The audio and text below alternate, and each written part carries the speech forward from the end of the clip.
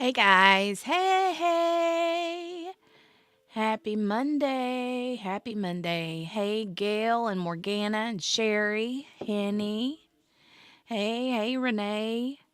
Let me see who else I missed because StreamYard's being the most today. StreamYard is being the mostest and it's annoying. Let's see. Who else did I miss? QB. I know I missed QB. QB came in dropping all the links because she's amazing that way. Hey, Donnie. Did I say hey? She's at a meeting. Hey, Miss King in India. If I missed anybody, I'm sorry. Pirate is feeling a little bit better. However, over the weekend, I had to take her to urgent care on Saturday. She was not feeling good Friday night. And then Saturday morning, she got up feeling even worse. So I took her to the doctor and she has an ear infection. So she's on another antibiotic. Yay for us. Mm.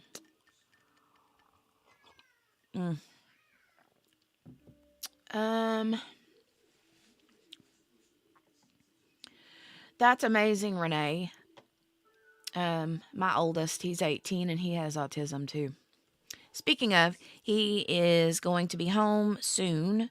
So I'm going to get this started because I'm going to have to go watch for the bus here in a moment. And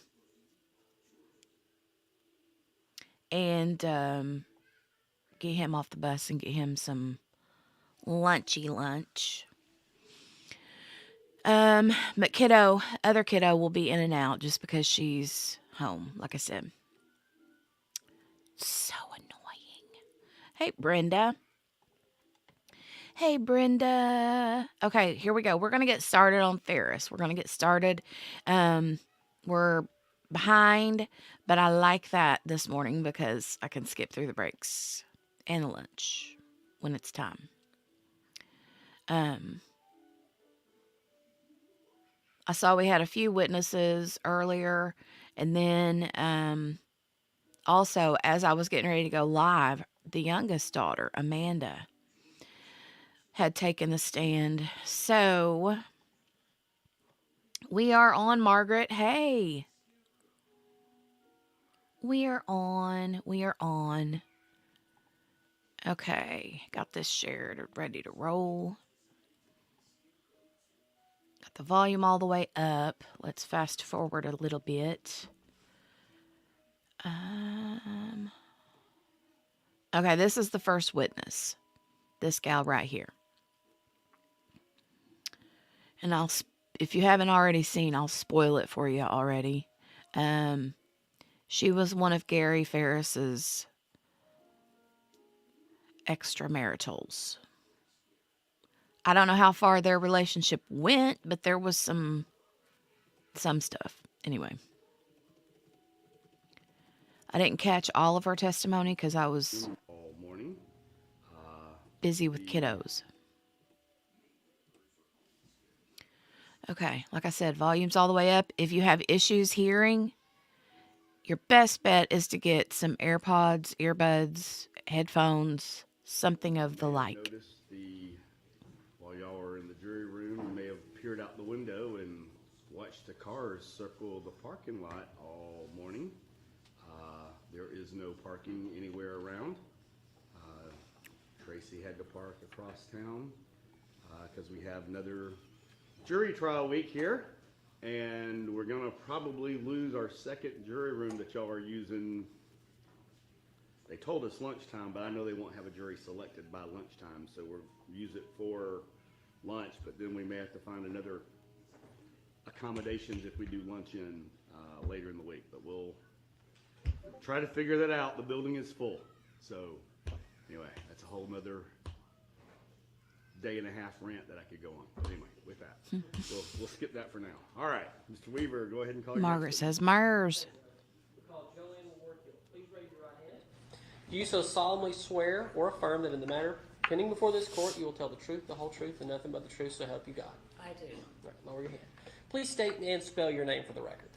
My name is Joanne Hill, Joann All right, Ms. Hill, I want to briefly talk. I don't think this is going to be very long. I just want to discuss a email relationship or text message relationship that you were in with Gary Farris back in 2018. All right, could you tell me how that started, how you met him? In January of 2018, he gave me his business card and asked me to call him. Okay. And then I ran into him multiple times, but in March. Let me slow down. Okay. Where did y'all work? Were y'all in the same building? Yes, we worked in different law firms in the same building. Okay, and where was that? At Wells Fargo building at Atlantic Station. Okay. All right, so go back to the phone calls. And then he asked me to call him. I didn't call him. I ran into him in March, and he asked me to call him again, and eventually in May, I sent him an email. Okay, do you remember what that email said?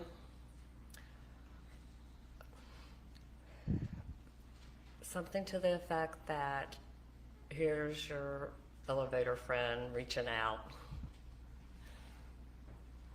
Okay.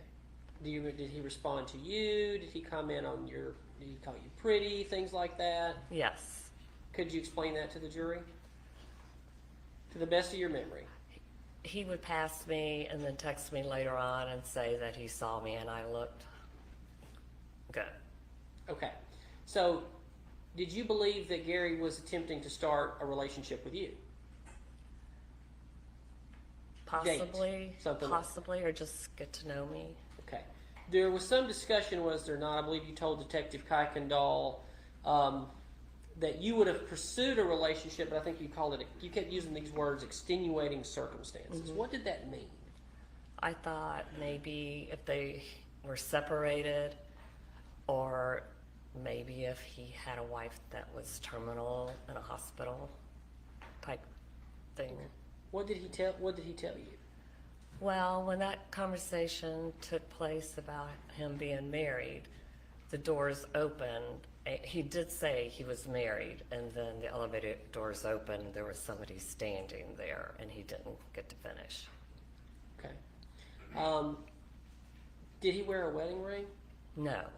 Okay. So you had no idea he was married. Right. So my question is that did he hold himself out like he was married or not? It's hard to tell through the brief times we would run into each other on the elevator or in the lobby. Okay. And earlier he asked you to send him some pictures of yourself. No. think. No. No. Okay. But he did call you pretty in messages and emails, yes? Yes. Okay. And you guys were continually talking from January of 2018 all the way to his death? By running into each other. Text messages didn't start until May. I was sort of avoiding that because he was married, and I had found out 2 different times he was married, once in March, and then, so I wasn't pursuing that, but we would casually run into each other from time to time. Would y'all take smoke breaks together? No. Okay. Did you know his paralegal, Angela Phillips? I knew who she was. Okay. Do you ever remember telling her that Gary was cute? No, I never talked to her. Okay. Any of your friends that would have told Angela that? That he was cute? Mm-hmm. I don't think so. No. Okay. Did you tell any of your other friends that you were trying to pursue a relationship with Gary? No. I mean, I was interested in if he was married or not. One second, Ron.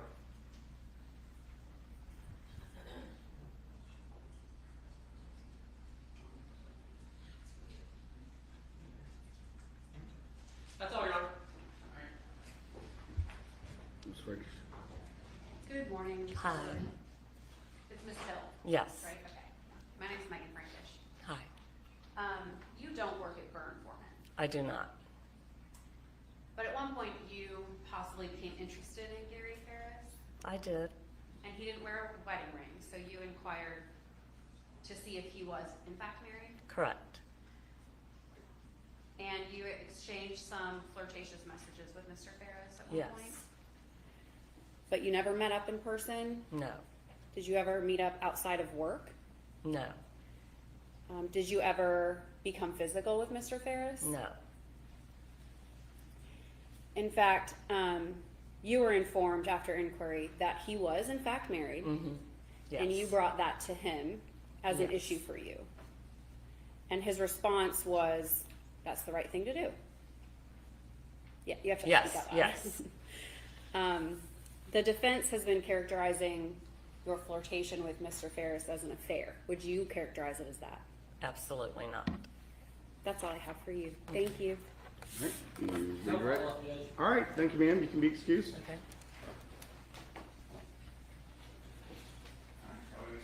We call John Lambert.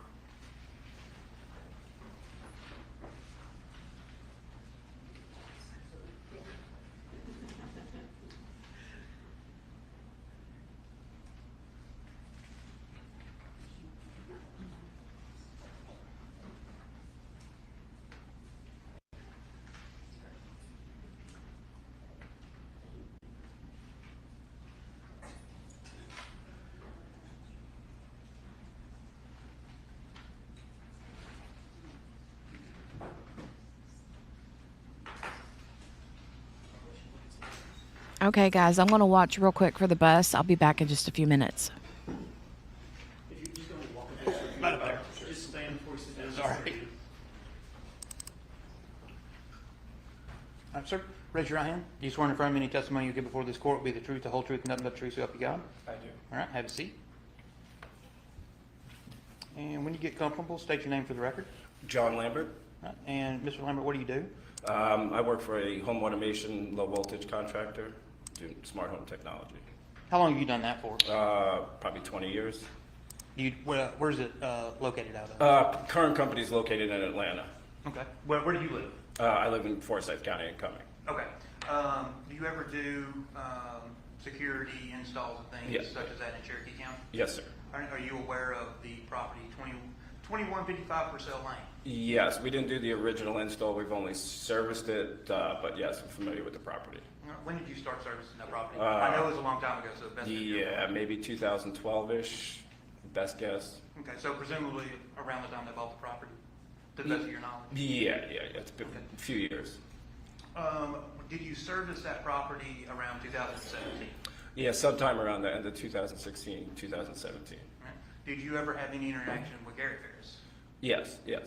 How about Scott Farris? If that's his youngest son, I don't know the family very well. I know the last visit I was there, his one son was just back from the service, Okay. came back from the military. If that's Scott, You don't know a name? I don't know. I don't know any names. Okay, so we'll just clear that up a little bit. Yeah. You're aware there is a son who was in the service, and he was the youngest son. Correct. Okay. Did this person, this youngest son, did they live on the property? I think he was above the barn or something on the property. Okay. Did you ever have any interaction with him? That one visit, yeah. Okay. Well, we'll go ahead and just jump in real quick.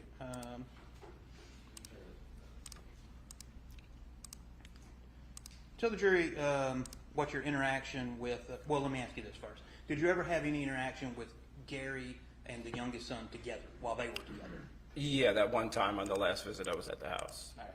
And tell the jury what that visit was like. I mean, it was a little weird. They were I can't remember what they were bickering about, but they were kind of bickering about something. And I have kids. I bickered with my parents. It happens, but I would never do it in front of somebody working in my house or somebody that wasn't in the family.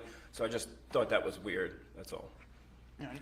Do you recall any statements that the other son made? Not word for word, not exactly, but it was something like he couldn't wait for them to go, both of them to go, so he can just have that property to himself. Something to that effect. Again, it was over 6-7 years ago, so. Okay. Did this interaction between Gary and the youngest son, did it cause you any concern?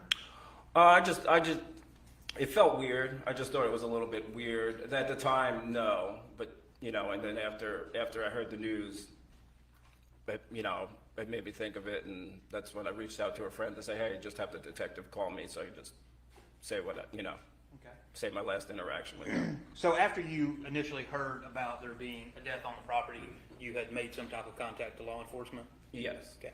And were you ever interviewed by law enforcement? It was over the phone, quick phone call. I believe that was it. Was it one of the Cherokee County deputies? Yeah. Do you know? Okay. Yeah, I don't remember his name, but it was one of the Cherokee detectives. Okay. And you also told the deputy something about hearing gunshots. Correct. Okay, can you tell the jury about that? Yeah, it was, I guess it was July 3rd, 2018, and I don't remember if it was 9 or 10, it was a little bit later, 9 or 10 o'clock. It wasn't fireworks, it was just a couple gunshots.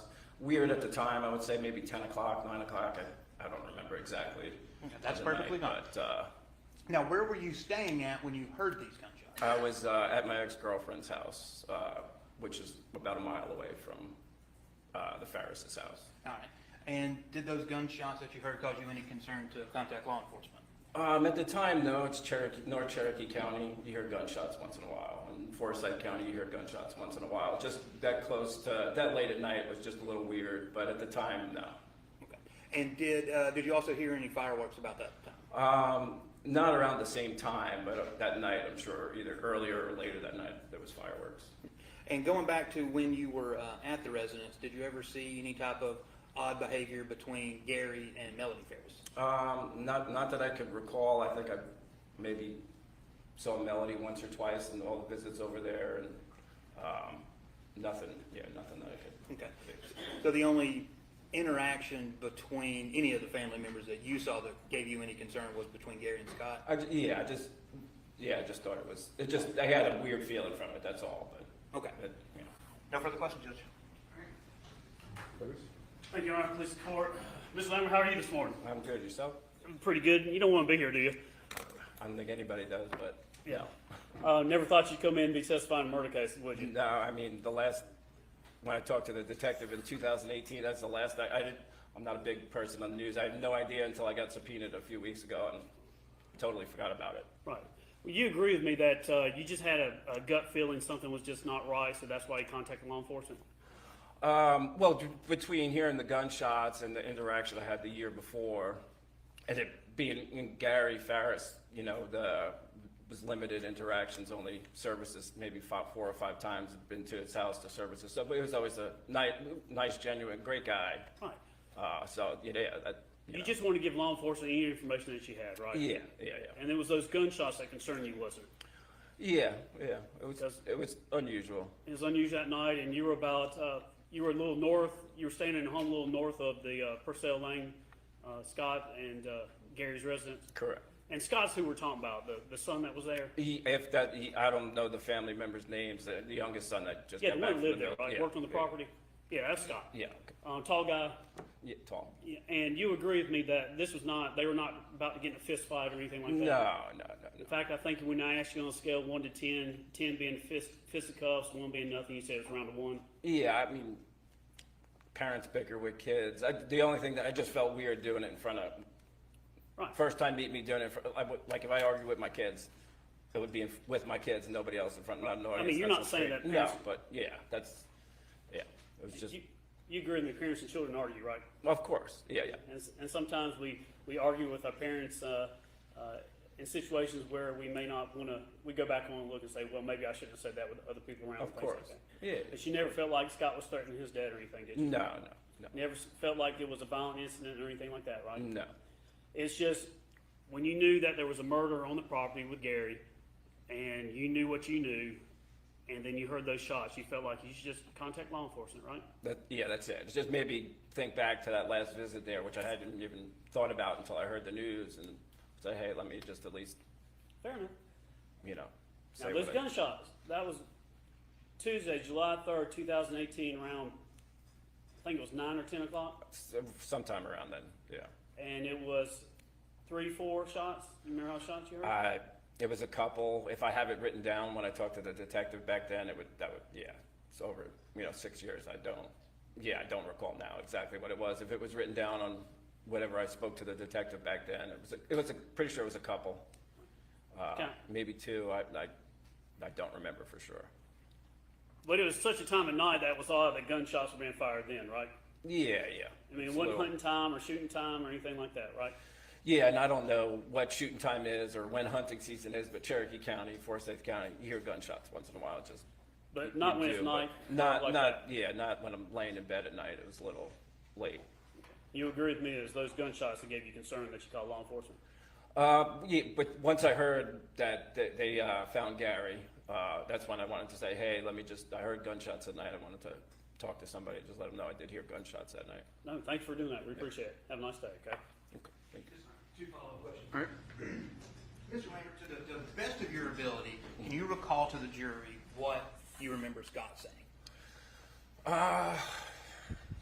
I can't tell you what they were arguing about, whether it was taking care of the property. I really don't remember, but he said something to the effect that, when his parents go, can't wait to just take over the place. Something to that effect. Not a I'm quote. trying. Yeah, it was something to that effect, but I can't remember exactly from 6 years ago what was said. I completely understand. Last thing is, when you heard these supposed gunshots on July 3rd, were you, first, how far away is your residence approximately? About a mile. Okay.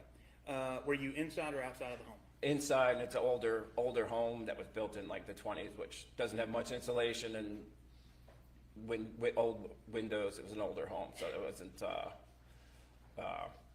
Yeah, that's all. You hear every noise in the house. Okay. From outside. No problem, but you were inside? Yes, sir. Okay. No further questions, sir. So, Judge. All right, you can be excused. Thank you, sir.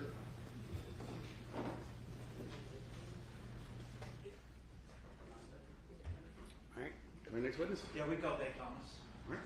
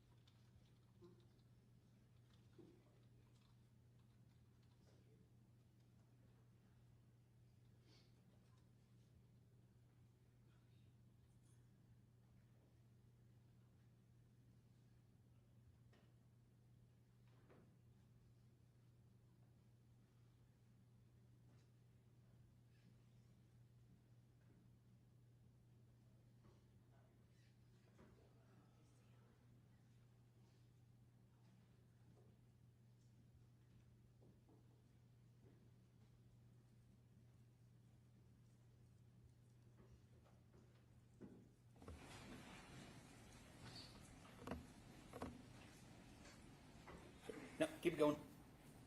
Just before you sit down, just look at me. Okay. Don't sit down. Raise your hand.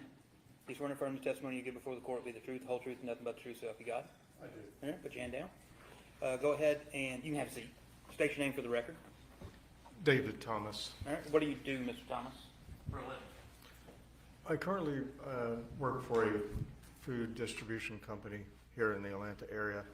Also own my own company. Okay. Do you know Ms. Farris? I do. How do you know her? Through a close friend, Alan. That Alan? Yes. Okay. And when did you meet Ms. Farris? I met her, I think it was in the end of October, November of 2018. And you're aware of Gary Farris's death? I am. How much did you interact with Melody after you met her in, what'd you say, October? At the end of October, the beginning of November. Okay, in 2018? Yes. All right. How was Melody at that point in time? As far as your first question, interaction, over a number of months after I first met her, we became really close as far as friends is concerned. And when I met her, she was at Alan's house, and I was renting a downstairs apartment at Alan's house. So I could tell upon the first time I ever met her that she was very depressed, and the interaction I had with her was that she was like, you know, this lady needs a friend. She needs somebody to talk to. She needs some hope. I didn't know the real details of her husband's passing, other than the fact that he'd been, you know, found in a burn pile, and that was about it. And at that point in time, did you and Melody become friends? Yes, we became friends. I slipped a note in her, inside of her open purse with my phone number, and I asked her to give me a call, because at that time, it was approaching Christmas time, and my friend Alan was fighting stage 4 pancreatic cancer. And I wanted to talk to Melody about that. And what I decided to do at that time, and it was my decision, is that I wanted to throw a Christmas party for Alan, because I felt that Alan was extremely depressed. He'd already been through one surgery, was about to go to another surgery. He was on chemo, and basically Alan was at death's door. Was Melody, I gotta break you up a little bit. Did you ask Melody to help you plan this Christmas party? I did, and the reason I did that is because I didn't want to celebrate Christmas anymore. My dad died Christmas Day a few years earlier, and unfortunately, my mom also died at Christmas a few years later during the COVID crisis. But anyway, I asked Melody if she would be willing to help me, because I started thinking, okay, you've got 3 depressed people, Alan, myself, and Melody. And I said, Christmas is a time of joy, it's a time of celebration, and I wanted to get her to be involved. I wanted to give her some hope. I wanted to try to make her smile. And we both had one common goal, and that common goal was to lift the spirits of our friend Alan. What did y'all end up doing then, having the Christmas party? We had the Christmas party. But Melody helped me to orchestrate it, to decorate the house. And basically, we had Alan to go away from the house. We had the neighbors and the family members to come over and decorate the entire house, including moving in a baby grand piano, having a Broadway star to come down the staircase inside, and having a band inside the house to play for the Christmas party. You know, I really blew it out. I didn't have a lot of money, but I did everything I could to try to surprise my friend. Okay. And I'm assuming that you funded this Christmas party. I funded this, yes. Okay. And, you know, it was Melody that stopped me from putting the nativity scene out front, because she did have a mule and some goats, and I decided that may be taking it too far. But anyway, she was a great help to me. It did help her to come out of her shell a little bit, and it lifted her spirits, but it also surprised and lifted the spirits of our friend. And Did y'all remain friends after the Christmas party? yes, we did. Was there ever, because you had mentioned the baby piano, do you play the piano? I do. Was there ever an instance where you had to have Melody help you try to move a piano? Yes. I'm a classically trained musician, and she helped me and the neighbors to move it into Alan's house. And then after the Christmas party was over, I think it was sometime in January, maybe the beginning of February, I needed to move the piano out of his house, because he was trying to get ready to sell his house at that time. And I had no place to put the piano. I was also engaged to be married at that time, and I didn't know exactly where I was going to be living. I did not want to put the piano in just any rental unit in town. Melody said, well, why don't you just put it in my garage until you can figure out what to do with it. Did you in fact move the piano into her garage? I did move the piano into her garage. I borrowed a farm trailer that she had and moved it out to her farm. Alan could not help us unload it, and it was just me and Melody and Alan had just had surgery. So Melody and I were trying to get the piano off the trailer, and the trailer has, if I remember right, kind of a wire mesh on it like some of the rental trailers have. And it almost turned over, and she really had a hard time lifting it. I had a hard time lifting it, but we were able to finally get it off. And the piano weighs 400 or 500 pounds. So we were able to get it off and get it situated in her garage. Okay. And that was mainly with your help? My help. She helped to balance it, but it almost turned over because of how I had it on the rollers. And with a baby grand piano, you move it on its side. With the legs off of it. There's a certain way to move these things, but it's a lot of weight. And you rolled it? And I rolled it, yes. Okay. Are you familiar with Melody's children? Say that again? Do you know Melody's children? I have met them, yes. Okay. Which ones have you met? I've met Amanda, Scott, and I've met the son-in-law, Chad. When you were moving the piano into Melody's garage, did Scott come over? Yes. Okay. What happened with that? We had moved the piano. I had backed the trailer up to the front of the garage, and we had moved the piano into the garage. And I was getting ready to leave, and I had disconnected the trailer from my car. And then out of the blue, Scott comes from the barn area where he was living, and he rushes up the road and he comes toward me, and I had never met him. I did not know who he was, and he was screaming and yelling at me and Alan and Melody, and basically Scott was screaming very loudly at me like, why are you here? Who are you? What are you doing on this property? Like he owned the place or something. And was Melody there with you? Yes, Melody was standing in a proximity of where I was, and he was screaming, "Don't you know there's been a murder here? Why are you here?" And then he and his mother got into it, and I said, "Son, I'm sorry about your dad." I said, "I've lost my dad, and I understand what it's like to lose a father, but I have nothing to do with this. Why are you yelling at me?"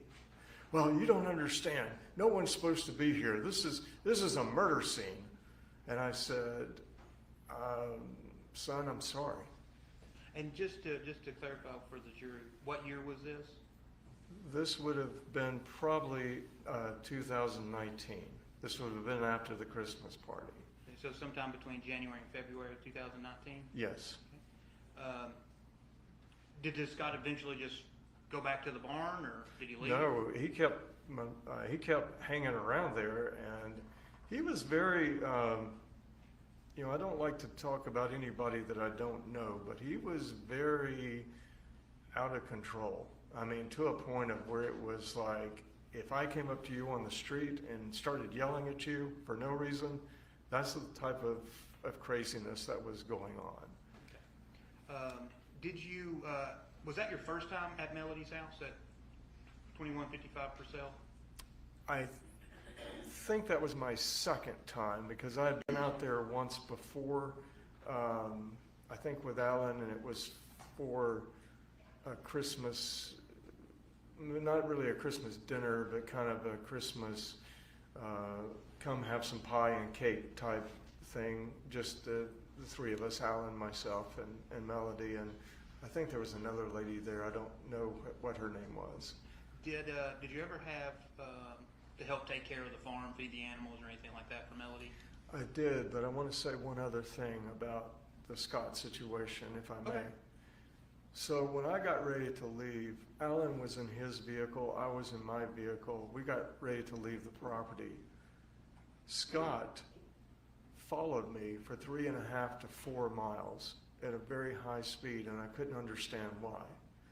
And it made me upset and nervous, and I thought, why is this dude following me? I haven't done anything.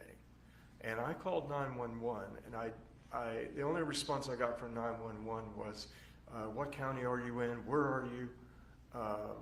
And I couldn't give them any information because I wasn't using GPS on my phone at that time.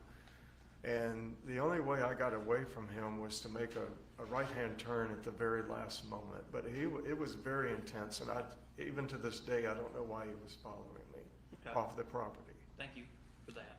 Oh, what was your other question? I'm sorry. Did you ever have an occasion to have to either assist Melody with taking care of doing farm chores or feeding the animals, anything like that? I did know about all of her animals. She had chickens, she had goats, she had a mule that they called donkey, and she had probably 3 or 4 horses on the property, if I remember correctly. Did you ever have to feed them? I did feed them about 3 times, and after Melody was arrested, I went back out to the farm with her son-in-law, Chad, to change the locks on the house because there was an issue there where some things were coming up missing. And I went out, I told Chad, I said, something's wrong, something's not right. And Chad was a little bit hesitant for me to go out toward the barn area. And I said, Chad, I'm going out to look at the animals. And the donkey did not look healthy. The horses did not look healthy. And I went out there, and the water troughs were all completely dry. They had not had any water for I don't know how long, probably a few days. I put water in the water troughs, and the horses literally came running up toward me. The donkey came running toward me. There was no food. I ended up privately going and buying hay and food for the animals. When was this?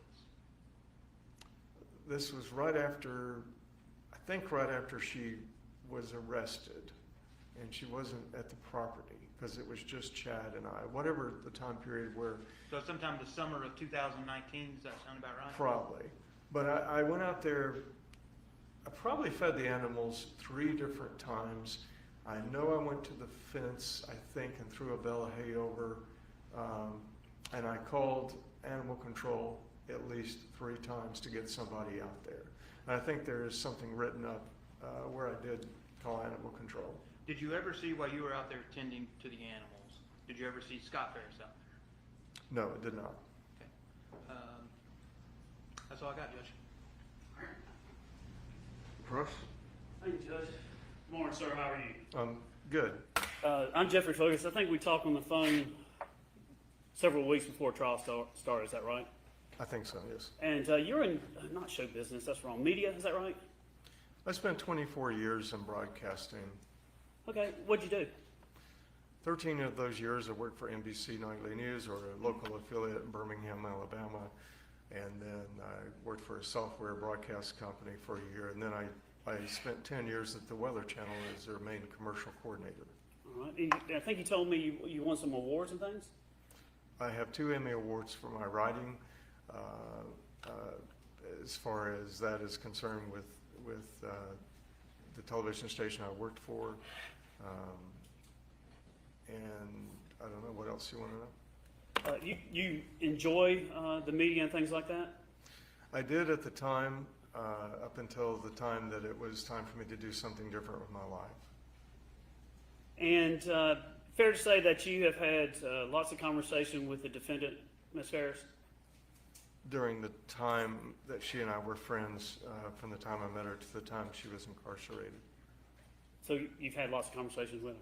Yes. Okay. By phone calls? In person and by phone calls. Text messages? Probably. How many times do you think you text her between when you came back into her life until today? if I was to look in your phone or your history, how many text messages are between you two? During that time that I knew her, I have no idea because I had a lot going on in my life. I was in the process of getting married. I was in the process of moving. I was in the process of helping to take care of my friend Alan. Well, when you were in the media, you actually had to pay attention to details and grammar and syntax and things like that because you got an award for writing. Is that right? Mm-hmm. Okay, so you do pay attention to details, right? I mean, professionally, that's what you're trained to do. Right. All right, so how many text messages are between you and the defendant since you came back into her life? You can round it up, 1,000, 2,000, how many? I don't know. Probably, I would say probably under 100. And how many times have you talked to her? How many conversations have you had with her? It just depends as far as, I'm trying to remember because it's been, 6 or 7 years ago. It's a long time ago. And I would probably say, as far as my physical interaction with her and talking to her, probably every other day just to say, hi, how are you doing, that sort of thing, making sure that her safety is okay. She was concerned about her safety. So can you answer my question? How many times do you think you talked to her? I don't know, maybe a few hundred. And how many times did she tell you she wanted you to make a police report or make a statement about Scott or do something for Scott? She never told me to do that. How many times do y'all discuss you making a police report or something like that? I don't know that there was any of those times that she did. Well, obviously I had to tell her about it for you to be here, right? I'm sorry, what? You have to tell her about it for you to be here. The attorneys didn't know about those before, outside of her, would they? I'm not clear on what you're asking. You testified today that you had to call, I guess, something with law enforcement when Scott was following you, and I think also. Yes, I called 911 because I couldn't understand why he was calling me. Why he was following me, excuse me. So you two talk about at least that, correct? Yes. All right. And you're here today because of what you've told her. Would that be fair to say? I mean, you didn't know her attorneys before this event, did you? No. So you didn't tell them outside of her about all these incidents, right? No, I don't think I did. Okay, so it's fair to say that you're here based on what you've told her or what she's told you, right? During that time period. Sure. Yeah. Okay. And you testified to three main things: a Christmas party in 2018, is that right? That's correct. And you did that because you are a nice guy, correct? I try to be. Yeah, and you feel for the defendant, right? I feel for Melody because I've been through a Great Depression in my life. I know what it's like to lose family members. I know what it's like to be extremely depressed. Yeah. And you seem like a reasonable person, and you talk about depression and feeling sad and things like that. And you talk about this trailer incident with Scott. But you could also, if you put on kind of an objective hat, you would agree with me that Scott, he also could be sad and be depressed and be upset when he believes his mother murdered his father. Well, I think that the whole family would be disturbed and upset during this time period. And, but the interaction that happened that day between Scott and myself, that wasn't depression. That was control. That was anger. So that would be no, you don't understand that Scott could be upset because he believed his mother killed his father, or yes, you believe he could be upset? No, I do believe he could be upset. And I'm then back, finally, when I'm he back. Followed you, he followed Hey, you on Cynthia. public road, right? That's correct. He never laid a hand on you, correct? Never laid a hand on me. Never threatened you, right? Well, I don't know. When someone follows you at a high speed, don't you feel threatened by that? No. So if you left this courtroom and you went down the street and a stranger started following you, you wouldn't feel threatened? No. I see. Okay. He never said, I'm going to hurt you, I'm going to kill you, anything like that, right? No, it was just basically he was yelling and screaming. I didn't know him. So when you're on that Hey, public pickled road, bird. He was following you. You were in your vehicle. Oh, I correct? see Detective my too. private Hey vehicle, guys. And you were driving away, right? Hi. That's correct. And if he felt like you were doing something improper on the property, whether stealing something or helping his mom to take something, you could understand that he may want to follow you and see where you go, right? No, Okay. because I wasn't doing anything wrong. But you can understand how he feels about what's going on with his mom because of the murder, right? No, because I will say this. After that interaction and seeing how he was acting, it was very close to being violent that day. And I felt threatened as far as that arena is concerned. And anytime you leave a situation like that where someone's yelling and screaming, you don't know what they're capable of doing. You don't know what they're going to do. That's why I called 911. And that's based on how you felt, right? Yes, that's how I felt. And you're basically saying that you were scared of Scott. Is that fair? At that moment, yes. So let me get this straight. You thought Scott was violent, and Scott was out of control, and he was very upset. But yet you went back to the property not once, not twice, but 3 times by yourself when Scott could be there? No, it was not by myself. I always had somebody with me. I would never go on the property by myself. You're so concerned with him that you went back and fed the animals when he could possibly be there? I always had a family member or somebody with me because I'm smart enough to know that you don't go on private property without somebody's okay or without a family member or a police officer or somebody. My concern was for those animals. Those animals were not being taken care of during that time period. I grew up on a farm with my grandparents in the summertime, and I understand what horses go through. I know they can get colic. I understand when an animal looks hungry and acts different, they're hungry. And you probably have pets. I have pets, and your pets are going to come to you when they're hungry. Those animals during that time period, whatever he was doing, wherever he was, were not being fed. That's your opinion. That is my opinion. And when you have an animal to run up to you begging for water and food, yes. Nothing more, Judge. Just one follow-up Yeah, question. go ahead. Mr. Thomas, have you spoken to Melody since she was arrested? I went to the jail to see her a few times. Okay, let me break it down a little bit. Have you talked to her any in 2024, either on the phone or in person? No, 2023, no. 2022? I don't know what year she was in jail, or she would have been in jail, what was it, the year 2019.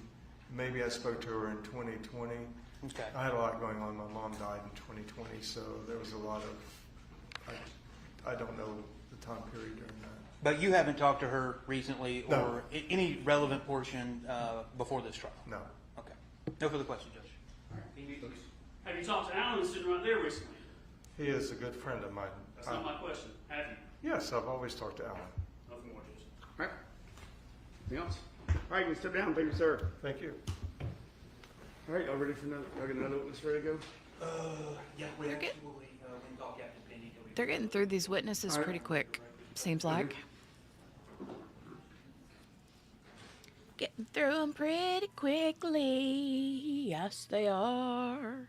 You guys, I got up today and at 5:30 this morning, and it was freezing. And so I had like all the flannel stuff on. I had my flannel sweater, sweatshirt, sweater, pullover, whatever you want to call it. And then I had on my fleece, like pajama pants, socks, and shoes. I was freezing. And then I went to get him off the bus a while ago. And by the time I got back in the house, I was like sweating. So I had to change clothes. It got warm and toasty.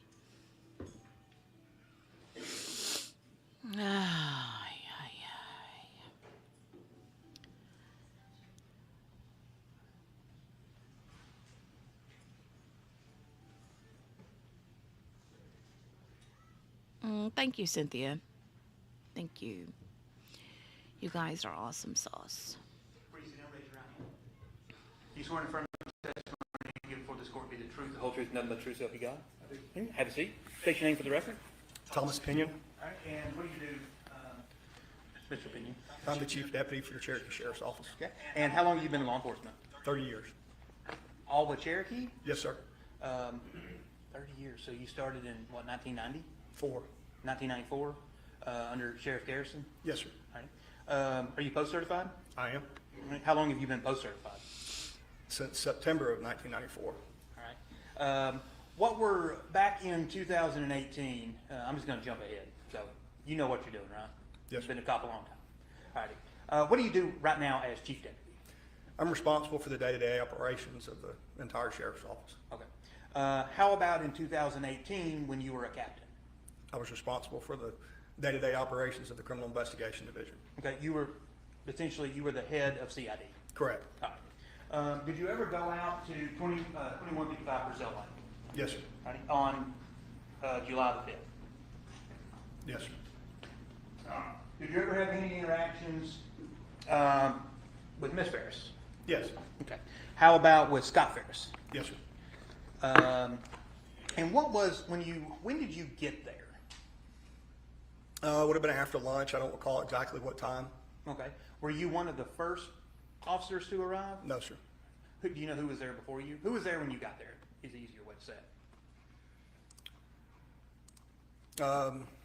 it. I don't specifically recall who was there. There That's were fine. several law enforcement officers there, though. Had your the crime scene technicians, have they gotten there yet? One of them arrived with me. Oh, arrived with you? Yes, sir. Okay.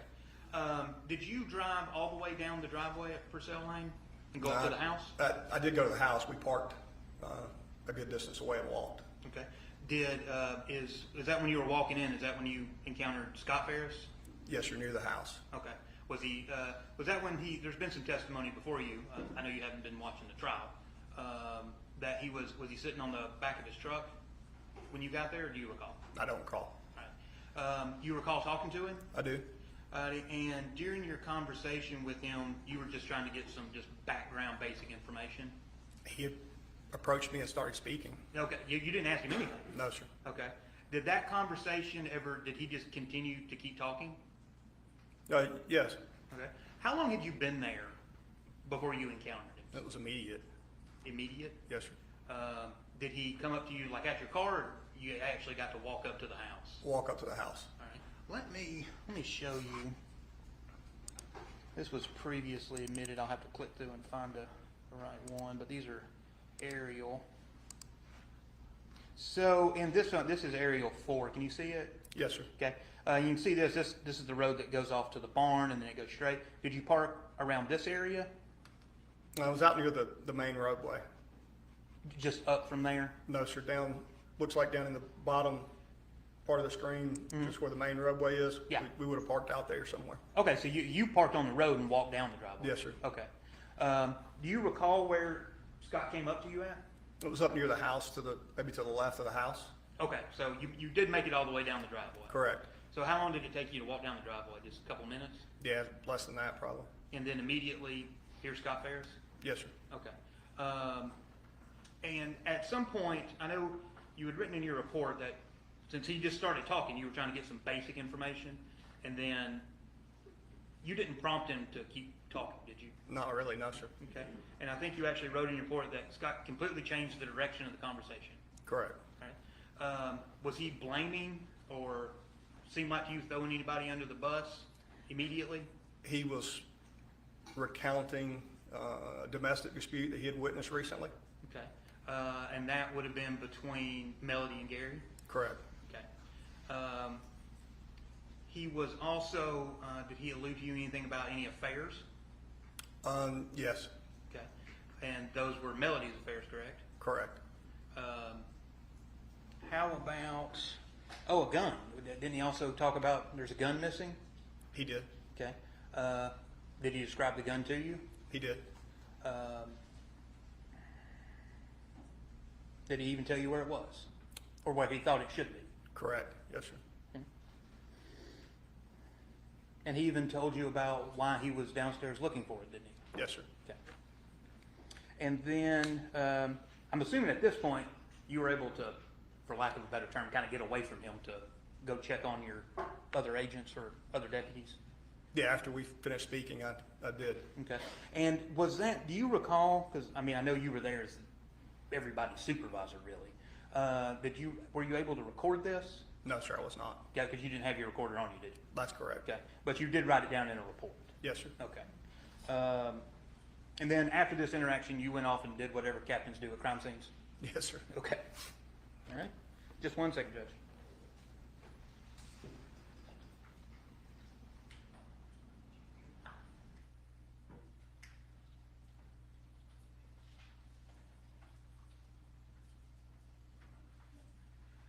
Just a couple of quick things. With you being the head of CID, would you be the person in charge, for example, if y'all wanted to call in the GBI to investigate this case, or any case? Yes, sir, that's part of my responsibilities. Okay.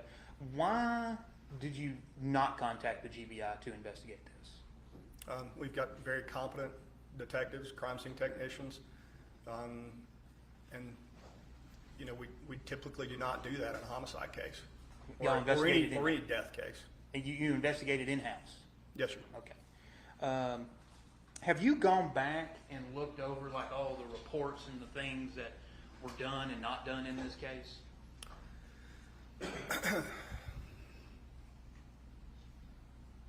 I don't specifically recall doing that. I mean, I was kept abreast of actions as they were completed, but I don't recall reading each and every supplemental. And when did you receive your promotion from head of CID to chief deputy? I've been chief deputy almost 3 years now, so it would have been about 5 years ago. So, Okay. started away from criminal investigations. Okay, so shortly after this investigation began, you went off to do other things with the sheriff's office. Correct. Okay, so you were kind of out of it at that point? Yes, sir. You still would have had the ability, though, to, like you, in your authority, you could have contacted Hayes and been like, hey, tell me what's going on this case? Yes, sir. Okay, but you didn't do that? No, sir. Okay. Are you aware of all of the things in this case that weren't gathered and weren't tested? No, sir. Okay. Were you aware of the fact that the barn, there was no Blue Star testing done in the barn? No, sir. Okay. Are you the one who contacted Elena Coffey with the GBI to come out? I believe I contacted her supervisor, but yes, I reached out to the GBI. Okay. And why at that point, for that very limited thing, the Blue Star, why would you contact the GBI for that? The stock that our crime scene technicians were using was expired. Oh, okay. So the Blue Star that they had used previously on the case had expired? Yes, sir. Okay. Do you know some of that was used at Purcell Lane or on any of the items? Yes, sir. Okay, it was used. How expired was it? Do you recall? You I do not. Okay, but it was in fact expired. Correct. Okay, all right. That's all I got, Judge. Anything? No questions? No. All right. You step down. Thank you, sir. Thank you. Our next witness is a little longer, so We'll go ahead and take a break now. We'll break for 15 minutes and start back at 10:30. All right.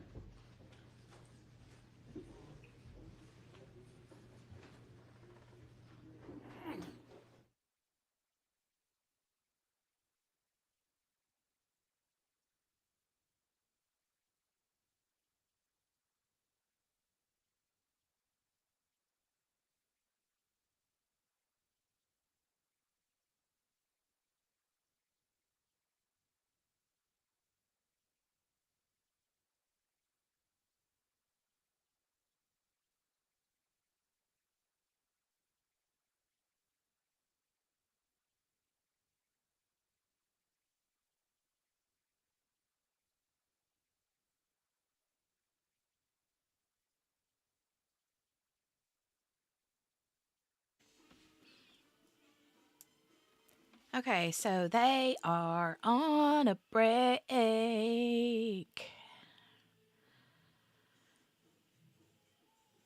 Okay, let's go.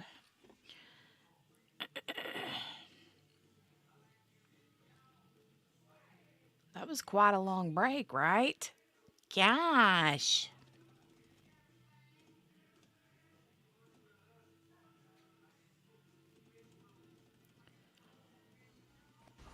Okay, this is the daughter. This is Amanda, the daughter. Are you guys ready for this? Dun dun dun dun dun dun dun dun dun dun dun dun dun dun dun. Sorry, I added like 3 songs together right then. I'm so sorry. So sorry. do you so solemnly swear that in the matter pending before this court, you will tell the truth, the whole truth, and This nothing is but truth, so the help you only God? child. This is the only child that is on Mama's side. Have a seat. We'll see how today goes.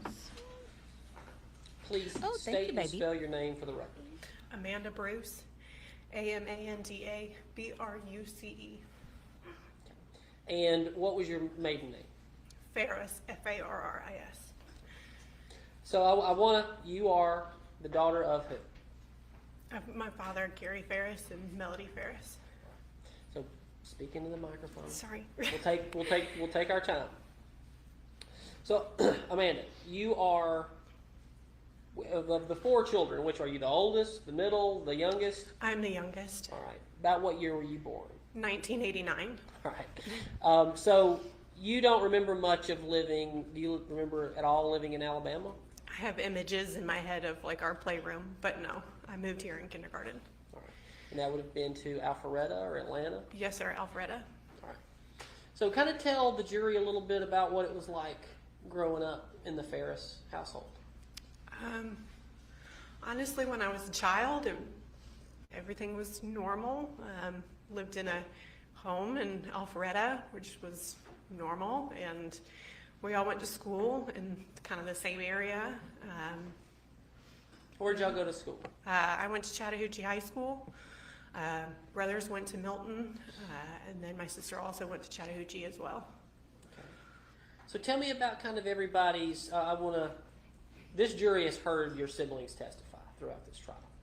So this is your kind of chance to explain what you saw growing up. You know, everybody's personality. Tell us how Chris was growing up. Chris and I had the biggest age difference. He was 10 years older than I was, so I don't really recall a lot of interaction between him. He was just like the oldest brother. Moved out early. I must have been in middle school when he went to college. Scott, from our childhood when we lived in Alpharetta, like at Hampton Hall, he played football and he was a little bit more of an introvert. Chris was more of an extrovert.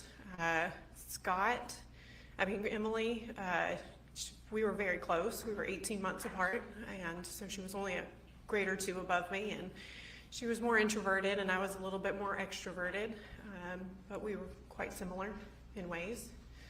Okay. So how was your parents' relationship back in those days? Everything seemed about as normal. We didn't really take a lot of vacations or anything like that. We would go to the beach when my dad had a law seminar every once in a while, but looking back on it compared to what I do for my child, it was kind of just routine day in, day out things. Go to school, come home, clean house, wake up, do it all over again. So it was all very Did y'all have chores normal. or how? Oh yes. We always had chores, whether it be outside, inside. We had responsibilities, or at least I did. Okay. So, the jury has heard quite a lot about, where everybody went in their life after they kind of graduated high school and the family began to grow up. So we'll start with you and then kind of tell me about your siblings.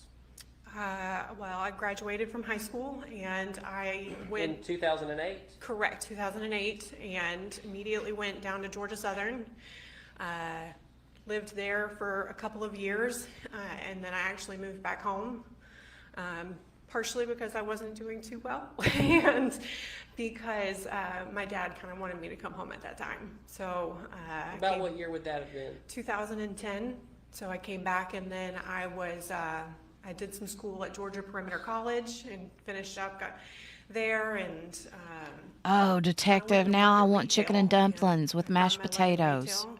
And that would have been Yum. work for Tory Burch? No, I actually worked for Victoria's Secret for a while, and then for an accounting firm, I was a server. I did a kind of, number of things, but eventually I found my dream job at Tory Burch, and they did a company restructure, and I didn't get to work there any longer because my my position at the company got eliminated.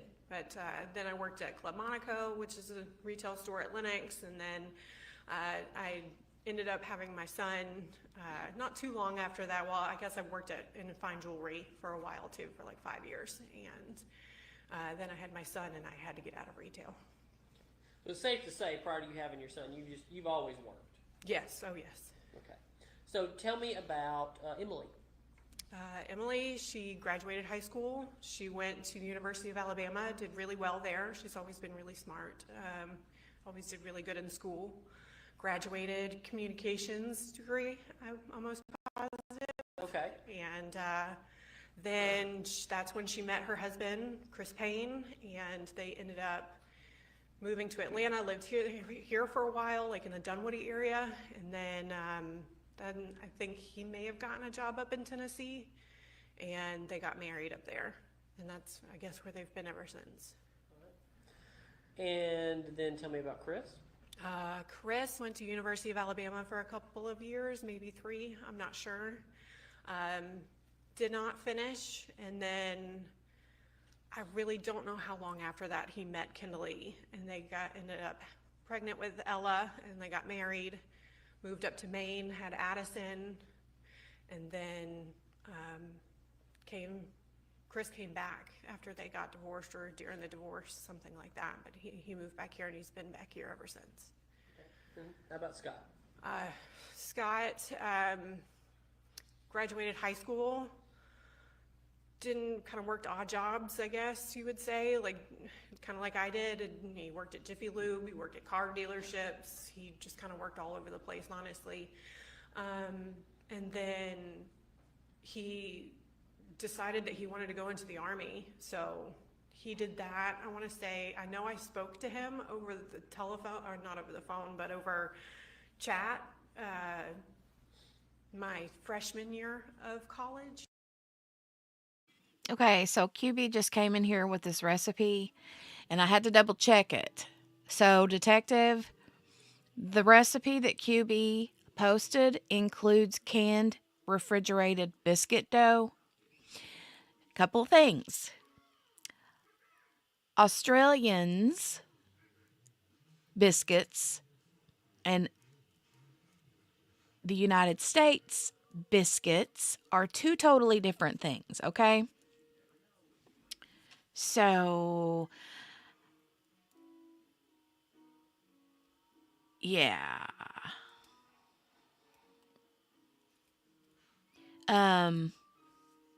So Detective, I don't know if you guys have refrigerated canned biscuit dough, but that's like a quick hack for making dumplings. I know that my Australian friend Gracie could not grasp the concept that we have refrigerated biscuit dough. And, but by biscuit, I mean it's more like a bread roll, kind of. Okay, you can't get the biscuit dough in a can. You'll just make your own dumplings. Good. I know that they're easy to make. I mean, I've made them homemade before a couple of times. My mom taught me. I'm not great at it. I do use canned biscuits most of the time when we make it. But, yeah. Just wanted you to know what that, because I didn't want you to think that you needed to put cookie dough in your chicken and dumplings. Because Australians call biscuits cookies, or call cookies biscuits. And he was not in there for very long. And next thing I knew, I mean, I did go out and visit him at the base in Texas for a little while. And when he had his girlfriend, Gina, who I later found out, I guess they were married. And then he came back here, from what I can recall. Okay. So this phrase has been used, and it may be you that I heard it from originally, I can't remember. But would it be fair to call your family the Ferris wheel? Unfortunately. Okay. Well, let's kind of get into that if we could, and kind of talk about, from your perspective, the personalities in the family and kind of the interplay of the siblings. Definitely a Ferris wheel. Years, how that kind of developed into 2018. I wouldn't say that term really came along until we were adults. We were not in college or any. I mean, I guess you could say we were in college, but there's always something going on. Well, kind of give the jury a background of that, if you don't mind. I mean, Chris, him and Kimberly got pregnant. They got married. They had their issues with their divorce, unfortunately. Scott going to the Army, getting out. He kind of just lived at home. He really didn't do much. Really kind of worked odd jobs all the time. I know he was working at the Nissan dealership when I got my car, and that would have my first and second car came from that same dealership, but I guess it was the first time. So that was a senior in high school. He was working there. Sorry, I lost my train of thought. Okay, well, let me do this. Let's kind of work through personalities in this Ferris wheel. So let's start with Chris. What would you say Chris's personality is, and then give me some examples. He was very extroverted. He was always the center of attention at, like, I could say at parties and things like that. But him and I, we were friendly. I mean, we were all friendly. We all got along. We all went to Christmas together, and we all were friends, I guess you would say. But we didn't know the inner workings of each other's lives. I don't know if I'm just kind of one of those people that likes to stay out of it, but I mean, there was just something always kind of going on. Everybody had their problems, but like my sister, she had her things, and her husband was in and out of trouble, but Emily never did anything wrong. I think she is a great wife and a great woman. Scott, he just lived at home. Him and I really didn't get along. He was kind of aggressive towards me at times, but other times we were fine with each other. He was kind of a different character, but he was our brother. What do you mean by that? He was just very introverted. He didn't have a lot of friends. I don't know how to explain it. He just wasn't very much like us. But he just lived his own life, and we weren't involved with him, but we weren't involved with each other very much at all either. So it's like, what was it on the outside? It wasn't, we didn't really connect internally.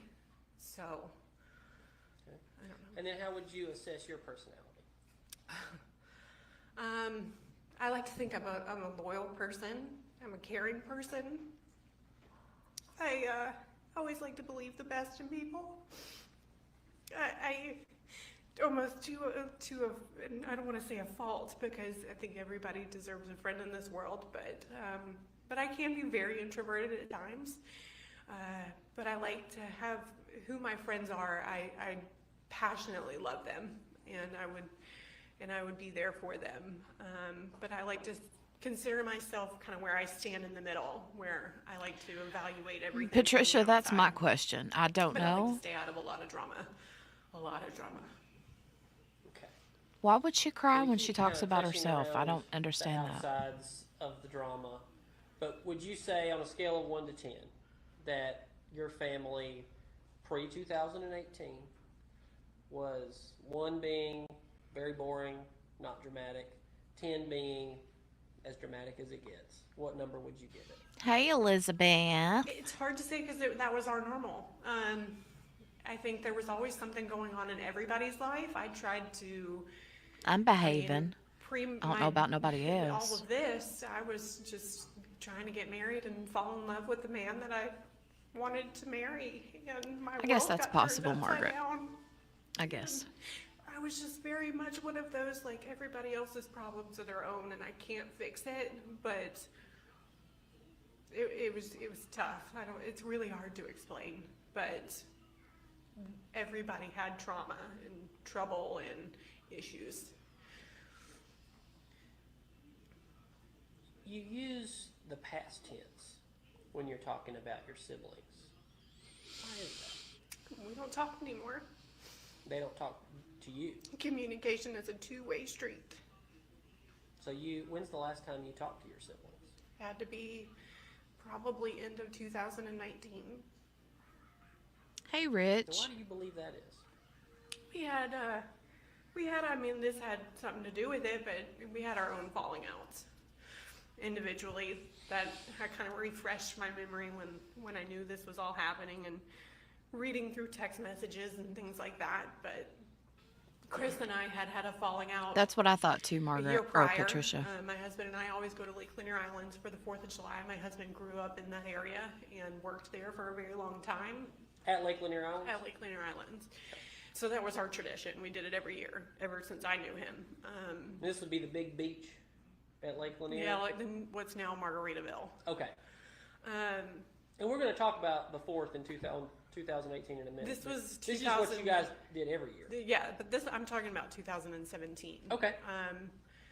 So we invited Chris and Jenna and the girls to come up with us to celebrate the 4th of July. And it ended up where we had spent the entire day out there and they were drinking heavily. And we went to the Mexican restaurant on Friendship Road. And I pulled the girls in the bathroom and I was like, listen, I can't let you drive with them. I was like, it's not safe. So they agreed. And we got in the car and we took them back as they were staying at Lake Lanier Islands Resort that night. And took them back. And shortly after that, I called my parents. Not that night, could have been a couple of days, I don't remember. But I told them, I said, Chris has a problem. He has a drinking problem, and those girls are gonna get in an accident, and something bad's gonna happen to them or somebody else. Well, it wasn't too long after that my brother decided to call my parents, and specifically my father, and say that he was having an affair with my mother, and accused. And that was pretty much from then on out, I'd never felt the same about Chris. And so that was right around the 4th of July 2017. Correct. Was this also the time were you aware of him threatening to kill your mother? That happened after. Okay. I kind of pieced it all together because I hear bits from people, but you know, nobody tells me directly. Honestly, when that happened, I didn't ask questions. I didn't want to be involved. I thought that was something that my parents should handle. They were the parents, they needed to handle it, and that's why I went to them about his problem, and because it wasn't my place to tell him he had a problem, and it was theirs as his parents. And I don't know if that was a result of that. Did you know that it had, I mean, almost a similar situation about Chris trying to leave with the girls, intoxicated? Did you know about that? when he made the I threat? slightly recall something of the sorts. I just remember telling my parents that the girls should not be driving with them if they were going to be drinking like that. And it was if it came to the point of me saying something to my parents, there was a reason. I did not feel like they were safe. And so let's be clear. At that point, Chris, instead of stopping drinking or taking accountability for his actions, he decided to say that your fiance was having an affair with your mother. That's what I can assume. Okay. Because there's no other reason for him. My husband was good friends with Scott and Chris before this. They went to an SEC football championship game together. Chad and my dad had a fantastic relationship before all of this happened. We went out there almost every weekend to have dinner with them. And we were there on his birthday on June 27th before he died. And we were the only ones there. And we are gonna talk about that weekend. So I want to back up too. I mean, so that's you brought up Chris and you brought up that incident, and we may just have to talk about moments in time that come back, because I understand that what you're currently going through in this moment is awful. Yes. And this is a very patient jury, and so we will get through it. Okay. Okay. But let's go back and let's talk about Scott. I want to talk about, he gets back from Iraq. Can you tell me about any specific instances you remember? You mentioned anger and things like that. Can you talk about that for the jury? I mean, he was just very protective over the farm. And I never understood why we called it a farm. So it was a glorified petting zoo at most, but, sorry. They know, they've seen it. Sorry, we had a lot of animals growing up, and this was like that on steroids. It made no sense. Well, then how did we wind up there? How did the family get to the farm? That would be a great question. Ask my daddy. Because I don't know. There was a lot of things that happened before that moment that I think should have been taken care of before just putting money on it to fix it. Okay. I think a lot of things that have happened in our family get swept under the rug, and they're never addressed, and they're not taken seriously. But a sin is a sin, and I feel like this is a repercussion of all the sins that were committed over years, unfortunately. This is sins by everybody in the family? Everybody, false money idols. It was always what it looked like on the outside. It never mattered what it was on the inside. There was many things growing up, like our parents didn't really, I mean, they cared, but like, you had to figure it out for yourself. It wasn't, let me walk you through this, let me show you how to do this. I don't feel like it was ever that moment. So we kind of had to fend for ourselves a little bit in that aspect. Well, let's talk. Let's just go ahead and get into it. Let's talk about your mother. Let's talk about it. Growing up. I mean, it seems like, you know, the jury's seen messages between you guys. It seemed like you guys were pretty close. She was my mom, yeah. All right. She is my mom. Right. You know, I've always cherished we had a great family growing up. It seemed like everything was normal. We lived in a great house, and Alfreda went to a good school, had never wanted for anything, or never needed for anything, I guess I should say. We were given everything. My dad provided everything. Let's talk about your dad, and I'm bouncing now too. What was your dad like? He was great. Take your time. I feel like we've been in this trial for a while. He was a very smart man. I'm sorry. There was no doubt in my mind he loved all of us. He made that known, and he was very sarcastic. Lawyers are notorious for that. He had the lawyer personality for sure, but I mean, he was the dad that you walk down the stairs and he'd whistle and go, "You're a movie star."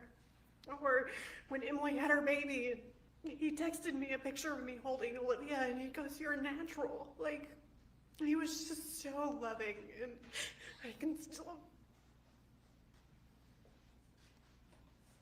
Take your time. He was just such a big man, and he'd come and he'd just wrap his arms around you. But then in this sense, he'd turn around and fart on you, and you'd just be like, like, he was sweet, and he was witty. He could say things that cut you to the bone. He definitely demanded respect in that aspect, I guess you would say. I was always fearful of him in the sense that I wanted to respect him, and I wanted him to be proud of me. And when he would make comments that I was not doing as well as I should, I took that to heart, and I really wanted to make him proud. He was a good dad, he was a good grandfather, and I wish my son could have seen that. Could you tell the jury what his relationship was like with Chris, for example? I mean, I never saw them really do much together, I guess you would say, but I mean, Chris was grown. I don't know much about their relationship when they were younger. I don't really recall. I know that they were in a lot of fights over the past years about money. Could you explain that to the jury?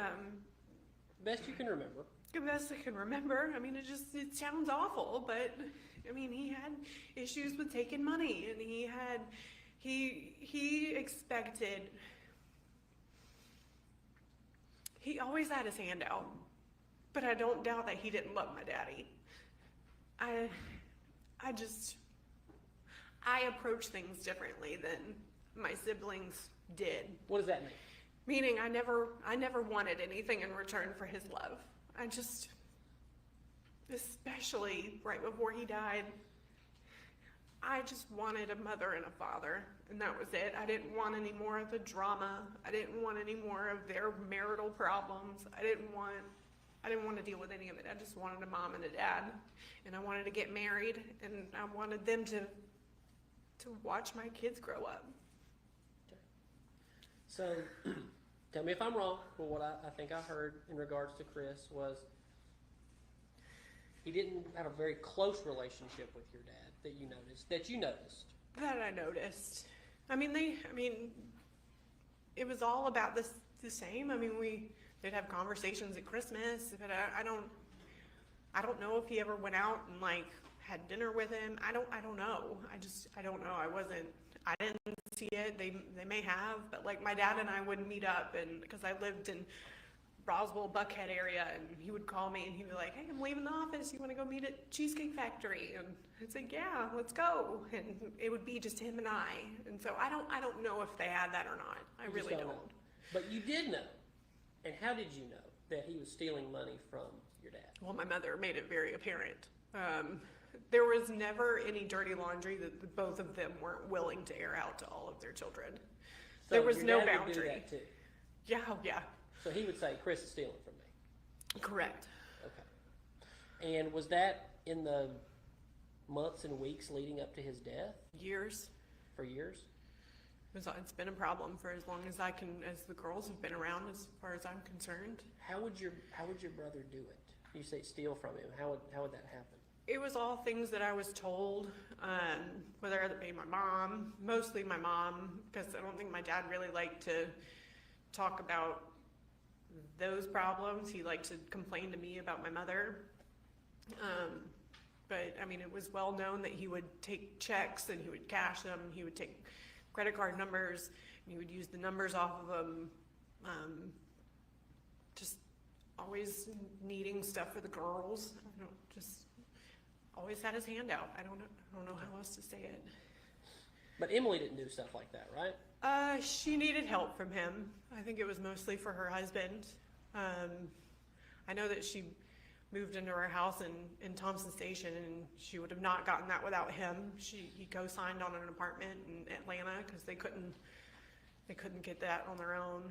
But my dad co-signed for many things. Like he co-signed on my second car. He didn't pay anything for it, but he co-signed on it. So he was just helping out the kids in that regard. You had to ask for it, but he was not just going to willingly give it out. But you definitely had to ask for it. Okay. Well, speaking of asking for it, were you familiar in any way of how Scott would be paid or how he worked on the farm? Do you know anything about that? They moved out there, and I never really understood why they bought the house. Did you ever hear, I'll maybe stop you to ask this question, did you ever hear that it was going to be kind of your mom and your dad's fresh start? Did you ever hear that? That's what I assumed it had to have been, because we had a come to Jesus meeting about it, and we both knew. I said, "You know what this is, you know who she is, you know who you are. I need you to make a decision." I was in a relationship with a loser for quite some time, and they both came down and got me out of that relationship, and him and I were at Tacos and Tequilas in Buckhead, and I said, "Daddy, if this is the hard decision I had to make, you need to make that decision too. You need to be happy." I mean, I would text them when they would say, "Oh, Daddy," or Mama would send me something, a screenshot, or being mad with Daddy, and I'd be like, "Y'all That need to one figure was this out. awful, Rich. Y'all are gonna have a heart attack one day." Or like Daddy would complain about something, and I'd be like, "Y'all need to figure it out. This is not my problem." It's just, I thought of that Purcell house as they both knew what they were getting into, and at that point, my hands were off of it. I said, "That's y'all's problem." So tell me if I'm wrong, because just going off the way you just said this, but it sounds like your parents, this is just how they were. Yes. And when I say the way they were, the kind of the way that they would just kind of bicker and complain about each other, that was just a two-way street, and that's what they did. That's how they communicated. Yeah. And that's what they both accepted and wanted to do. That's what they wanted to do. Yes. My dad told me, he said, "I love her, and I'm not leaving her." So that was his choice, not mine. He knew my opinion. Okay. But those strange maybe to the outside world, to them, that was their choice. That was life. They were both adults. They knew exactly what they were doing. So back to Scott, and how did it come to pass that he wound up on the farm that you knew of? Because he couldn't make it on his own. It was kind of a running joke that he just was always gonna, he'd complain that, oh, mama told me to do this, or daddy told me to do that, and I'm like, well, move out. Like, it's as simple as that. Like, don't live with your parents. It was, they always said, oh, I'm gonna work on the farm, or I work on the farm, and things like, yeah, he did, I mean, I guess, but so did my dad, so did my mom. It was a kid that was living at home. And that was about it. Do you think he was taking advantage of them? I think anybody who asks their parents for money over the age of 20, 25 are taking advantage of people. Okay. I think it's a moment in a person's life where you have to say, I'm an adult, I need to grow up. Okay. Do you did you know about kind of his daily life, about him just playing golf and not really actually working on the farm very much? It was off of what I was told. Okay. Nothing you saw? No. I mean, he was out there, when I went out to visit my parents, you couldn't go on the property without him he'd come up right in it immediately, but like, he would see what was going on and then he would leave and he would go back. Like Christmas, or even dinners on weekends when we would go, he would come in, make his plate, and he'd go back to his little apartment. And that was like the most we saw of him. And Like he would take the plate and go back to the barn apartment? yeah, he never Wouldn't sit with the family? No. Occasionally he would sit at the bar stool, like in the kitchen, but And this is Scott, not your dad? correct. Okay. If you had to say which kids were closest to which parent?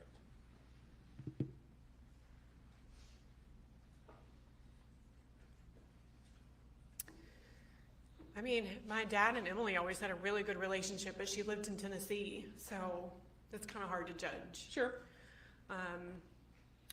My husband is a really big advocate of family, and looking back on it, I didn't have that lovey-dovey family relationship that everybody grew up with, and I wanted to cultivate that, and I made an effort to spend that time with my parents. So we would go out there almost every weekend and have dinner with them. And I mean, I was looking back through our text messages, and it was literally, it felt like every weekend, baby girl, when am I gonna get to see you? I'll be up there this weekend. So I really tried to get as close as I possibly could, but my dad was really hard to get close to. He's very shut off to a certain point. But I think he did that because we were his kids. I think it was different for the other people. Like what other people?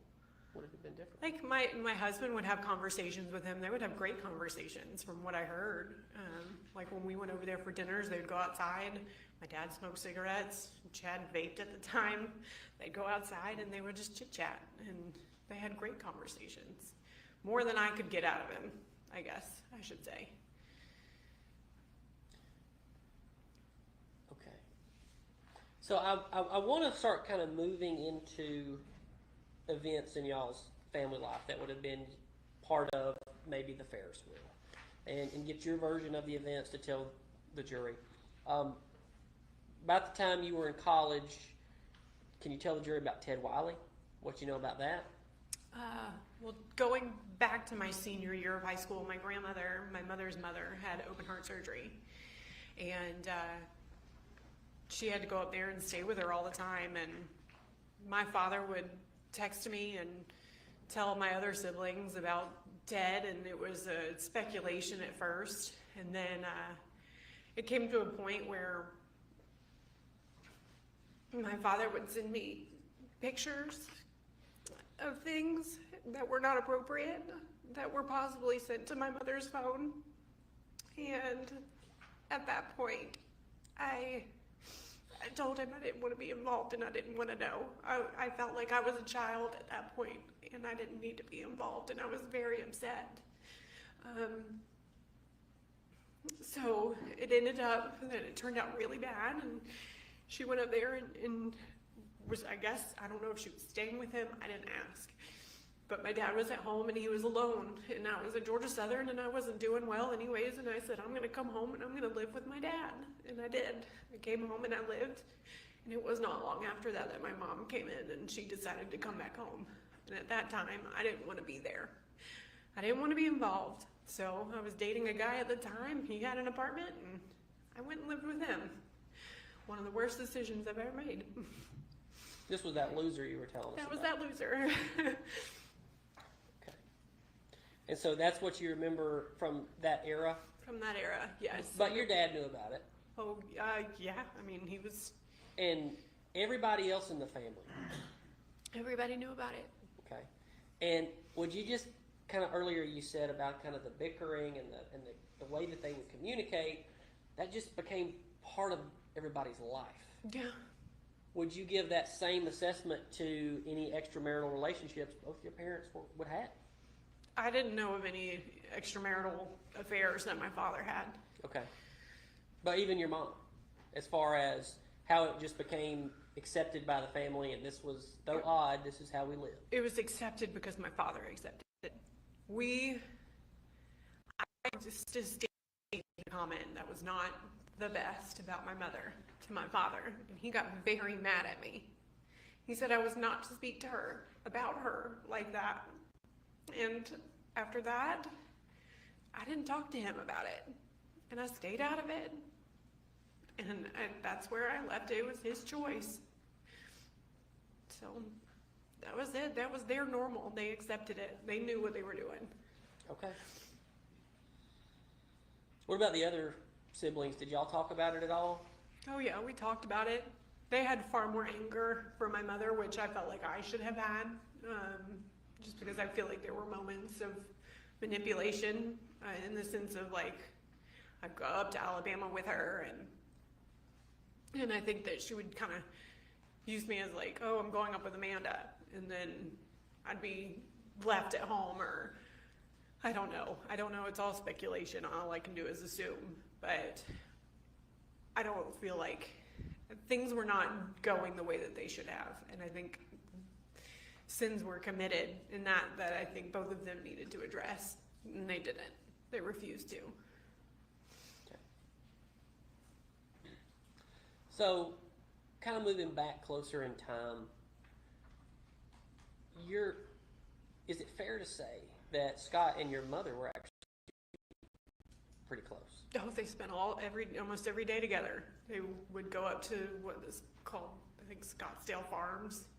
Scott loved to decorate. He was always doing something, whether it be outside or inside the barn, or they were always together. They always went up to Cherokee Ranch. I mean, all of us did everything with my mom.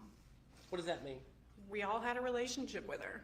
And Chris took his girls to be with her all the time.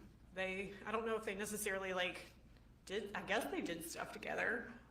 I didn't see where they did. Did you know that the girls basically, when Chris would get them from Maine, they would spend the vast majority of their time they came over to my mother's. And they would call her Grandma. Did you know that? Yes. Okay. They spent all their time with my mother. She was great-grandmother. Okay. His great-grandmother. And she keeps your son, correct? She did. Okay. So they were close.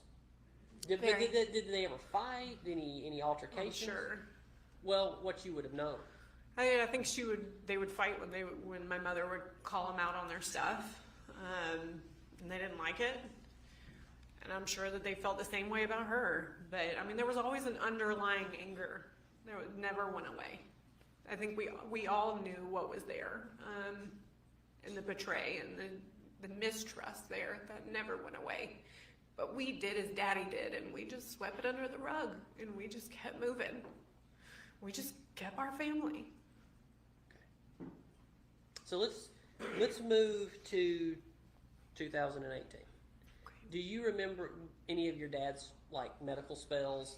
They would call them episodes. Yeah, I mean, he said he would get sick and he would have to lie down, whether it be for 24 or 48 hours. I don't know. He would tell me he didn't feel well, and I'd beg him to go to the hospital. I mean, you've got to figure this out. I mean, he was not the healthiest man. But he refused. I remember trying to get him off of cigarettes. I tried to get him to, I was like, at least vape. I know it's still terrible, but it's not cigarettes. And refused and stuck in his ways and drank Mountain Dews, but he refused to do anything about it, ever. And then the one that sticks out to me the most in 2018, I had to be a few months before he died, because we were supposed to go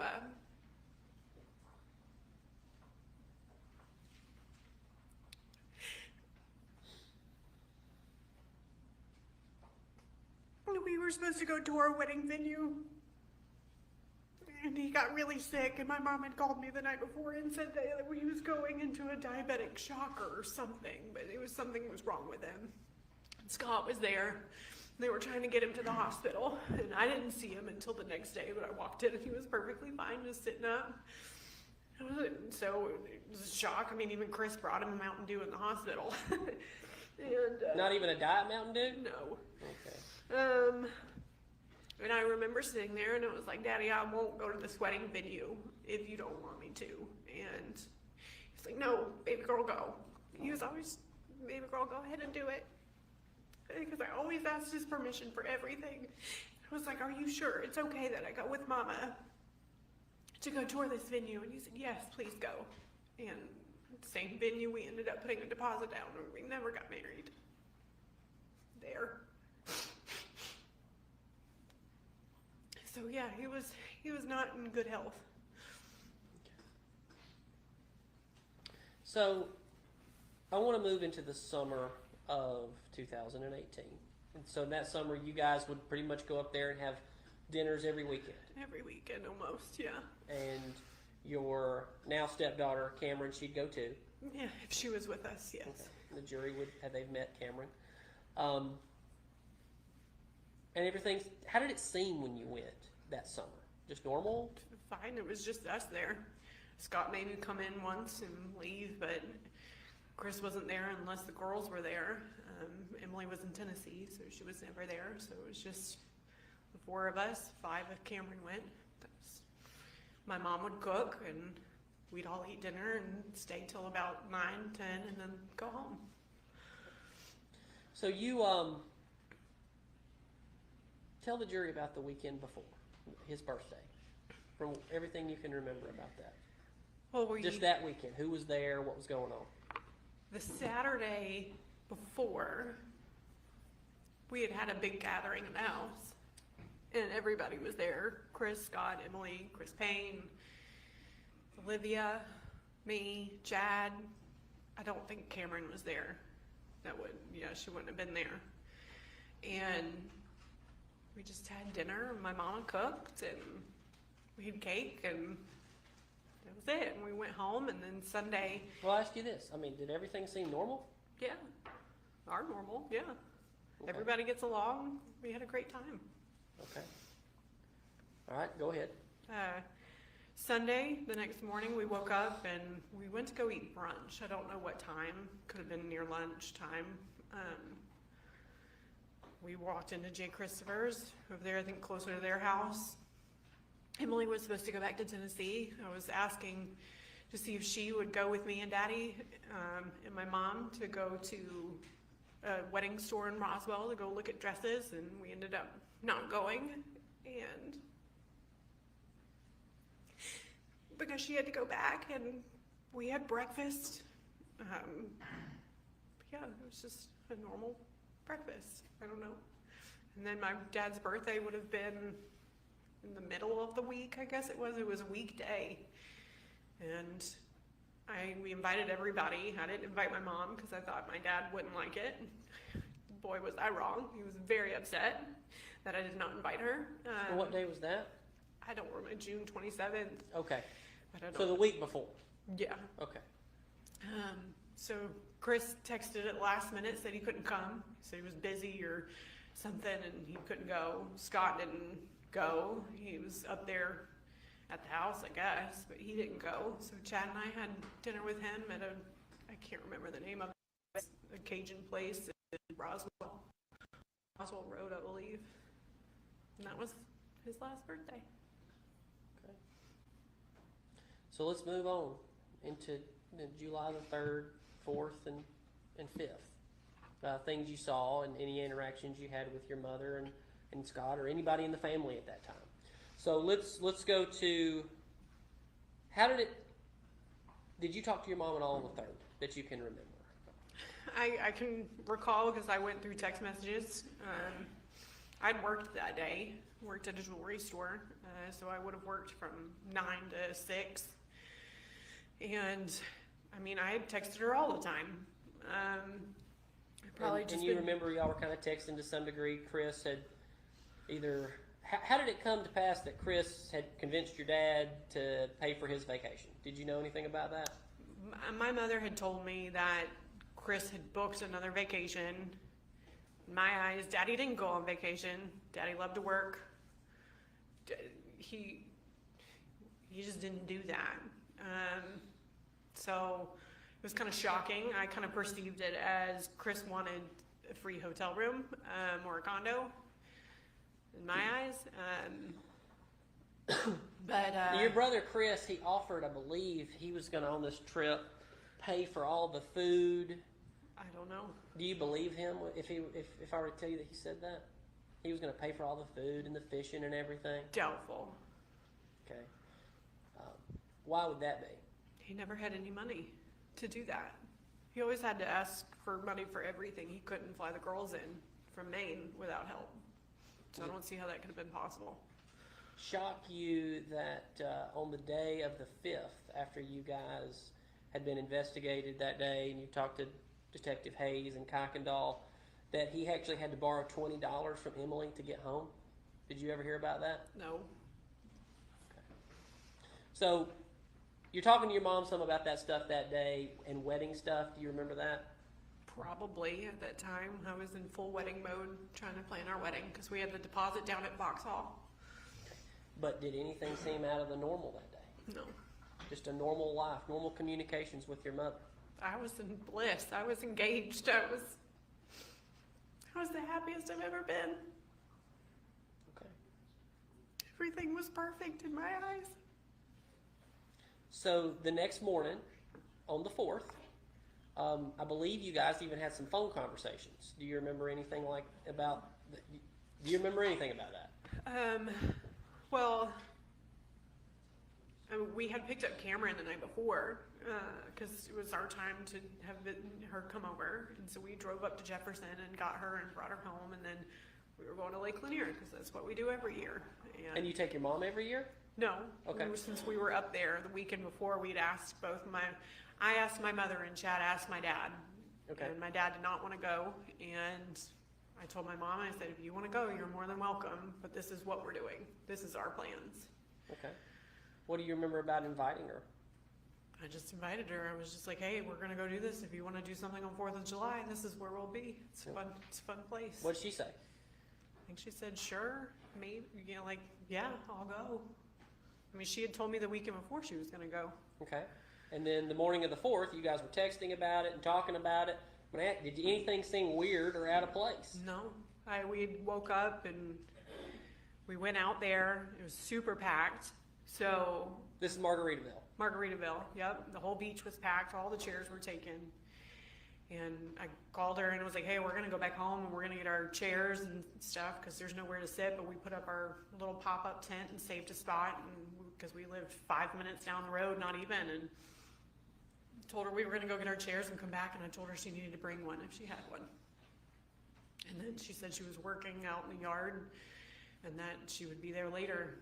I said, okay. And so she came? Yeah, eventually around 12, 1 o'clock, I guess it was. It was later. About noon? Yeah, I would say so. Somewhere in there. How did she seem? How was her demeanor? Normal. What did y'all do? We roasted on the beach for a while, and then went to Land Shark Cafe, and because it was unbearably hot, and then we ate lunch. She ate with us. Cameron was there. And we went back to the beach, sat there for a while. I don't know if we did any of the water slides or anything that day, but I think it was 5, 6 o'clock maybe. And Cameron was begging to go be with Addison. We were like, I don't know, because we had just picked her up the night before. Would Cameron and Addison, they communicate to themselves via text? Yeah, they were friends at that time, yeah. Okay, so they'd already kind of figured out they're going back to Grandma's. Yeah, they were essentially the same age. They like hanging out with each other. Okay, so I guess Cameron told you, hey, I'm going back with Melody. No, she asked, and Chad and I were like, I don't know, because we picked her up the night before, and we were like, I don't know, we really didn't want to, but she begged, and so we're like, all right, for one night you can go out there, and Chad was supposed to work the next day, and I had the day off, so I was gonna go, and I was like, I'll pick you up, and then we'll go shopping. And that would have been on the 5th. Okay, but back on the 4th, Cameron how did your mom respond when she asked to come over? She said, okay, have you talked to Addison? And I don't know if my mother talked to Chris or not, but Cameron got in the car with her and they rode back. Okay. Did y'all have any communication with Cameron that night or the next morning? I probably wouldn't have. Chad would have. Okay. I was more or less, and I still am more or less, Chad's wife. She has a mom, and I didn't mother her by any means, so it would have been Chad that checked up on her. Secondary parent role, step parent. Correct. Okay. But nothing seemed out of the ordinary. Nope. Everything seemed perfectly normal. Is that a fair assessment? Yes. Okay. So how did it come to pass that you were going to come the next morning and pick up Cameron? Because you were off that day? I was Chad off had to that work? day, so I knew I was going to have to go pick her up. But his father was living with us at the time. He'd gotten in an accident and had to live with us because he was in the hospital for a while. So we took care of him. And he asked me that morning if I could drive him over to his friend Debbie's house.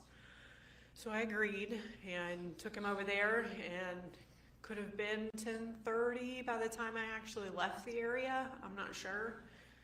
But I drove directly over to my parents' house, and that's when I got there. Okay. So somewhere between 10:30 and 11, you think? Could have been. It was mid-morning. All right. I'm going to show you what's previously been marked as Thrasher Exhibit 20. Was this the porch on your parents' house? Yes. All right. When you got there, what did you and your mom do? She was sitting out on the front porch. This porch? Mm-hmm. Okay. Yes. Is there some chairs right over here? They're rocking chairs. Okay. I pulled up in the driveway, and I parked and walked up. I think the girls were out there at that time. I know they came out there at some point, but she immediately said, we've been looking for your daddy and we don't know where he is. She said that to you? Mm-hmm. You didn't bring up to her, hey, where's daddy? Not that I can recall. I just remember her bringing it up because I was like, I don't know. Was that early in the conversation? Had you? Yeah, it was like immediately once I got there. Okay. Then what did you go do next? Well, I started talking to her. I'm like, well, what do you mean? She was like, I can't find him. And I was like, well, where? I mean, it wasn't unusual for them not to know where each other was at, but I was like, okay. And I kind of brushed it off. I was like, I wasn't worried about it. And so then she was like, no, really, like. Did she seem nervous? Like not nervous, but she seemed concerned. Okay. And I don't know if the girls were looking for him or whatnot. I have no idea. She just said that she could not find him. And I was like, what do you mean? I didn't understand. A lot about that day I didn't understand. But it wasn't long after Scott came up. Again, you don't go on that property and not show up immediately. And he came up and I asked him, I said, have you seen Daddy? And he was like, no, I haven't seen him. And so then it just escalated into, it's all kind of a blur, but it escalated into, we need to find him. And Did Scott say anything else that was odd or weird? Well, I don't know if it was when I decided to search the house and just walk through it, or like, I don't know which one came first, or like, I know I called Chris, I know I called Emily, I know I called Angela, I know I texted him, I emailed him, I called him, and none of those nobody knew where he was. But at some point I decided, I was like, I'm gonna go look in the house. And I started in the upstairs, but before I stepped foot in that house, Scott looked at me and said, I'm gonna go look for a missing gun. He said that to you? He said that to me. And I remember. As you're standing here at this door right here, this green door? Yes. Okay. And he just like grabbed you by the arm and said, I'm going to look for a missing gun. He didn't grab me by the arm, but he just turned and he put his hand on the door and he said, I'm gonna go look for a missing gun. And I'm like, and I kind of like, I remember, I was like, what is he talking about? And she was like, I don't know. And so he went into the house, and So he was the first one in the house before you went in there. he walked in the door first. I don't Okay. know where he went, because when I went straight up the stairs. I looked upstairs, I looked on the middle floor, and then I went to the bottom floor, and then that's when I proceeded to go outside.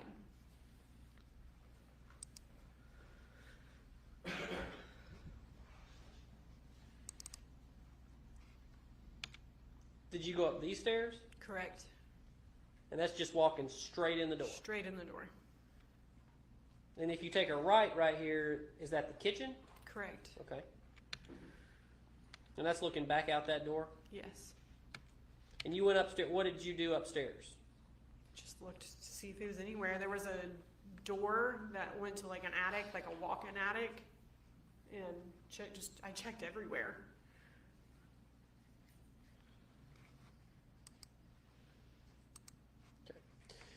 So this was the kitchen. Obviously, there's no furniture or anything, but this is the general layout of the home at the time. Correct. All right. So where did you go next after going upstairs? I just walked to the main level. I don't know if I walked in the master bedroom. That would have been to the right, straight back from there. And then I walked in the basement, Where did you go in the basement? probably into my dad's room. That would have been in that hallway right there. Going towards these doors here, No, the other way. the other direction? His bedroom was there, and then he had a bathroom that was over there, straight back too. I probably would have looked there, I assume, just to see if he was there, since it was his room, and there was the living room, and then I just walked straight into his office, because you could pass by the theater room, and I went into his office, and he wasn't in there. Okay, so this thing they've got listed on this Thrasher 17, this workshop, that was his office? Yes. Okay. And nothing, when you walked down into the basement, did you see anything out of place? No.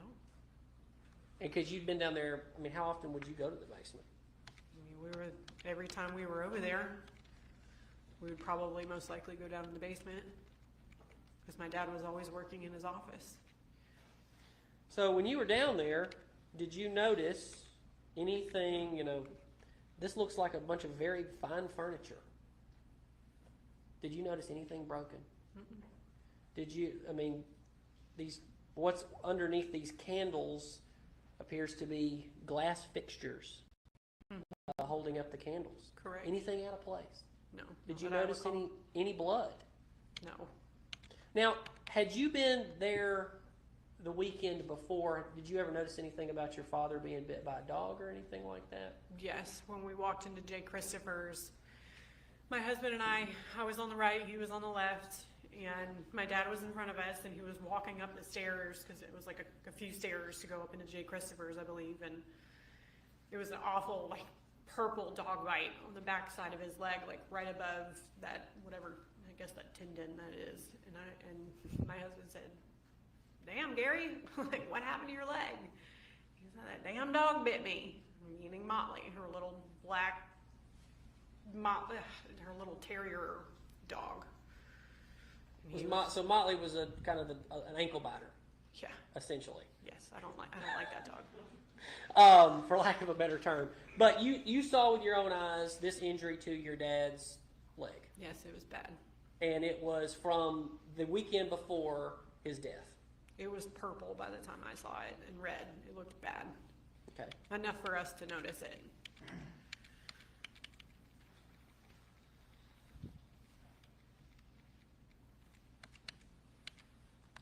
So you walked past this dining room. These pictures were taken on the day of the 5th. This is Thrasher 81.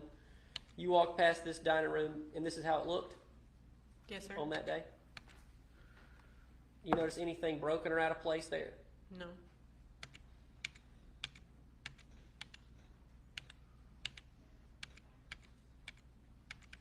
This was your mom's room. Correct.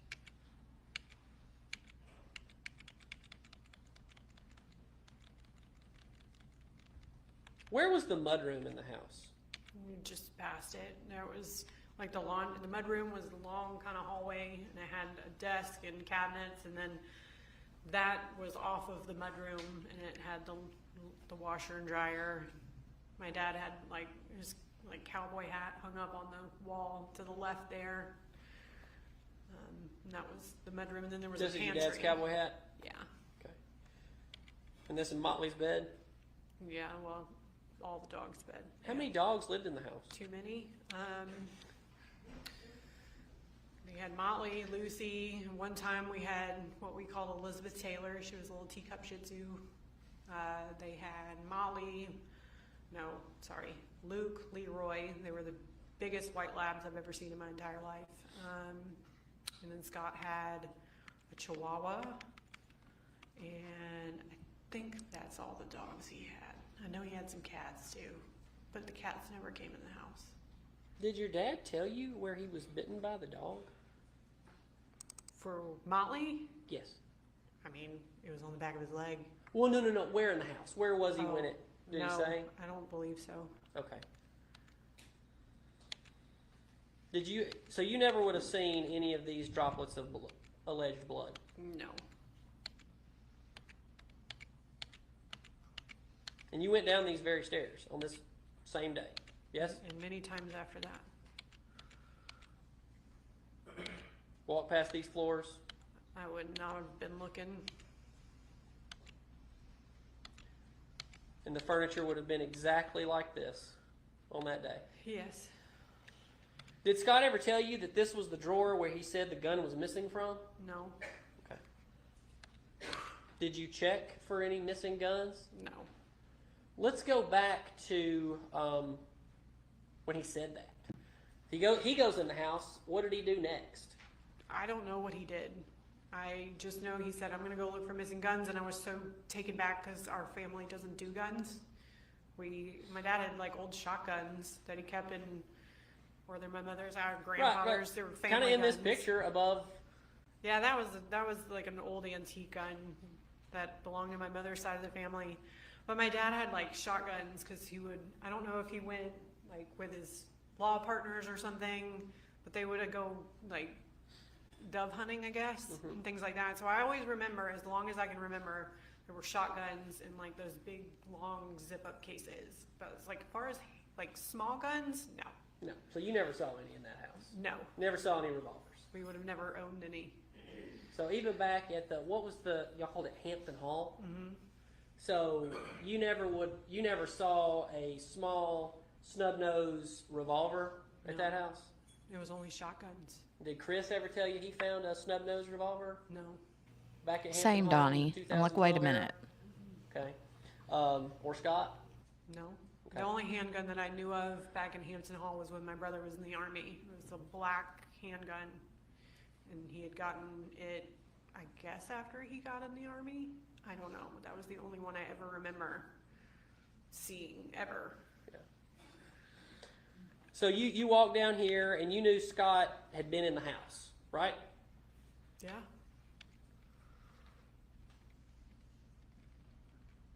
And you didn't see any of these droplets of blood? No.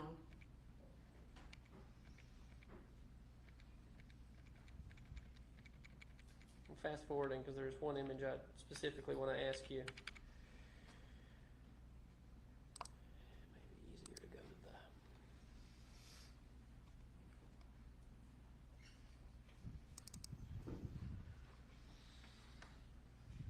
Were you ever made aware that a bullet was found right there under that ottoman? The only time I was ever aware of a bullet was during the preliminary hearing. Okay, that's the first time you'd ever heard of that. Correct. And you don't know if that was, you didn't know anything about it. No, and I would have never looked there. So you never saw this bullet No. laying in the floor. No. Do you find it odd that there's nothing around that bullet? Yeah. I mean, nothing that would have caught your imagination. No blood, no holes in the chair, nothing. It's just this bullet I mean, laying next to a piece of carpet. If you compare it to all your Netflix documentaries, no, it doesn't make any sense.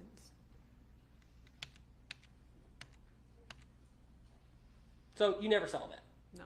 Okay, so Scott went in the house first before anybody else Correct. that morning. Then what did Scott do? What did everybody do? I don't remember where he went. I know that I went out my dad's office, and you could walk down because I knew he was making the burn pile on like July 3rd, because I remember Chris went over there and all of that, and that was known. And so I had walked down, and my mother came up shortly behind me, and I saw one stream of like smoke coming off of the top of it. And there was like one stick that was laying by the side, and I just picked it up and tossed it on there, and she was there, and I was like, it's still like smoldering. She was like, yeah, it's gonna be hot for a while. And I was like, okay. And I turned around and looked up, and Scott was standing at the top of the hill, like where the driveway is, with both arms on his hips, just staring down at us. And at the time, I was just like, mental image, I guess. And I was just like, okay. So I walked the edge of the property because There's a pretty steep hill there. Did you go all the way down that steep hill? I didn't think it was steep, but I went down there. I mean, I probably had sandals on, but I walked all the way down. I mean, in my mind, I'm thinking something happened to my dad. He's been out here working on the property, may have fallen out. Let's go look for him. So I'm searching everywhere, and I go walk that property line, and I go over the dam that's by the left of the pond if you're standing on that side. And I walked up to the barn, probably walked either through the barn or around the barn. I don't really remember. Now I ask you this, do you ever remember around this time Scott saying anything about the placement of the tractor? Did he bring that up? Did you hear that? No. Okay. All right, go ahead, where you walked. Walked up there, and I was calling out his name, trying to find him. I was getting desperate at this point and hoping I would find him. And I just had this gut feeling that something was wrong, and I had turned and walked down the driveway, and I was standing right as the driveway dips, and Scott calls me. On your phone? On my phone. And I'm looking over the pond and kind of just standing there at the vents, and he goes, Amanda, like something to the tune of like, Daddy's in this burn pile. Like, I know what I've seen. I've been in Iraq. I know what burned bodies looked like. And I'm just sitting there on the phone going, what are you talking about? And he was like, there's something in this burn pile. And I was like, what are you talking about? And pure just denial, I guess. And either he hung up the phone or I hung up, but I immediately called Chad and I said, you need to get here right now. This is what Scott is saying, and you need to come get Cameron. You have to come get your daughter. And next thing I know, I don't know if he walked over. I mean, everything, your whole world stops. And he came over and grabbed me by the arm as hard as he could, and he got in my face.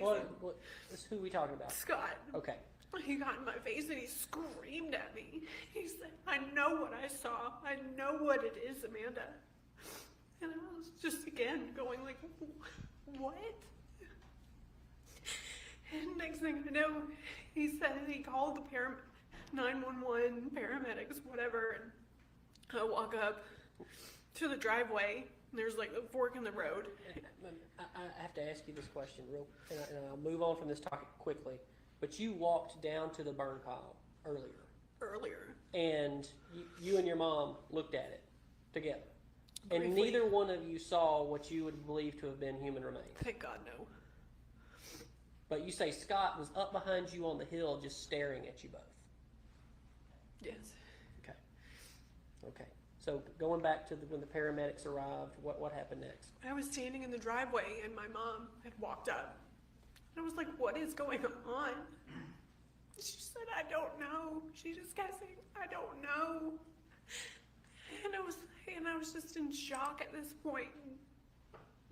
And next thing I know, fire trucks, paramedics, and all this. And she just said, why is he holding them up at the end of the driveway? And I said, I don't know. I have no idea. And it felt like an eternity. And I refused to go over there. I didn't want to go over there. And this poor paramedic, I'll never forget him.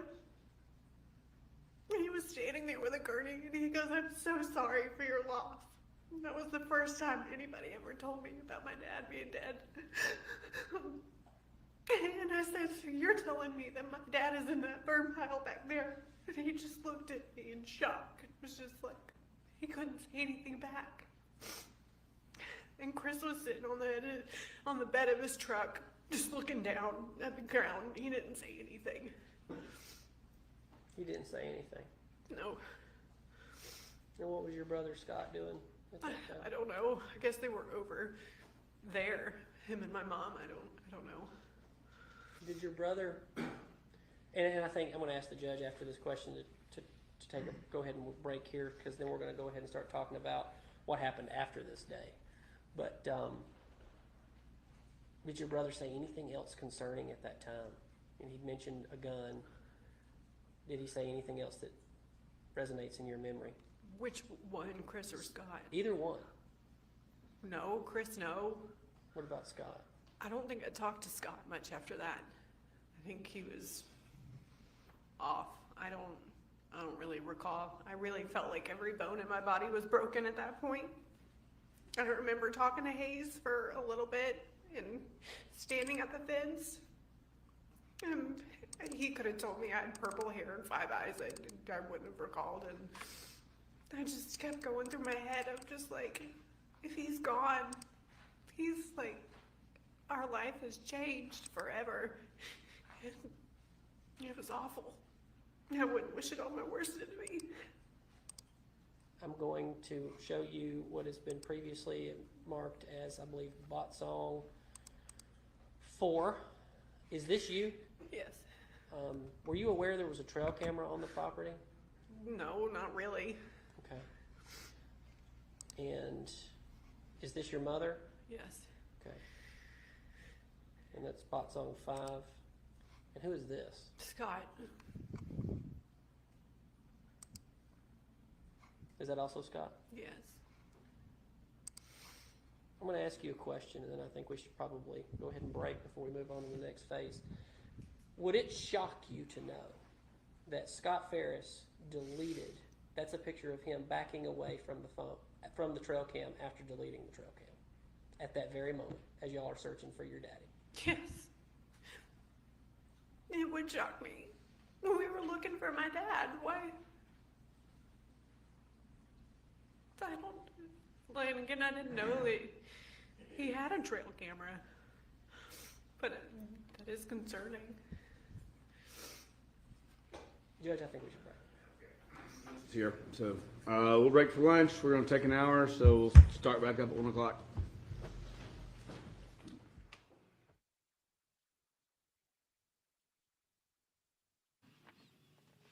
Hey, Laura. Okay.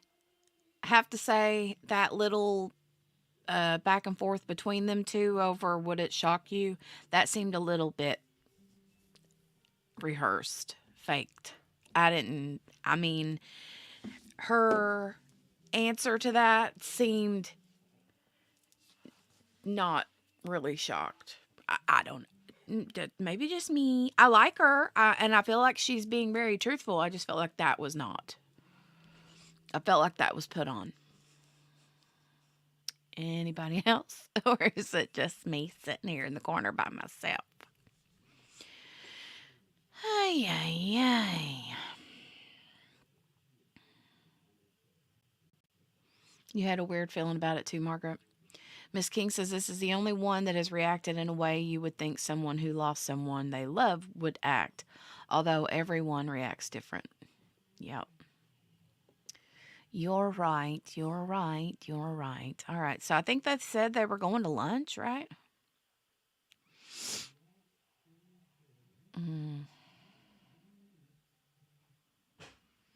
Let me fast forward it. So, all right, we're almost caught up. We're like right at about 3 minutes behind or something like that. 3 or 4 minutes behind.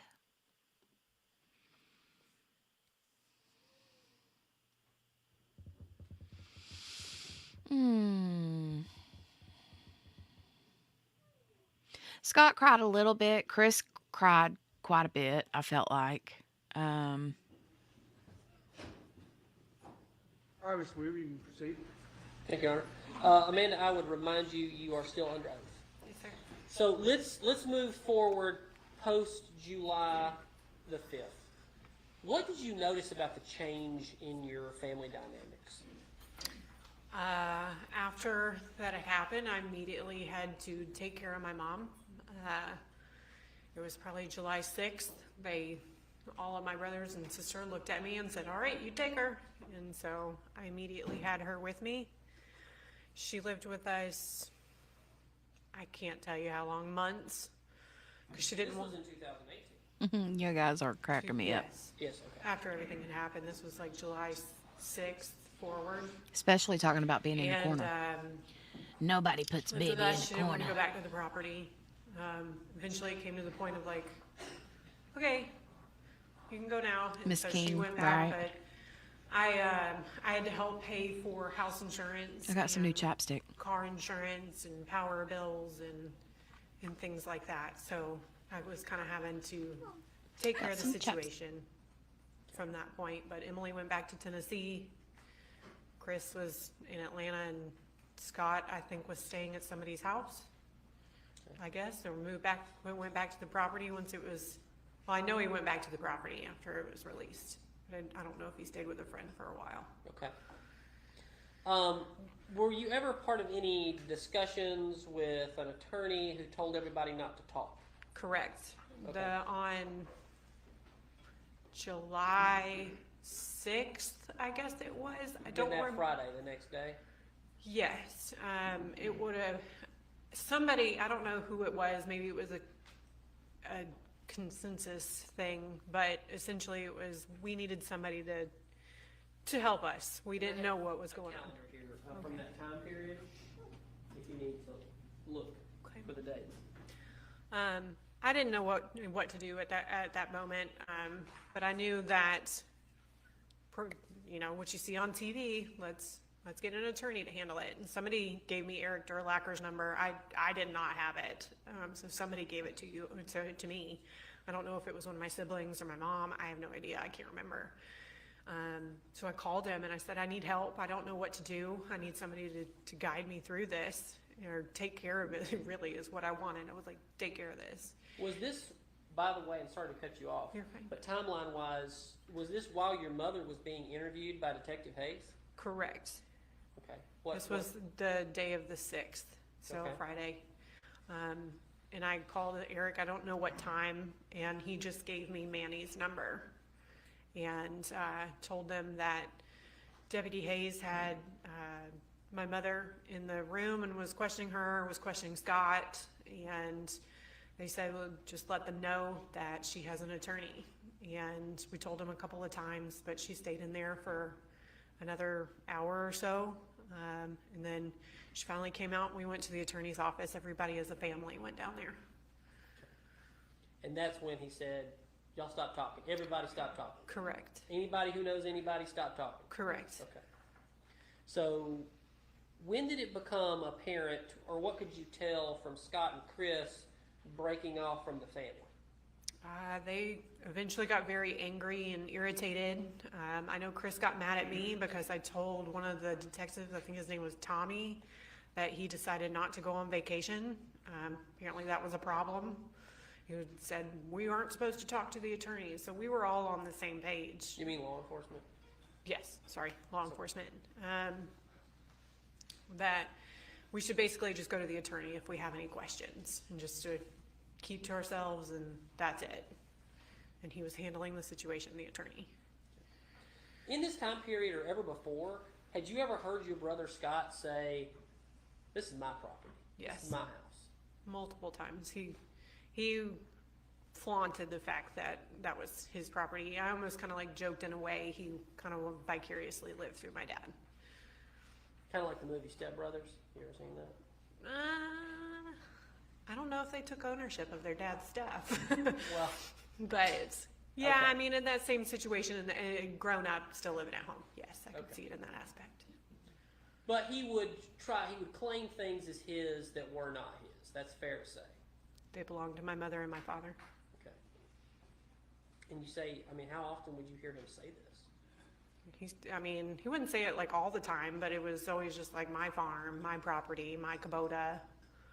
He would get on social media. He would say, this is my property. I mean, he claimed ownership to it. That's for sure. Okay. And speaking of social media, had you ever seen your brother shoot guns or anything like that? He was in the military. He was always shooting guns at the house, Okay. from what I was heard and what he said. Did you ever see any of his videos on social media? No. Okay. But you knew he was always shooting guns. He was always doing something around there, but yeah, it was a known thing that they used to go and I don't know if he would hunt stuff. I don't really know how that works because there were so many houses that were in close proximity, but I know that he would have leisurely kind of shootings back there. Okay. So going on through late July and things like that, just to kind of talk about it, were there any issues? Did you ever have any communication or talk to Rusty during that time? No. Had you ever met him yet? No. Okay. And that would have been what, later on about 2019 that you communicated with Rusty Barton? When she was arrested, that was the first time I personally spoke to him Okay. that I can recall. All right. But you'd known during this time, you'd heard about Rusty Barton, yes? Yes, there were rumors, but I didn't know the depths of it until the preliminary hearing. So that was in 2019, Well, yeah. Yeah, right about the time because she your was already mother- arrested at that point. So, yeah, I didn't know about all the meetings and all that kind of stuff. That was new to me at the preliminary hearing. Okay. So going back to, tell me about the estate and how things were managed with the siblings for the family. What do you mean? Was your brother appointed as the executor of the estate? Nobody was. The estate was locked down immediately when the house was locked down. My mother couldn't go down the road and get a sandwich if she wanted to. She was totally reliant on me Okay. from day one. Well, I guess I'm talking more about, there was properties that were owned by the family, and was your brother Chris ever appointed over that? My sister at one point got a coroner's letter that we did not know about. My mother had tried to get a lady named Diane to help her figure out what needed to be done with the estate because it had been so long. And that's when she went to the courthouse and realized that Chris had filed for, I don't know what you call it, for the estate, but he was given ownership of the estate and we did not know. Okay. Well, tell me how that went. Not well. I know that it turned into, I texted Emily at one point and I said, Diane's told me that there's been money taken out and my dad owned the condo that my sister lived in Tuscaloosa, and said that it had, I don't know if it went into foreclosure or whatnot, but a property management company was in charge of, they would get the check and then Daddy, I assume, would give it to the mortgage company at that point, and it was not being done. So the condo was lost. And that was the condo in Tuscaloosa? Correct, and that's when I petitioned to have the third-party estate attorney. So none of us had our hands on it. It was purely an outside source, and I did not know that was an option until my mother spoke to Diane. Okay. And so, did they loop you in on any of this, Chris and Scott and Emily? No, Right, so you were kind of left on the outside. nobody talked to me about it. Right. And is that because you were the only one showing any support for your mother? I had to take care of her. I had no option but to take care of her at that point. Emily ran off back to Tennessee, and Chris and Scott were no help. I financially took care of a lot that first year. It was really hard on us, but we did it because it had to be done. God forbid something happened to the house, and the mortgage was over almost probably $5,500 a month. And then the home insurance, I paid for that, so if anything were to happen to it, we wouldn't be in a really big situation, but that was $600 a month. Paid for the car insurance on all of the cars, including Scott's, and that's kind of where Scott and I fell out. Over his car? Over his car, because I was having to pay the car insurance and he didn't have a job at the time, and it was really hard to get money out of him. And I didn't have the money to be paying for all of that. So it just got into arguments, and it finally, when Jeff Restbridge, the state attorney, got appointed. I just said, please defer all of your questions to him, because it was a losing battle. Did you ever become aware that Scott would call law enforcement, 911 on your mother pretty regularly in 2019? From my mother. Okay. Did you ever hear any of these calls, or did it come up on an altercation between the two of them? No, she would always call me and say what was happening, and I told her she either needed to audio record it or video record it, or nobody was going to believe her.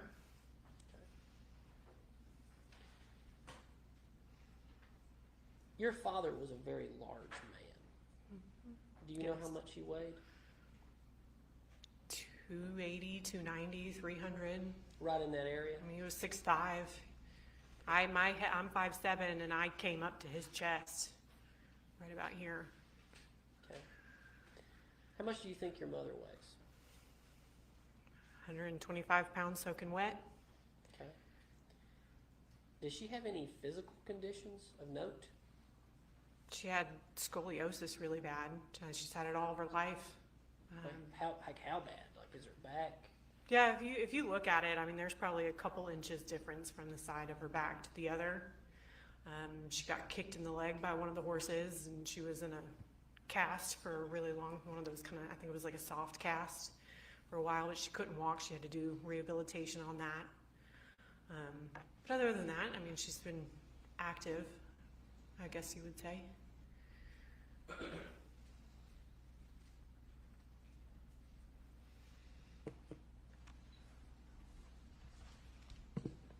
Your Honor, if I may have a moment.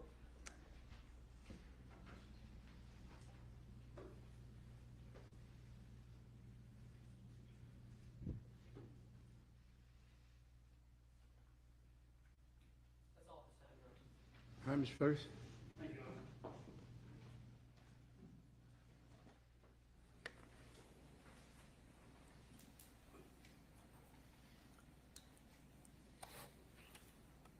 Amanda, I want to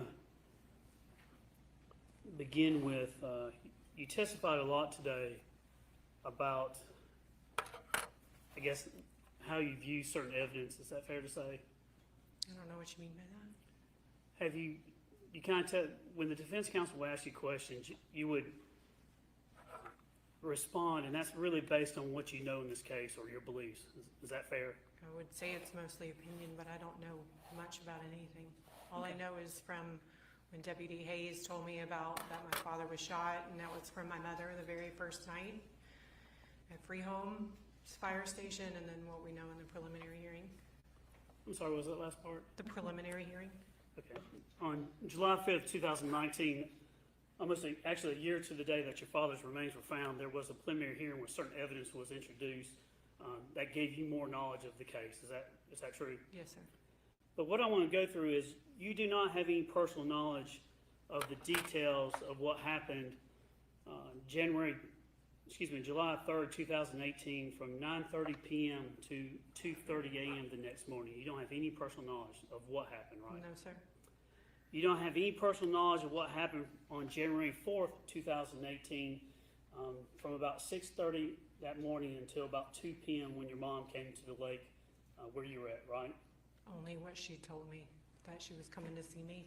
And you would agree with me that a lot of what you know or has been told to you by your mom. Absolutely. You agree that a major source of your information, the predominant, overreaching source of information is from what your mom told you, right? Correct. I mean, an example of that is things that happen outside of your presence, whether it was what Scott said or Chris said, your mother would come back and say, this is what happened, right? To some degree, but I would be with my brothers if they said something directly to me. Right, but if you were not at the house when afterwards there were questions about the property and things like that, if your mom was just there, she'd come back and tell you her version of things that happened, right? Correct. So it depends a lot on her credibility when what she says, right? Absolutely. You know there's evidence of her lying through this trial? I don't know. I mean, I would, if it was in the preliminary hearing, maybe. But you agree with me that credibility counts, right? Yes, sir. I mean, your credibility, Yes, sir. not just in what you say, but also how you say it. Yes, sir. I mean, are you trying to testify here objectively, not your thumb on the scales at all? You're just trying to say, this is what I know? This is just what I know. It's not my job to figure out what happened. And so when you choose your words, sometimes you, like you said, that Emily ran back to Tennessee. You used the word run. Is that just your opinion on what she did? Yes, I felt like she abandoned me and did not help me.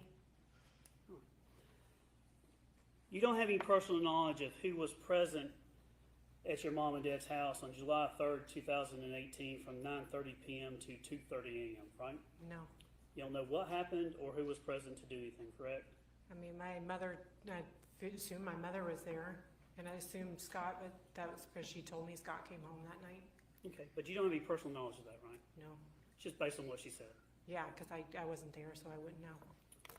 And July 4th, that Wednesday, you don't have any personal knowledge of what your mother was doing on the property before she came to see you at the lake, right? Only what she told me, she was working on the property. But she did say she was working on the property, right? Correct. But outside of that, you have no personal knowledge of the actual events in this case that led to the murder of your father. No. You don't know any circumstances about where your father was shot with one bullet, do you? No. You don't know any circumstances about where your father was shot with another bullet, do you? No. You don't know where in the house it was done? Just, I don't think that was brought up in the preliminary hearing. I just think that, I don't even know if they even said that he was shot in the house. And you don't know how, what was done in this case to conceal the crime, right? No. You have no personal knowledge. No. You're just testifying to the best of your ability of things that occurred kind of before and after. Is that fair? I have very, very limited information. Now, you also don't have any personal knowledge, although you'd agree if two people in a conversation, those two people have knowledge of what was said, assuming everything's normal, they would know what was talked about in conversations, right? What do you mean?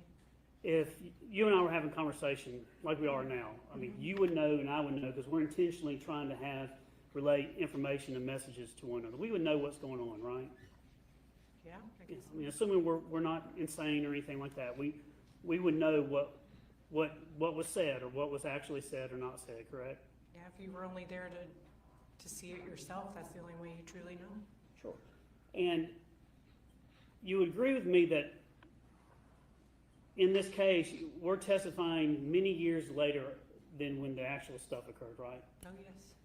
And sometimes you can do, when you're looking back on what happened, it wasn't at the time. So sometimes, even with the passage of time, whether it's from memory or from intent, sometimes you don't remember exactly what was said. Absolutely. But your memory is usually better at the time that something was said than, say, 6 years down the road. Is that fair? Repeat that? Generally speaking, your memory when you say something at that time is better than your memory of what was said maybe 6 years after the fact. I think certain things stick with you more than others, but time definitely is not helpful. And I think that's fair. And so if you were told that Gary's in the burn pile, that would be something that would stick with you, right? Yes. So you don't have any personal knowledge what was said between your mother and her lover Rusty on July 3rd, 2018 at 9:26 p.m. No. Did you know they talked for 4 minutes that day? It was brought out in the preliminary hearing that they had a phone call. She ever tell you exactly what they said during that phone call? I did not discuss anything with her. And you have no personal knowledge of what was said between your mom and Rusty on July 3rd, 2018 at 11:28 p.m. where they talked for 5 minutes, do you? No. I didn't know they were communicating at that time. It shocked you when you found out, right? When I found out they About were, Rusty. About Rusty, yes. When I found out at the preliminary hearing that they had the relationship that they did, that was very shocking. Yeah, it shook your world, didn't it? Yes, but it wasn't the first time. On July 3rd, you have no personal knowledge of what was said between your mom and the defendant on your mom and Rusty on July 3rd, 2018 at 11:45 p.m. where they talked for an hour and 14 minutes, do you? No. You don't know what was said between your mom and Rusty on July 4th, 2018 at 2:20 a.m. where they talked for about 36 minutes, right? No, I don't. You do know that Rusty came back and, quote, recanted that statement in some way, right? They said that in the preliminary hearing, yes. But afterwards, your mother told you to go and talk to Rusty, didn't she? She had asked me to And y'all did talk to Rusty. when she was arrested. And y'all talked to him about that, right? The only thing I remember talking to him was when I asked him, because I heard in the preliminary hearing that she said he's on the burn pile, whatever it was. I said, did she say that? And he said no. And you have no idea what was said between your mom and Rusty since July 5th, 2018, even up to this day, right? No.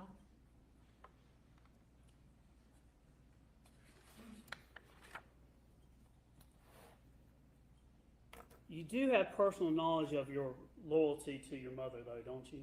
I have loyalty to my mother and my father, yes. I think you said on direct your words, you have a loyalty to your mother to a fault. Yes. I think anybody I feel that way towards. And it's fair to say that you're biased in favor of your mom. I wouldn't say how I'm biased in favor of it. I believe that somebody is innocent until they're proven guilty. So would you say that you do believe in your mom, though?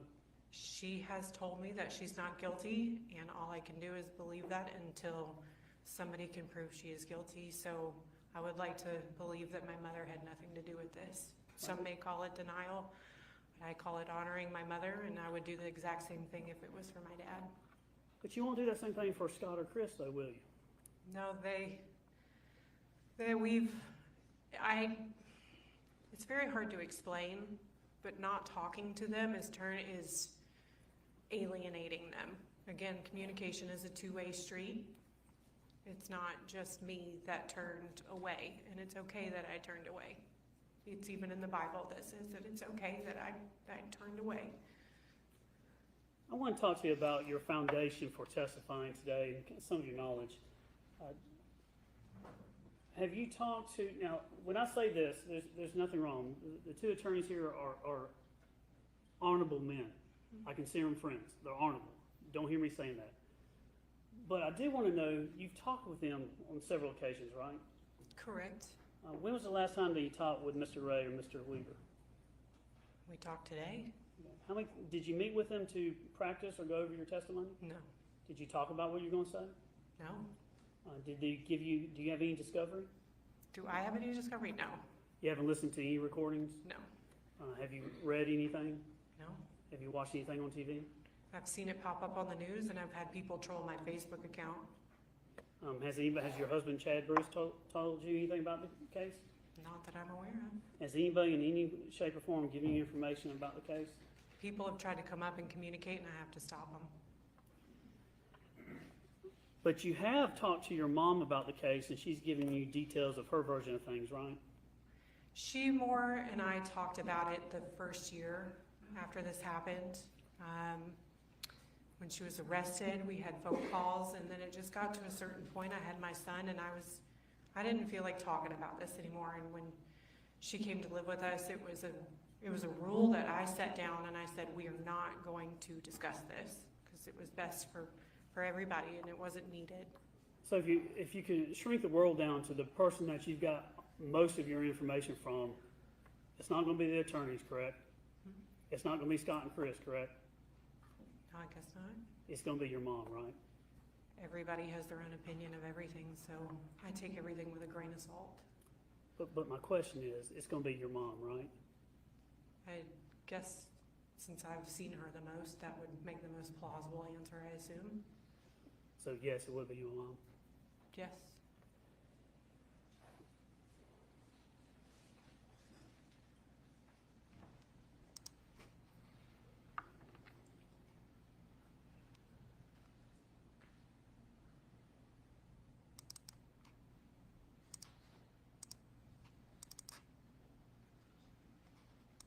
This is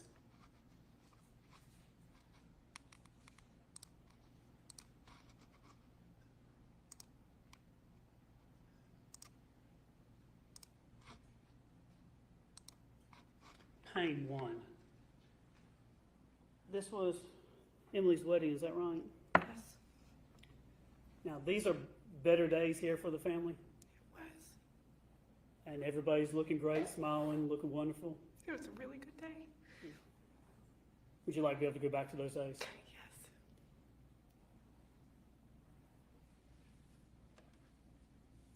Now, I know a child cannot measure the love for their mother, but you do love your mom, right? Yeah, my dad, yes. And you are her child? Yes, You're her daughter? that is correct. You're her favorite daughter, aren't you? I wouldn't say that. You're her favorite child, aren't you? I wouldn't say that. Do you say that she has the same positive feelings towards the other three as she does to you as we sit here? I think my mother equally talked about us positively and negatively. You're the only child that's siding with her, though, correct? I'm the one that's choosing to believe that she's innocent until proven guilty. And it's your belief. I understand that. But again, my question is, you're the only one that's on her side or choosing to believe as you do, correct? I'm the only one choosing to believe in the justice system. And you're the only one that's had a continuing relationship with her since the murder of your father, right? Yes. In fact, at times, you've not only been a daughter and a child of her, but you've been an advocate for her, right? I have been a support system And- in the sense of I had to be the strength when nobody else would be. And what I mean by that, there are times that she would call you from jail or contact you somehow when she's out, and she would ask you to go and talk to other people and do things, right? Correct. She would get you, whether it's with the house or meeting with the attorney, she wanted you to relay certain information. Is that fair? She wanted to, but sometimes I would, sometimes I wouldn't. A lot of times I would say yeah, and then I wouldn't do it. But times you would, right? Yes. And you haven't heard the jail calls that we have between you and her. You haven't seen that at trial, have you? No. So you don't know what has been said between you and her that the jury already knows about, right? No, I know it. Potentially, if I heard it, I would obviously, if it was a conversation between us. And you agree with me that your relationship with your brothers and sisters has soured since all this happened? Unfortunately. And it upsets you because they're not taking up for your mom, right? No, it upsets me because it shows how much that they love me. It has nothing to do with her. It has everything to do with I'm their sister, and they left me. You feel like you've been abandoned? Yes, I lost my whole family that day. Would you agree with me that you lost your family because your father's been murdered? That was the cause and reaction, I guess you would say. And from their standpoint, it's fair to see that they have feelings that their mother has murdered their father, so they have hard feelings because of that. And rightfully so. Now, you talking about, I was asking you earlier about your beliefs and your opinions on things, and you do give some information. Like, do you remember telling the defense on direct examination that on July 4th of 2018, you just wanted to have a quiet time with your family at Lake Lanier? Is that What I want every day of my life. And you talked about that's because there was drama with Chris and Jenna the year before, right? Correct. There's usually more to the story than just what one side brings out at times. Isn't that true? I could say that's true. Your husband, Chad Bruce, is kind of a prankster. He teases people, doesn't he? He's funny. He likes to have fun. So you talk about Jenna getting upset that day and all that, but that day in 2017, y'all actually scared Jenna twice, didn't you? It may have been twice, I know of once, because she was not very happy with me. You know, one time when she was sitting in the car and went up and scared her. The next time y'all hid behind a bush when she came by and scared her again, right? I know about the bush, yes. Yeah. And then she got so upset that afterwards because she didn't want to be scared, and you did it twice, that she actually kicked a drink and went all over you and Chad, right? Correct. And you basically had to talk to Chad and say, hey. I mean, I wouldn't have to talk to him, but It made y'all mad, didn't it? I wouldn't say it made us mad. We were just like, I think that was a bit of an overreaction. We were just having a good time. Well, you tell all the people that at that point you decided to never go back out with them again. That was because of their drinking. But you can understand if you get scared twice, it can upset people, right? I understand that it was insensitive at the time, but it was all in good fun. Could be The bullying. girls were with us when we did that, I believe. I'm almost positive that they were with us. Well, it could be offensive or bullying somebody if you do it twice in one day, right? I think that's a bit much to say. They're my brother and my sister-in-law. I've known them forever. But that's how you felt about it, right? What do you mean? How you feel about the situation is kind of your beliefs, right? I guess you would say that. Yes, everybody has their own opinion. Now, through this, there's been times when you talked about, you had a lot of emotions earlier today. You were crying a lot, and it's tough for you, isn't it, to do this, isn't it? Yes, I wouldn't wish this on my worst enemy. This is the worst thing anybody could go through. But throughout this process, you actually had different emotions where you were angry or irritated towards your family. Is that fair? I had a lot of anger for many years after this. And how we see you today, how you emote today, it's not necessarily how you emoted on a jail call or how you had your emotions you would have around Scott or Chris, right? Yeah, I've done a lot. I've come in a relationship with God, and I've had my son, and that has drastically changed my life and my outlook and how I handle certain situations. And so you have gotten upset and gotten on them, barked back with them as they barked with you in the past, right? I would say so. I mean, I've reviewed text messages knowing that this trial has come, and I know that I understand why they feel the way they do. I do. I really do understand, and they're rightful for that. But I don't feel like the way that they treated me in response was needed, to the point of where when my dad's mother died, they didn't even tell me she had a stroke and she was on her deathbed. I had to find out through my aunt on social media because my siblings didn't even have the common courtesy to tell me. You're upset with them. At that time, yes. And there are two main categories that y'all were, whether you want to say arguing or disagreeing over or having hard times over. It was the murder of your father, that's one, right?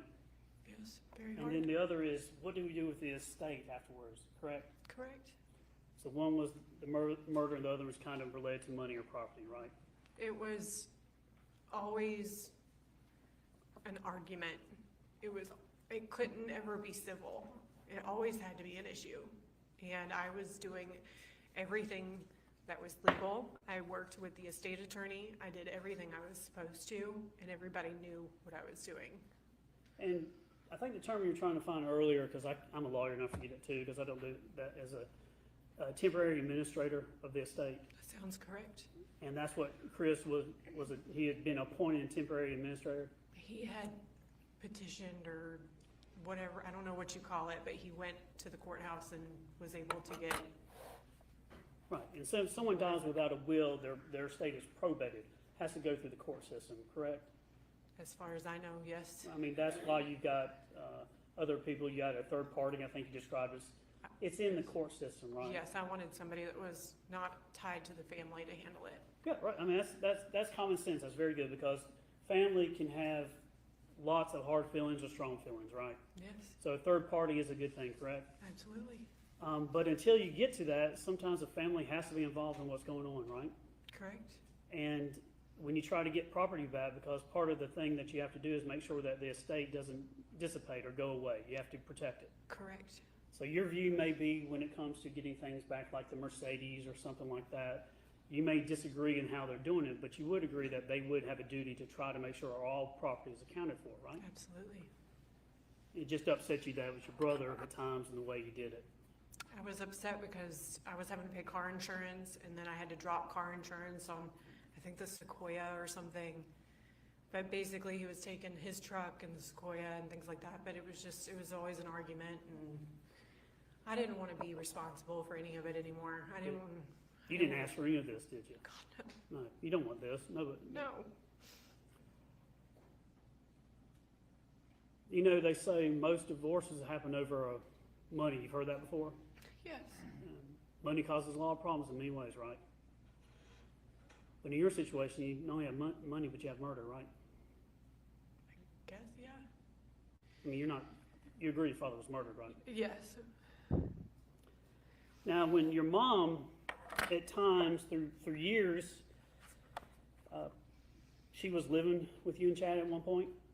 In the very beginning, yes. And then after she came home. Yeah. She would eat your food, use your resources, stay at your house, things like that. Stage my house. Stay. She would use your Oh, resources, stay. your food, money, She was electricity. 100% reliant on me. Now, do you know David and Alan? Yes. You see Alan here in court today? Yes. They're good friends, Of hers, yes. Yeah. And they've been helping her out during this time? I believe so, yes. Let me ask you some questions about your dad. As you look at the photograph, was this a happy day for everybody? It was. How much do you love your dad? My dad? He's the best thing that ever happened to me. And I miss him. He was a great provider. Absolutely. He would take care of Chris. He took care of all of us. You, Scott, Emily, provided everything for y'all, right? Yes. And he gave money to them. Yes. And at times, you understand that, do you not, that his money, the money he earned, that's his money. You can also say it's her money too, but he's earned that money. You understand that that's his money. He can do whatever he wants with it. That's right. He can do whatever he wants. So if he wanted to treat one child different from another child, he could do that, right? That was his prerogative, yes. That was his prerogative. If he wanted to give money to Chris, even when Chris is not doing what he should be doing in your eyes, he could still do that, right? It was his money. Yeah, if he wanted Scott to live in the land and just kind of freeload for a while until he gets his feet, if it was beneficial for him, he could do that, right? That's what he chose to do. If you want to give Emily money for something, give her a loan or whatever it was, it's his money. He could do that, right? All you had to do was ask. But there are many times that you would disagree with that and voice your disagreement to other people, right? Repeat that? You would have your own opinions at times that you didn't like that. He told me he was very upset. He made it clear that he did not necessarily like giving out money. He told me that directly. My question is that you would voice to other people throughout this process that you didn't think it was fair, or you didn't like how Chris or Scott or Emily were getting money from your dad. You didn't like that, did you? I think they needed to grow up and stop asking their dad for money. And you made it known to many people that that's how you felt, right? I guess. Your dad gave you, I think, 2 cars. Is that right? We all got a new vehicle when we got our driver's license. Pay for your college when you went? Yep. Pay for your apartment? At college, yes. Gave you $8,000 for the venue for your wedding?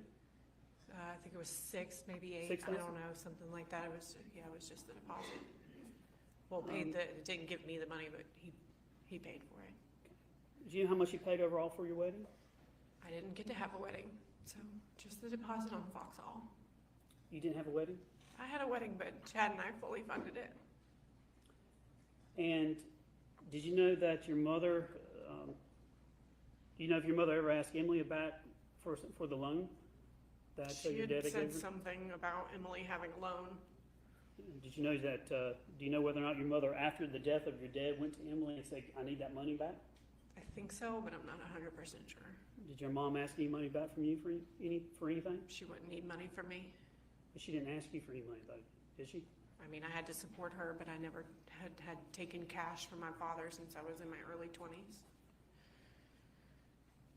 You made on direct, you talked about that your dad's view was, I think he actually said to you, you told law enforcement during the interview that your dad said something along the lines of, once you're married, done, no exceptions. Do you remember that? I don't know in what context you mean. When it came to you talking about the view of your father, even though there was troubles with Ted Wiley, how your dad viewed marriage, because you talked to him one day, I think, about after he helped you move out of the apartment with the other boyfriend, y'all sitting in a restaurant eating. Mom gets up, remember that, and you say, Dad, She wasn't there with us. Okay. Do you remember telling law enforcement or statements that your dad's view was basically once it's a marriage you're in? He said he loved her and he wanted to be with her. Do you remember there was a time you said that, I think you were talking to Cameron, insisting that she understands that in marriage, if you make a vow to somebody, you take that seriously. I don't recall that. Remember your dad saying, in your words, saying something like, "I'm glad one of my children understands the loyalty you're supposed to have in a marriage"? That could sound something like my dad would say.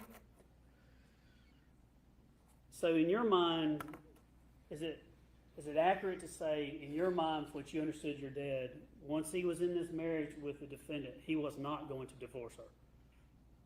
No, he never seemed at one point that he was going to divorce her. So she was stuck in the marriage because he wasn't going to divorce her. I begged them both to divorce each other because they were miserable, and I was sick of hearing about it. So we have taken something outside of your dad for the marriage, for her to leave that marriage, right? One more time, I'm sorry. It would have taken something outside of your dad. Your mother would have had to do something to leave that marriage. No, I think my mother could have left at any time, and so could have my dad. They both were grown. I think they could have both made that decision, but I think they just wanted to stay married. At some point, you thought your dad was paranoid about your mom cheating on him. Is that true? I think that's fair to say ever since she had the affair with Ted. Right, and the word you used when you talked to law enforcement, you just said you thought your dad was paranoid about your mom possibly cheating on him. You ever using that word paranoid? No, but rightfully so. If you have a partner that cheats on you, I don't think that feeling would ever go away. Right. But have you come to learn that she actually was cheating on your dad with Rusty? But since then, yes, It's not paranoid when it's true, correct? absolutely. I don't blame him for how he felt. But that other piece of evidence that you didn't have, that new information that she was having an affair with Rusty, that changes things, doesn't it? I mean, in what sense? That you thought your dad one time was paranoid because you thought mom was not cheating, then you get new facts, evidence, and find out mom's cheating. That changes your view on things, doesn't it? To It some degree. changes my views, but at the same time, it wasn't shocking because I knew what she did with Ted. So facts and other things that come to light can have an effect on how you view things, right? I think it can. Now, you say that you did not know about Rusty Barton and the affair. Is that right? We knew of him. There were rumors. I don't remember from who. He was in the picture. I knew he was at Emily's wedding. I didn't know why he was there. I remember my mom and him dancing and all of that, and I got upset, and This is pane 3. Do you see Rusty in the background there? I do. See him? I See do. him in the background there with your mom? I do. That's pane 4. Pane 5, you see Rusty in the background with your mom? I do. Pane 6, see him back there? Correct. See him over here with your mom? Your mom's right through here. Yes. See him with Chad right here? Yes. Chad met everybody new. We were only 6 months dating at that point. And then pane 9, you see him there? Correct. This is pane 10. He's right there with your dad, isn't he? Correct. Is it not true that you knew about Rusty and the affair at that point? Not the depth of anything. I just knew he was I knew he was related to Martha Jane. That was the depth of it. And then my dad would always say something, or Scott would say something, but I tried to stay out of it. I didn't want to get involved. And did you not get upset, and your sister and brother see you get upset and say something because of Rusty was there at the wedding? I don't know if they saw me, but Was it, I was know it that not offensive to you? I'm sorry, go ahead. I remember vaguely I was intoxicated that night.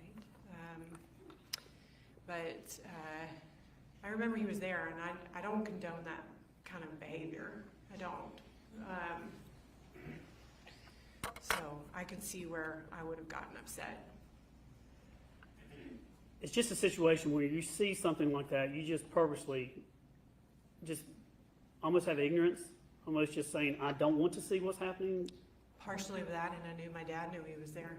If my dad accepted it, then I followed my dad's lead. And you don't know, or do you know how your dad has told other people how he felt, how that affected him? You have any idea what he said? Or text or anything?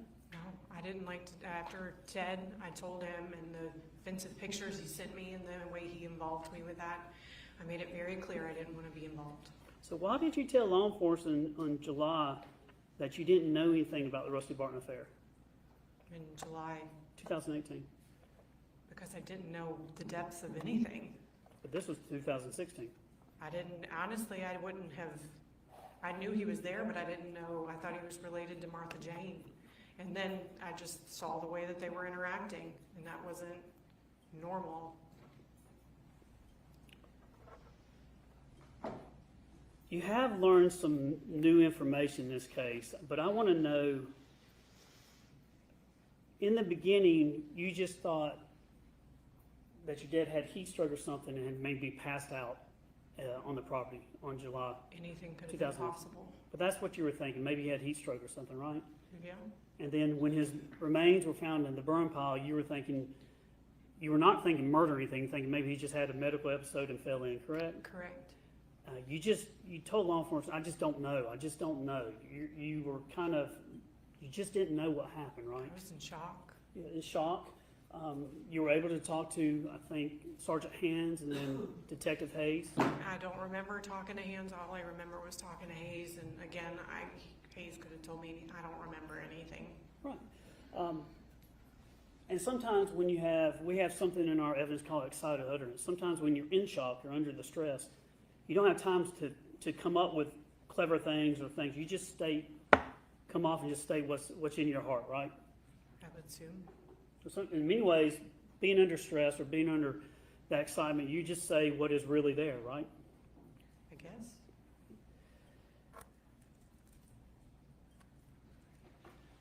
When you learned the first time about your dad having a bullet in him, how did that make you feel? Confused. Shocked. I mean, my mother was the first person that told me. And I didn't want to believe it. And then we had Manny, the attorney, and he was telling us it could be a lie. You know, you have people sitting there going, well, it may not be true. Or, so you don't know. I think on July 6th of 2018, at the Freeholm Precinct, your mother walked out after being interviewed by Detective Hayes, and you said your mother told you, but isn't it more accurate that Detective Hayes looks at your mom and says, have you told him yet? He actually had to prompt her to tell you about the bullet, right? It would have been the night of July 5th because we had been out at the property all day long, out in the heat, and he finally asked them to go down, and Chad and I drove down there with them and waited as they interviewed Scott and my mother, and that's when she came out. He may have been talking to Scott at that time, but she said they're saying your daddy was shot, and I think that was pretty much about it. Yeah. Detective Hayes had to tell your mom, have you told him yet, right? Yes, she told me it was Hayes that told her, and she told me. And you said she put her face in her hands, is that right? I don't recall. Let me ask you about some things that you didn't know. You say you did not know about the affair with Rusty, is that right? Not what I know now. Right. But in July 2018, your testimony is you did not know about Rusty, is that correct? I had heard rumors from the family that tried to ignore. You didn't know about your mother's second or burner phone? Scott had always been saying that she had a second phone. I never asked her about it. I didn't want to get involved. Are you familiar with the last four digits of a phone number 1987 that your mother had? No, 9029 was the only one I had. Okay. Do you know whether or not your mother had a burner phone or another phone? I purchased a phone for her right after all this happened because I needed a way to communicate to her, and then I bought another one probably in 2020. Okay. But do you know about a phone number she had that ended in 1987 that she used to talk exclusively with Rusty? No. So you don't know about that? Only from Scott going and saying that he saw her with two phones. That's all I knew. And those two phones would have been before the phones that you got here, right? Correct. Do you know about your mom meeting Rusty almost weekly at times in Dalton? Not until a preliminary hearing. But you didn't know about that before? No, right? sir. So before you knew about that, you believed your mother that she had not committed this crime, right? That, before that, I believe she didn't commit the crime. Right. That is correct. And even knowing about the burner phone and the affairs with Rusty and in the burn pile, you still believe your mother hasn't committed this murder, right? She told me she didn't do it, and she's never given me any reason to believe otherwise. All right, let's talk about things to believe otherwise.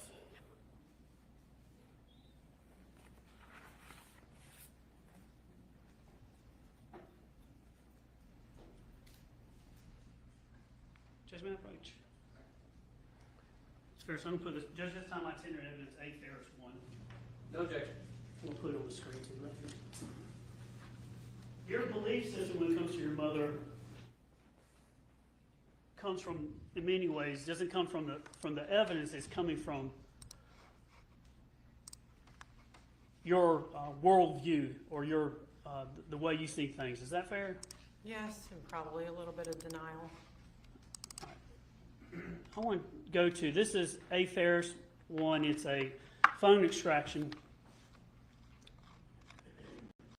And it contains text messages between, is it her?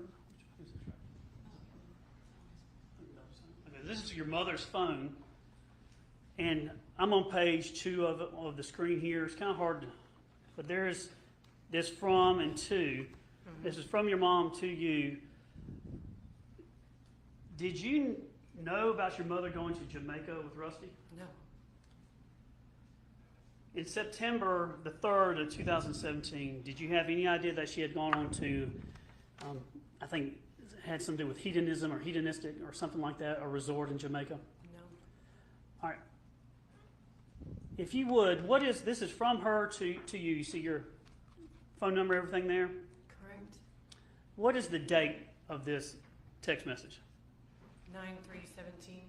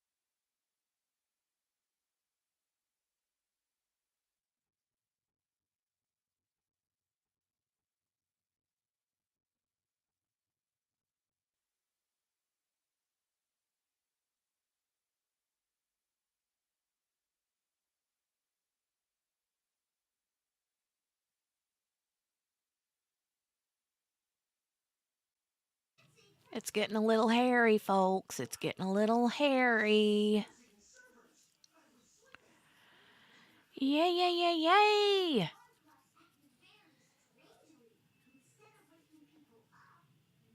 Where's the audio? They've turned it off for just a minute.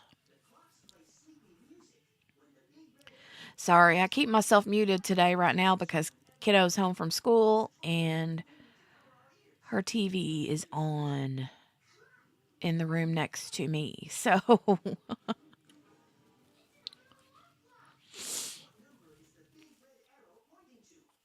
hi, Marianne. Welcome. If anybody else has popped in the last little bit, would love for you to click that thumbs up button. Click that thumbs up button. Click that thumbs up button.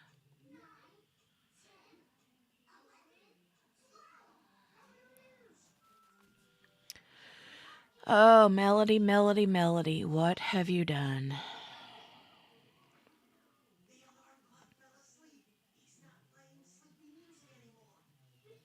She's looking at the camera like, I didn't do nothing wrong. No, I did not.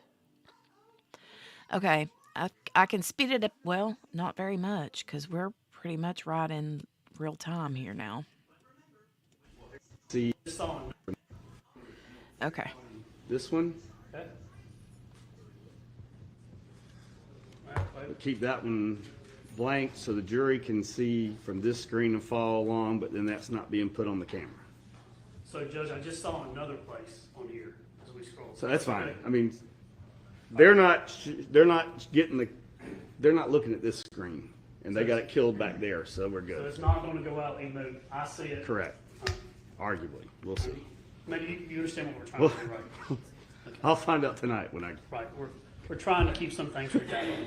So my understanding, Judge, is her phone number, Right. other information is not gonna go on the internet. That's what we're hoping to try All to right. do. All right, go ahead. Let's do this. Getting back, you did not know about your mom going on a trip with Rusty to Jamaica, is that right? That's correct, I did not know. On September 3rd, 2017, at 9:10 a.m., your mother sends you this text message. Can you just read out loud for us the body of the text message? Sherry has talked me into going with her to Minnesota, leaving this afternoon, be back by next weekend. That's her home, family there, cabin in the woods, call you in a bit. You responded on 9/3/2017 at 9:10 a.m. saying, walking into Cracker Barrel now, is that right? Correct. Tell her, respond again, leaving phone in the car, is that right? That was me or her. I don't know, sure. Okay.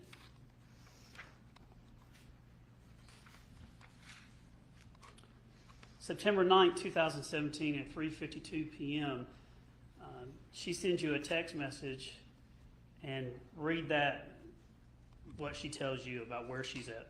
Sherry and I are on way back, family cabin in woods, cell service was bad there, everything okay.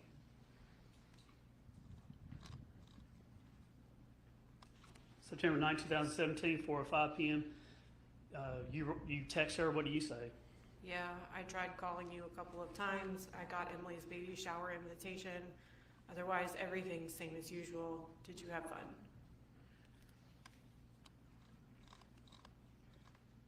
September 10th, 2017, she texts you, and what did she say? So much fun, no contact with anyone, read a book, got some sun, let you know when we get back, taking our time driving, enjoying scenery.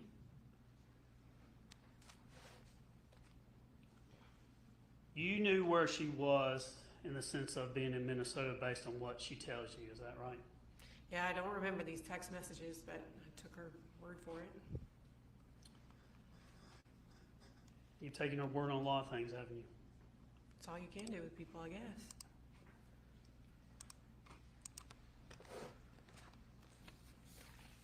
So she's never admitted to you that she went for a week or so to Jamaica with Rusty. No. Did you know about the credit card that Rusty had given her? I think after the preliminary hearing, I think, but I'm not 100% sure. Do you know about the tattoo XO that she had? I think Ella or Addison had mentioned it, but I personally never saw it. Did she ever say whether or not that was related to Rusty in any way? I wouldn't have known. Did you know that she was with Rusty when she got the tattoo? Wouldn't have known that either. You didn't ask her those questions? Why would I? Ella and Addison told me about it. I didn't get involved. But on July 5th of 2019, when you watched a prelim, you actually told her that you were taking notes on everything that was said during the prelim, right? Yeah, it was a lot of information coming at once. You didn't feel the need to go and confront her and say, why haven't you told me this? Or why have you lied to me about this? I don't know if I did or not. I don't remember. I mean, she was arrested at that point. I just don't remember.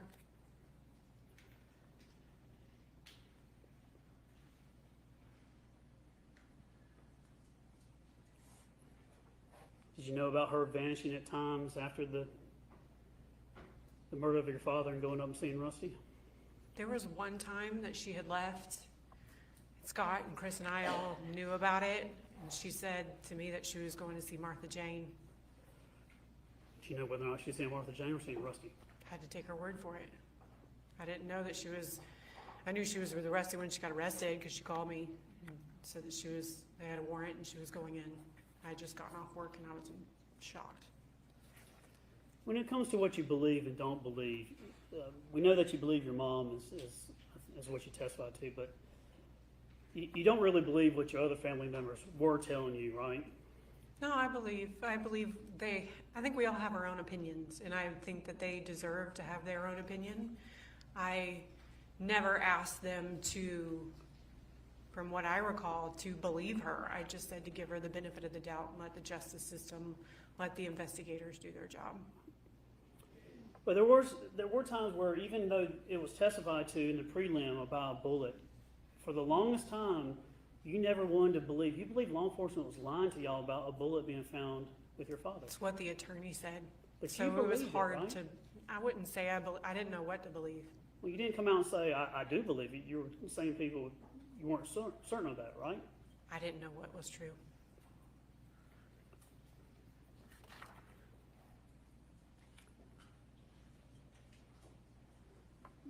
There's some dates that you were interviewed who gave interviews. There's 4 that I have here. Do you remember giving an interview on Thursday, July 5th of 2018, about 23 minutes with Detective Hayes? Was July 5th? Mm-hmm. The day your father was found Yeah. at the scene. I was standing at the fence, and I think he was recording me on like a tape recorder or something, I think. And do you remember giving an interview on Wednesday, July 11, 2018, with a phone call with Detective Hayes talking about they had frozen some of your money, I think $800 or something. Do you remember calling him about that? I know that, so when I was in middle school and I got my first checking account, we somehow like opened it under my dad. It wasn't his account. I didn't have access to his account, but somehow, some way, my account was attached and they shut down all of my financials as well. Well, I say all of my financials, my one checking account.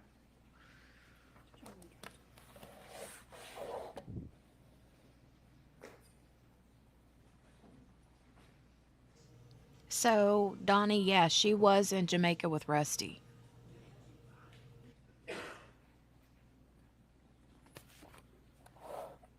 And then the third interview, Thursday, November 15th, 2018, about 14 minutes long. You actually returned a phone call to Detective Hayes about some air being deflated in y'all's car. I don't know if I talked to Hayes about it, but my tires went flat on the left side of my car in my driveway. And then there was a final interview that I have Friday, April the 24th of 2020. It was about 4 hours long. You went and spoke with ADA Zach Smith, Yeah, I spoke to Zach. and you went and talked to him. Is that right? Yeah, Zach was a nice guy.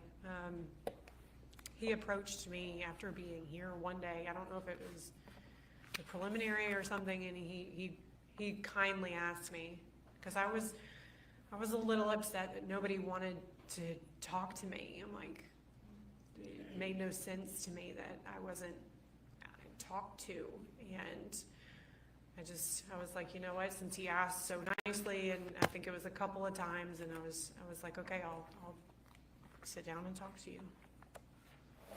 And we had a good conversation. He was a very nice man. I think one of the detectives was there as well. Hey, Cherie, good to see you. I want to go through, I have some questions about the first interview.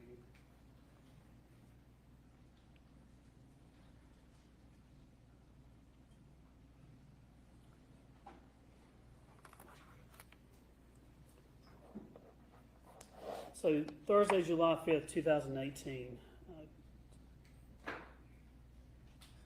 Do you remember your staying that, so that was Thursday, but staying that the night before, your mother called you and said that she was going to the barn to let the goats out or put the goats up or do whatever they do. Do you remember that? I don't recall. Would there be any reason that would be, would that be consistent with what your mom would do? Yes, sir. It would be? Yes, sir. Yeah, so she would know and go let the goats out and do stuff like that. Yeah, especially if Scott wasn't there. Do you remember your mom saying that she woke up on Thursday when y'all found your dad? Before that, about 8:15, she called you and said she was going to Walmart? Possibly. I think so. I'm not 100% sure. But that would not shock me to say she went to Walmart. Hey, Billy. And one of the things with your dad, if he would not be at the house, if he would leave, you knew that he would always take his car and his wallet with him. That would make sense.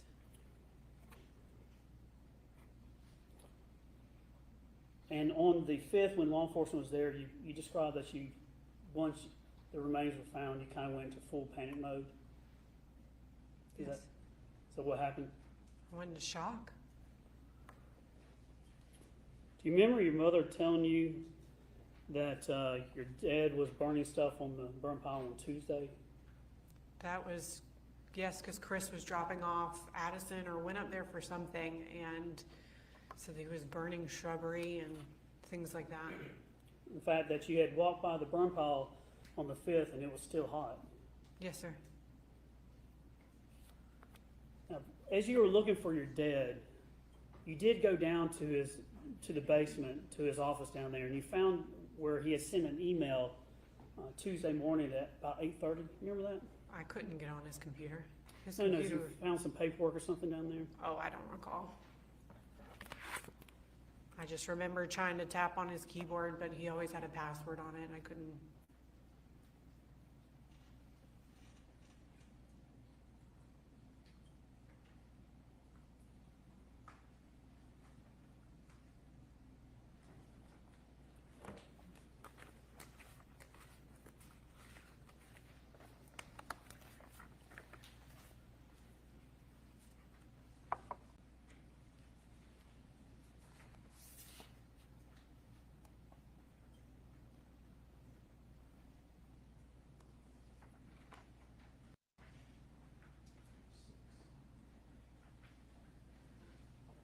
To refresh your memory, just to look at something and see if you can remember.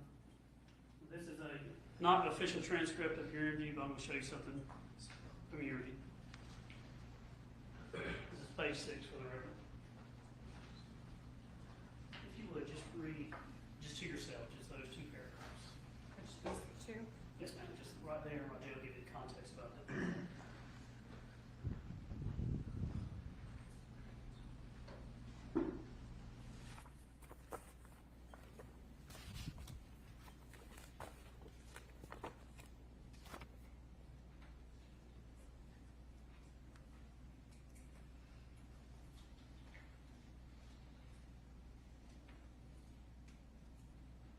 Okay. Do you remember now going down to his office and finding an email? No.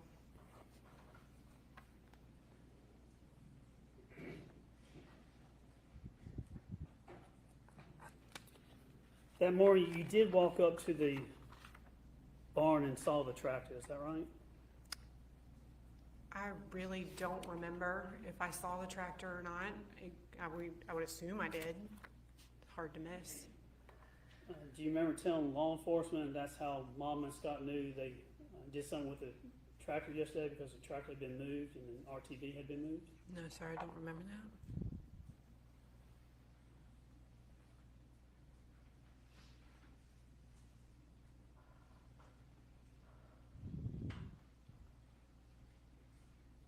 You still have that same piece of paper there in front of you? Yes, sir. Look at paragraph that says, I was like, well, just read that one to yourself. No. Uh-huh.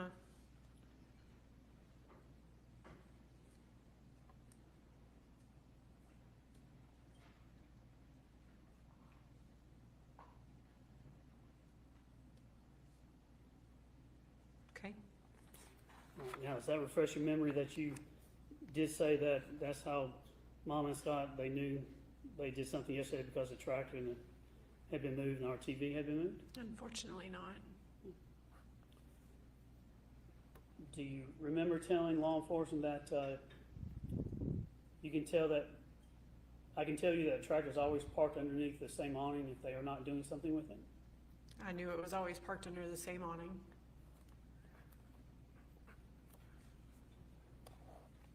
So that tractor, as far as you knew, if it was not being done, it would be parked under that awning and not out as it was that day on the 5th? That's where it was normally parked, but I don't know if they were doing something. It could have been very well left out. I wasn't involved in their day-to-day farming activities.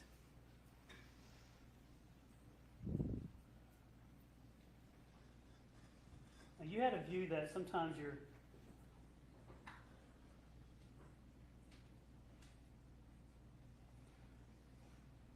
Is it not true that sometimes you felt like that your dad saw you as your mother's twin? She said he would say like you kind of you're I don't know how because I don't see it, but I think that maybe that might have something. He may have said something like that. And you told law enforcement that thought maybe your dad had a view as trying to get his money. I don't about me trying to get his money. That your dad thought you were your mother's twin, maybe trying to get his money.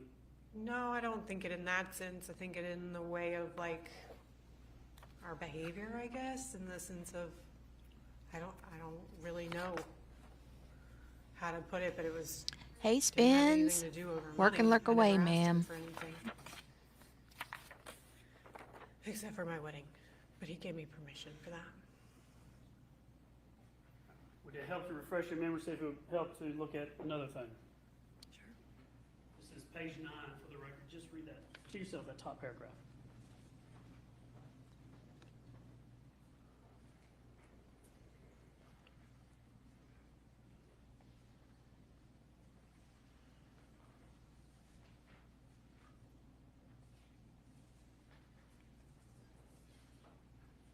Okay.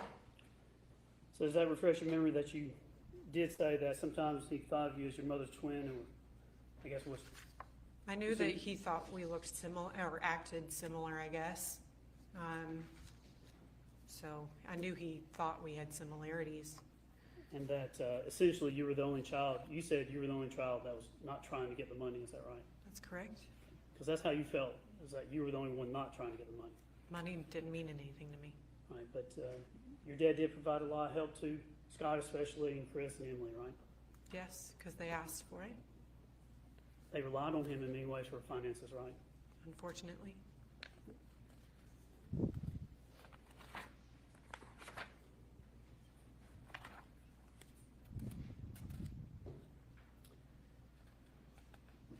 And your dad, when Chad went, he asked your mom and dad for your hand in marriage and went to him and asked him to be married, right? He did. That was a happy time for you. It was. Yeah, your dad was happy, wasn't Yes. he? Yeah. He was happy that Chad was coming to you. Good Chad's a good man, yeah. Yeah, and Chad would kind of joke around and kid with your dad because your dad smoked cigarettes and he vaped, so they'd kind of hang out. Yeah. And your husband Chad is he's a big guy, right? I'm not as big as my brothers and my dad, Yeah. but He's a tough guy.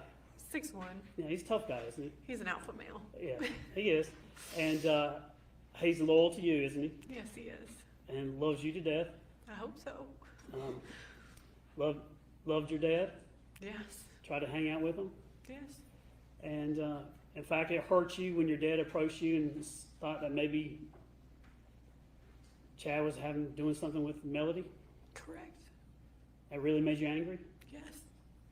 But he did come to you and say something to you about that. He didn't called me, and then when I immediately told him that there was no way that could possibly be true, and he was like, "I'm sorry, baby. I'm sorry. I'm sorry," because they would work him up, and then I would talk to him, and he'd be like, "I'm sorry," and we were fine after that. And your husband, now fiance, back in 2018, had a very close relationship with your mom. My husband had a normal mother-in-law, father-in-law relationship. He has a very strong sense of family and being with those that you love. And I think that's why I tried to spend so much time with him in the year leading up to this, is because I really wanted to kindle what relationship I could with my parents. Well, it was attractive how he felt about family, right? He's a good family man. But he would talk to your mom and text almost every day. I wouldn't say every day, but I mean, they had a friend, I talked to my mom every day, so it was about the same as me, I guess. But he would talk or communicate very often with your mom. I don't know as very often would be, but I mean, they weren't strangers. I mean, they're friends. I guess you could say that. Enjoyed doing stuff together? Only if I was there. What do you mean by? No, I mean with you. He was not opposed to your mom. Yeah, I mean, it was you know, me and Chad, and then it was hanging out with my family. So he was very cordial, very polite. Gets along with your mom. Yeah, Not he against didn't your want to try to start turmoil or anything. He's not against your mom even today, right? No, But Scott opposed the marriage a little bit. When he went and asked Scott, was like, nah, I don't think this is right, it's too soon. that's what I heard. That didn't make you feel good either, did it? It's typical Scott. One of the things you're talking about in law enforcement is that on July 4th, Emily sent out a group text to everybody, including your dad. Do you remember that? On July 4th, we were at Lake Lanier, and I don't know who, I know Emily was in it, and I know I was in it, because she sent a picture of Olivia, and I sent back a picture of Chad and I at Lake Lanier Islands. About 2 o'clock in the afternoon, Emily sent out a group text saying Olivia misses everybody or something, says hey or something like that, I right? believe so. And you thought that was odd because your dad, you said she always sends it out, but he never answered back, and he always answers back, always. Your dad would always answer those group texts. Unless he was busy doing something, but yeah. I mean, you use the word always several times. That's just what your dad would do. He would respond to the group text with Emily. And I don't think he would ignore anybody's text messages, but And you thought that was strange that he hadn't at that time. not at that time, no. But looking back now, Looking back on it, yes, but there's been moments in our text messages where I would say something and he wouldn't reply back, and he would text me and I wouldn't reply back. and then when you were talking to Hayes, you talked about that your mother, the issue of his wallet came up, and she said his wallet was in the car. You said your mother said that the wallet was in the car. Do you remember that? I think she said it was in the car. I just remember that at some point, I think she came out with it. It showed up. And you talked about your dad was a workaholic. He loved to work. Yes. And he would be working even all the time. Yes.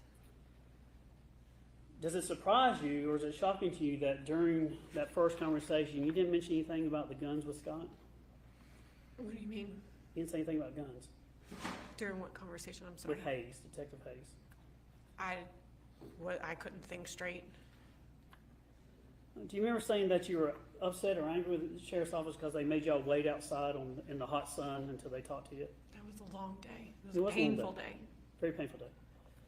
And they were just trying to figure out what was happening with your dad. So it's a process, right? As the years have gone, I understand that they had a job to do, and their feelings about our emotions were not at the top of their list. And from that very first day, you were frustrated with law enforcement, how long they were taking, what they were doing, how they were talking to your mom and things like that. You were just frustrated and irritated with law enforcement. I think it was a natural sense of being upset with the situation. I think I was angry for many years. And then on Wednesday, July 11th, 2018, do you remember calling Detective Hayes and basically saying that the sheriff's office had improperly frozen your account? That was like $808 or something. I mean, it was a normal phone call, but I told him that my bank account was frozen because it was somehow tied to my dad's from when I first opened it up. And they asked me to provide like 6 months of records, I think it was. So I pulled them from my Wells Fargo account, and they had it unlocked quickly from what I can't recall, but I had live paychecks at the time. So I just used my husband's money, and then I got my next check, so it wasn't a huge problem. And then in November 15th, 2018, you actually had an incident where someone came up and deflated the tires at your residence in Hall County. Don't give us your address, but it was in Hall County at the time. Correct. And you get in touch with Hall County and try to make a report, right? I think I called 911 because my mother said that she saw somebody running away from the property, I believe. Right. And your mom said it was a Hispanic male, correct? I believe so, in like a gray shirt or something. Right. A gray car maybe, and she had seen him possibly. I don't know if he had a car, but he was just running. And you actually had a deputy come out, and your mom says it's the same person that she saw maybe the day before or something. Is that right? I don't recall that. I had to beg the law enforcement to make a report on it, though. The law enforcement didn't think there was anything there to make a report on, right? Correct, but I wanted it documented just in case, because, I mean, if somebody's coming on my property where we lived, that was worrisome. And then you took the next step to actually call Detective Hayes and tell him about the incident. Is that right? I don't remember. But you do remember that was during the time that Chris was the temporary administrator, And do you remember saying that you believe Chris is behind the deflating of the tires? I think I was possibly that one of my brothers could have done it, but I didn't know who. I didn't see the person. I mean, by the time I was taking a shower at the time, by the time I came out, just my car alarm was going off, and that was it. Right, and you were saying it was Chris. You were blaming Chris for this, right? I don't know why I would be blaming Chris, but looking back on it, that would have been an unbiased opinion because obviously I didn't know I was in the shower, so that would be unfair to do that. And were you talking with your mom? Did your mom, was it her idea for you to call and make police reports? I don't remember. You don't remember? Either me or her, but I don't. If somebody was on my property, I could see where I would want to call 911 and file a report. But isn't it true your mom just wanted you to make a record or make a case against your brothers while this was going on? So that's why you're doing it? I don't think she would have necessarily done that. I think things were said from her about my brothers, but like the phone call, like her, you know, talking about Scott threatening her and all this, I just told her, I said, if you don't get a voice audio or a video, nobody's going to believe you. And I left it at that.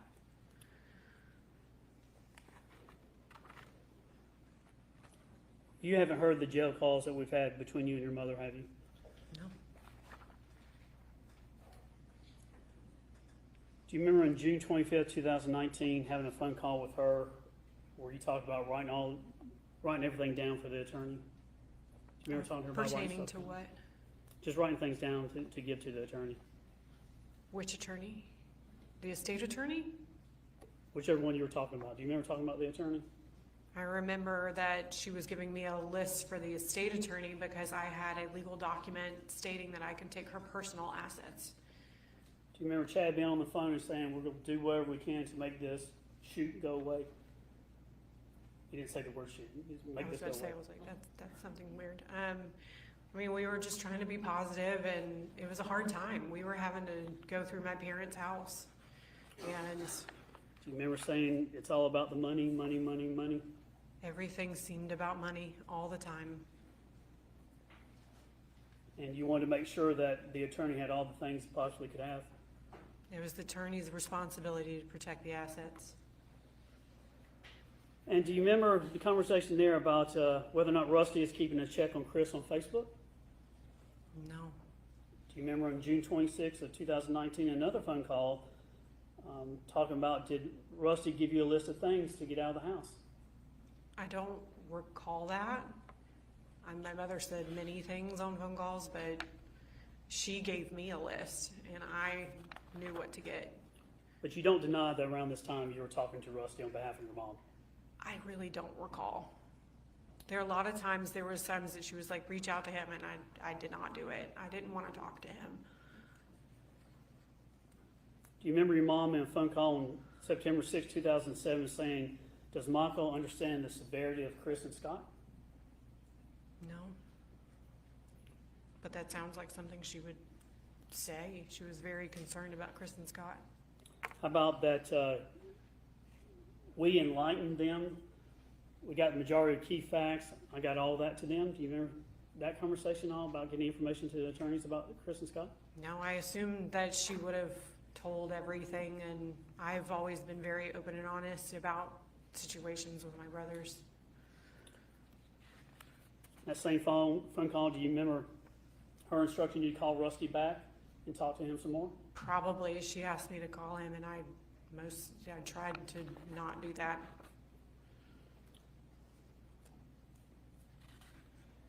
On July 5th of 2019, after the prelim and facts came out in the hearing that you didn't know about, you called your mom and talked to her, didn't you?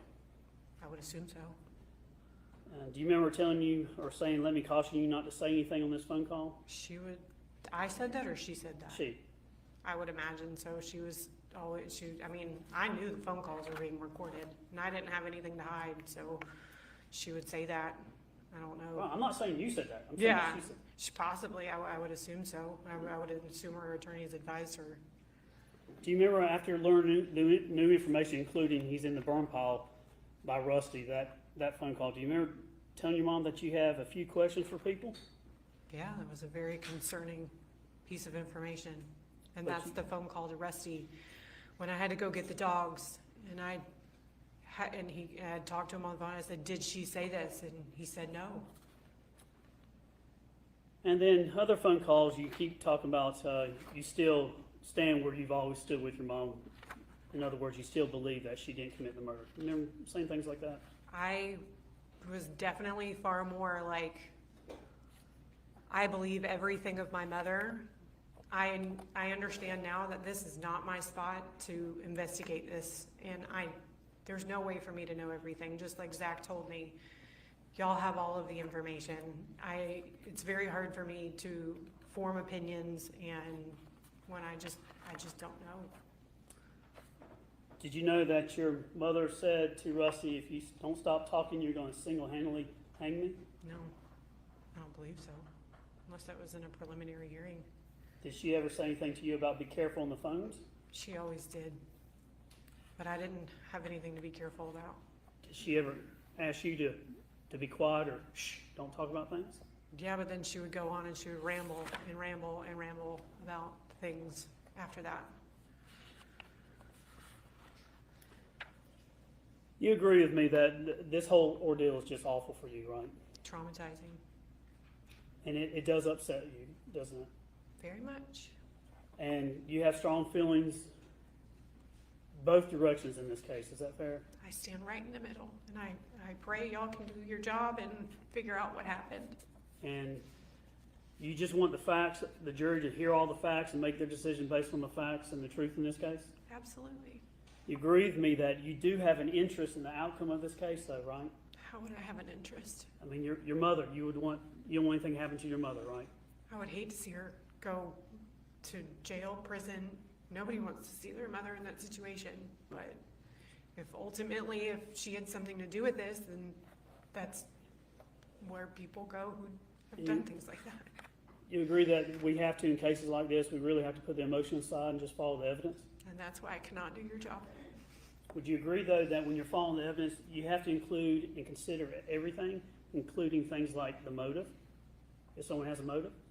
I guess, but I think it would fall down to opinion, possibly.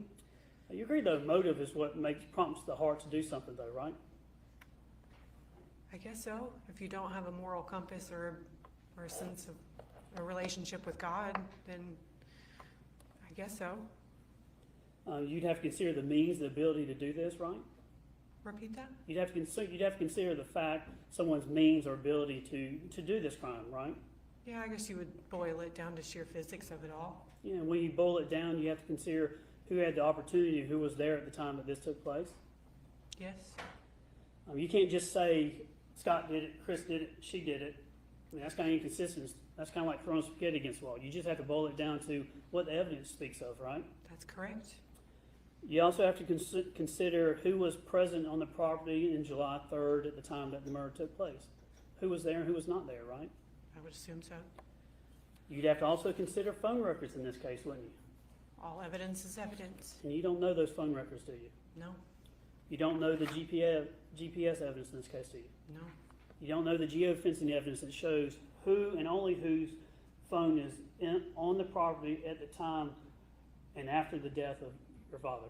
No. You'd have to consider that, though, Oh, wouldn't you? yes, you would have. I mean, hopefully everything available. I mean, I've you seen would. other trials where they've used more than that, like the Murdaugh trials, and that was mind-blowing. But I think that any bit of information helps. And you'd have to consider phone calls between your mom and a lover, right? Yes. You'd have to consider all the statements that have been made in the case by your mom and other people, correct? Yes, I do not pity any of, I mean, not pity, but I do not want to be in your shoes. I mean, you'd have to consider, even if you rejected it, and even if she says, I didn't say that, or she didn't say that, you still have to consider Rusty's statement that she told me he's in the burn pile. You'd have to consider it, wouldn't you? And you have to consider everything, I guess. And part of that is you'd have to consider the context that when he made that statement about he's in the burn pile, the rest of the statement that I said, do not say another word and do not tell me anything I do not need to know, that is attached to the statement. You'd have to consider it in totality, wouldn't you? I would assume so. Right, so if the statement was tried to be explained later on, like you just overheard something being said with Martha Jane, you still have to consider, why would you say don't tell me anything else? Because it comes down to credibility in many ways, doesn't it? You have to consider everything.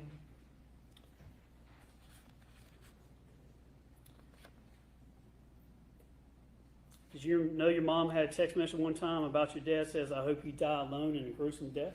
No. You'd have to consider that too, wouldn't you? Evidence is evidence. Do you know the statement about your mom with Rusty talking about being on the same page, and I can tell you that there should not have been as much damage as there was done? Did you know why she would say that? No. You know about the statement that she said that that body should not have been burned up? What do you mean? Do you know whether or not she's even said that, the statement that I that don't body know. should not have been burned I've up? never heard anything directly, so no. If she said those statements to Rusty on a phone call, you would have to consider that. You have to consider that in trying to decide for yourself whether or not you do or don't believe that she committed the murder. I personally, I mean, evidence is evidence. The truth is the truth.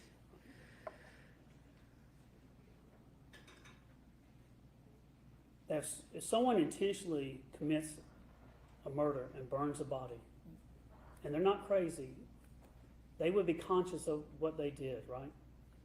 I would assume so.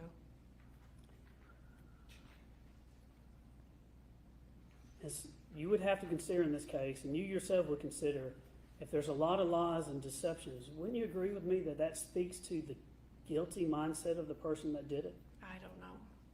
And you don't know, Amanda, because you don't want to believe your mom committed this murder, right? I don't want to believe my mother would ever do anything like that. I don't want to believe anybody would do something like that. Nothing further, Judge. Sweet. Briefly, Judge.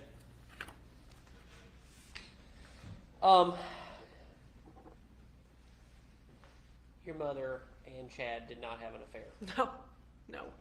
And you said something to the effect of they would work him up. Was that Chris? My brothers would always try to stir stuff up.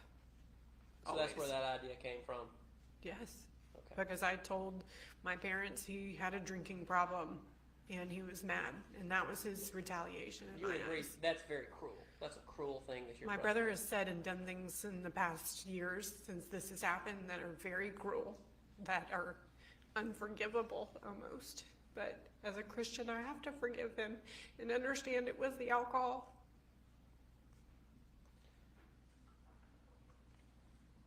Your mother has lived with you now for about 4 years.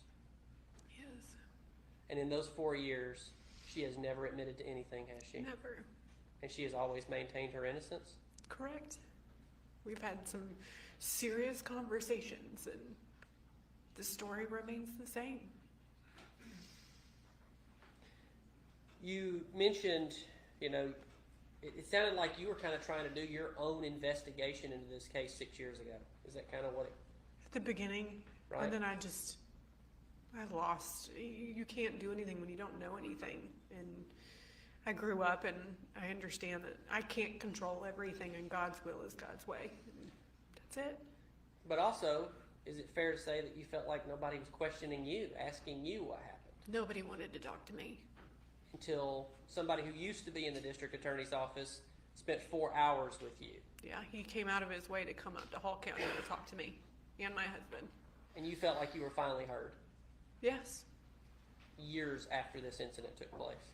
I was in 2020. I was pregnant with my son, yeah. Until now. This is really your first chance to finally be heard in front of this jury. Yes. Do you feel like you said everything you needed to say? There's just so much pain. There's no good outcome. He's never coming back. He'll never be there again. And that's just the worst part about it all. And knowing that my mother could potentially spend the rest of her life in prison is terrifying. But again, everybody, you have to follow the evidence and you have to do what you do. And I'm sorry, y'all have to do this. I'm sorry. Going back to that investigation that you were doing, essentially, too, after you heard what you heard in the prelim, and now this jury has heard those recordings that the district attorney was talking to you about, you questioned Rusty. Yes. Adamantly. Yeah. I believe you used the words he was a coward. He is a coward. And that he was just trying to essentially cover for himself. He was only about himself. Did you say something like that? Correct. But when you confronted him, he literally told you he lied. He just said that she didn't say that. That's all I know. That's from what I can recall, because that's the only conversation I really remember ever having with him. And I blatantly asked him, "Did she say this?" And he said no. Did he go into any detail as to why? No, but I probably didn't dig into it. I have a terrible way of not being involved. Okay. The statement, Mr. Fogus read off to you a number of statements and things that have been presented in this trial, but I just want to get to this one and see if you knew anything about it, since you were around in the Manny Aurora investigation, which he had kind of his own investigators that went out to the house, right? Were you there for any of that? I was. All right, so this statement, I think he ran out something about her talking to Rusty about the body wasn't meant to be burned that bad, but there were fire investigators that y'all had hired to go out to the property. Manny had hired somebody to go out there. And that information came from that investigator. Were you around for that? I don't know if I ever heard any of the outcome of it. I just knew that he had hired certain people to go out there, but I don't know how far it went because he only had received so much money and we couldn't afford to pay him. Okay. Before I said, is there anything else you want to say to this jury? I'm sorry that you have to be here. I'm sorry I have to be here and everybody in this room. But it's, if I can say anything at all in what this has taught me, is that lean into God and He will take care of you and give you peace and calm in the storm and just give you a sense of hope. And I don't know, it's hard to find anything. I hope the truth comes out, and it's going to be painful no matter what happens, because at the end of the day, my daddy's gone, and I miss him. Thank you, Amanda. Thank you.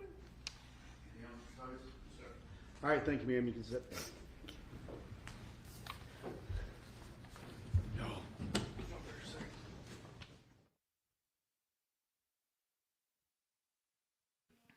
That was tough. That was tough. Ay, ay, ay.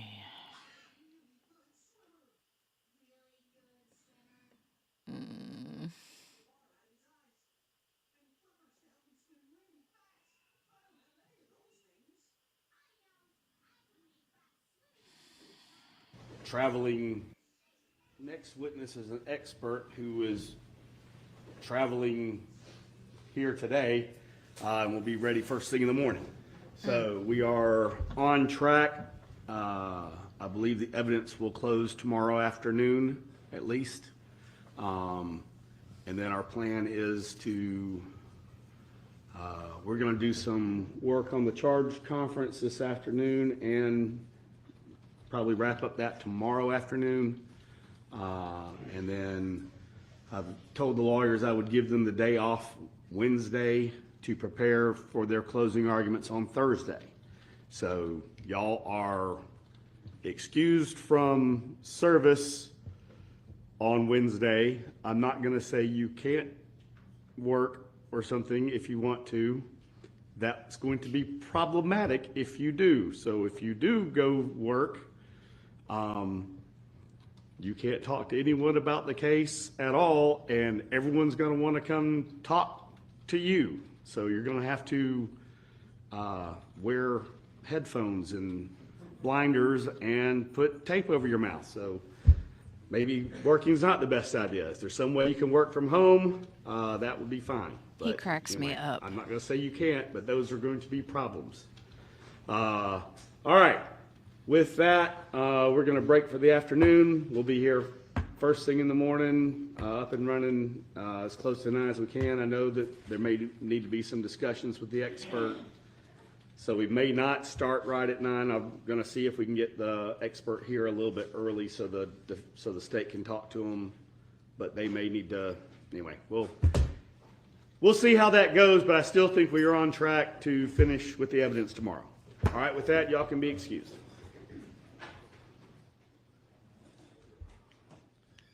All right, and then we'll take a 15-minute break, or let's take 20. Come back at 3:15, and.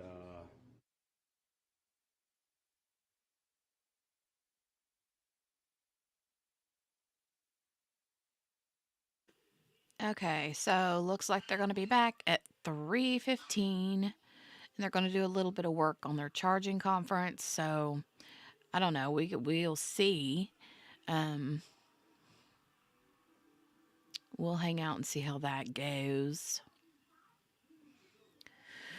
We'll see how that goes.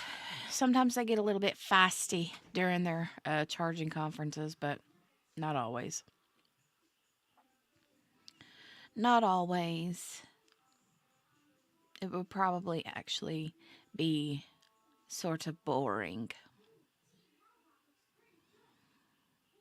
Did we ever figure out who the young guy is that sits on her side a couple rows back with the lighter colored hair?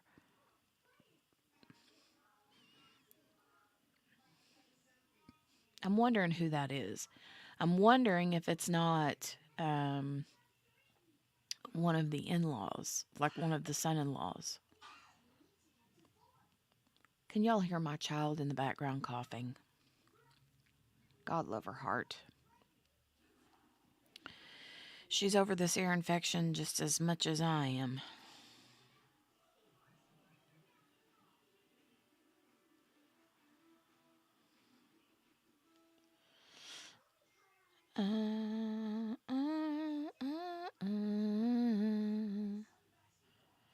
Da, da, da, da.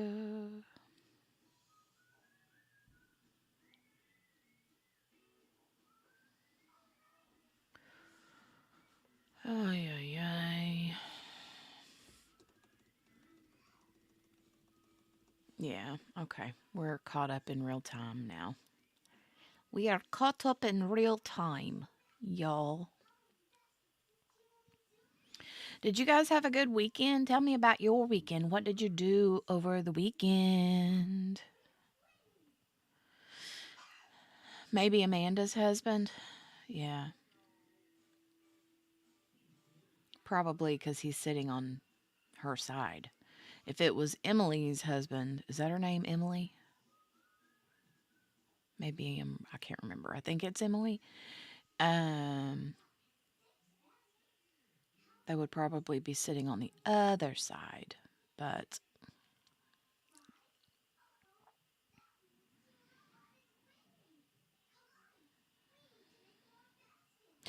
Donnie, you're traumatized. You have surgery tomorrow. Oh my goodness. If you don't mind me asking, if it's not too personal, what are you having done, ma'am? Patricia says went to a Halloween party on Saturday and spent Sunday recovering. Did you partake of some adult beverages? Yeah, I hope the surgery goes smoothly too, whatever you're having done, ma'am. But I hope it's something like minor, nothing major. Been working on your dollhouse, Cherie? Ay, ay, ay.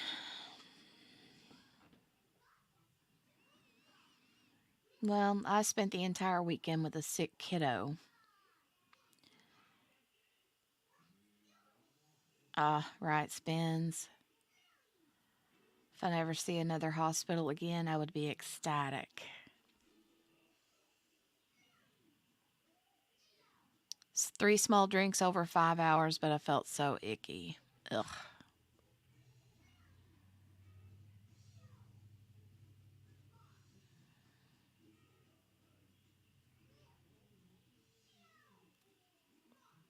Oh, a nodule on your thyroid. Okay.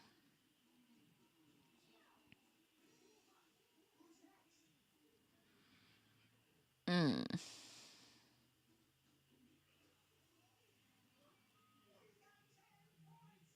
Some adult gummy worms, alcohol infused? Whoa, Miss King.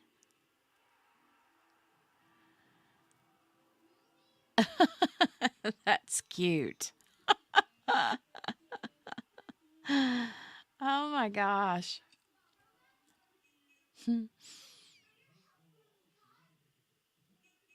Hi, Breach. Welcome. Hello from Pennsylvania. Welcome, welcome, welcome. We are on a break. They're supposed to return at 3:15, but they've sent the jury home for the day, so they're probably. I think they're just going to be going over their instructions for the jurors. The gummy worms were delicious. I bet. I bet they were. Cherie, your daughter's been sick with the flu. Oh no. Marianne, that's kind of one of my. Marianne says some speculate Melody lured Gary to the burn pile, shot him next to the burn pile. I'm kind of the same thought. I mean, I'm not like 100% sold on it, but I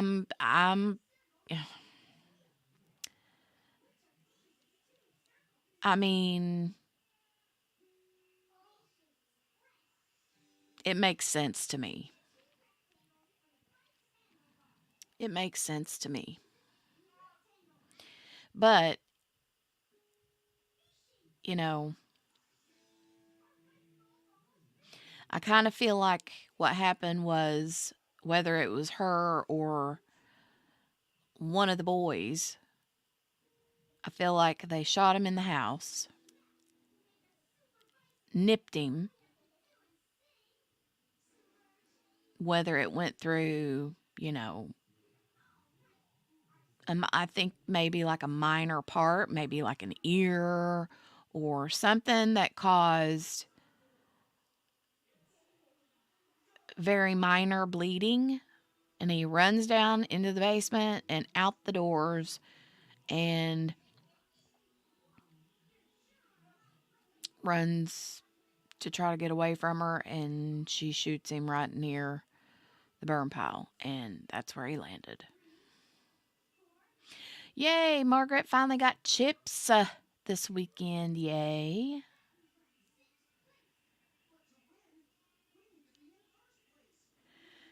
Yay.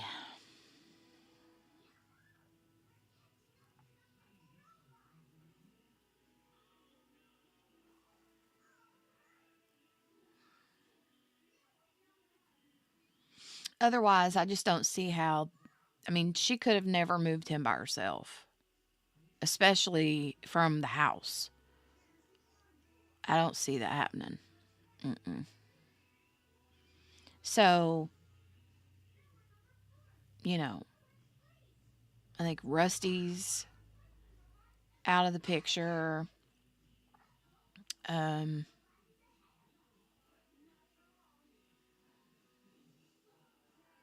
Morgana? No, there. You mean during the shooting or? Hey, Gabby. Morgana says, I thought there were some grandkids there when this supposedly happened. Am I completely wrong about that? She had told the grandkids no, they couldn't spend the night that night. But they stayed the next night. Yeah, I think Rusty knows everything. I just don't think I don't think he was there and helped, but I think he knows.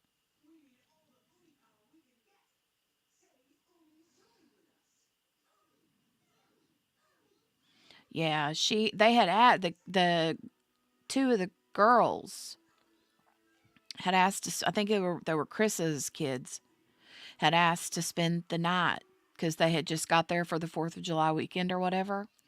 And she said, no, not tonight, that it wasn't a good night. Which kind of makes me think she had it planned, because why would it have not been a good night? You know what I mean? And he said that they always, like, as soon as they would get into town, like, she was just as eager for them to stay with her as they were, you know. So I think it's kind of odd and funny that she told him no, not that night. They couldn't spend the night.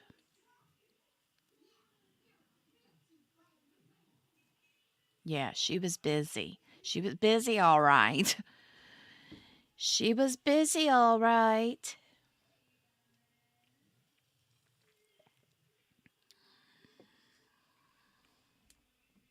She had plans.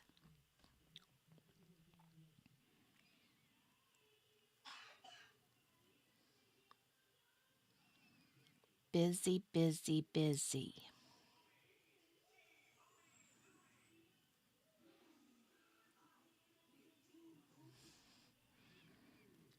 Hold on just a second. Husband's off work. I need to text him real quick. Talk amongst yourselves for a second in the chat.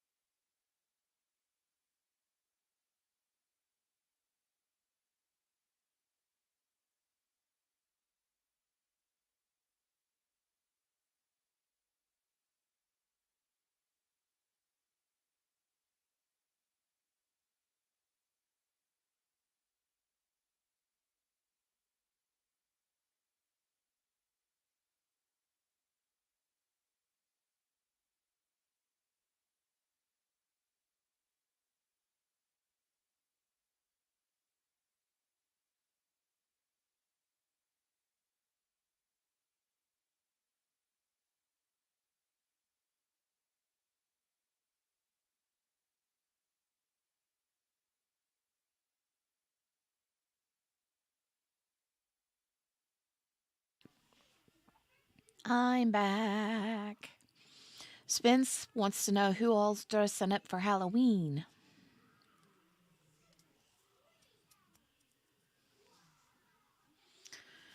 Cherie says, here's one thing that is getting me is that she kept saying he had throat cancer when there hasn't been any evidence of that, like getting chemo, when we all know they have to keep records of that. Yeah, he didn't have cancer, Cherie.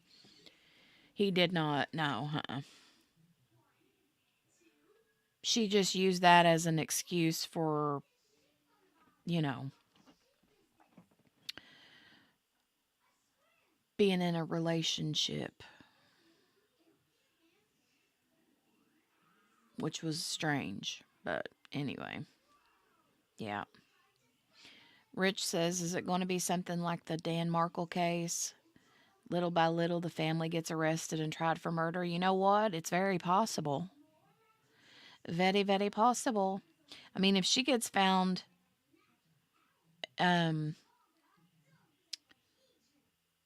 not guilty, who knows what'll happen, honestly.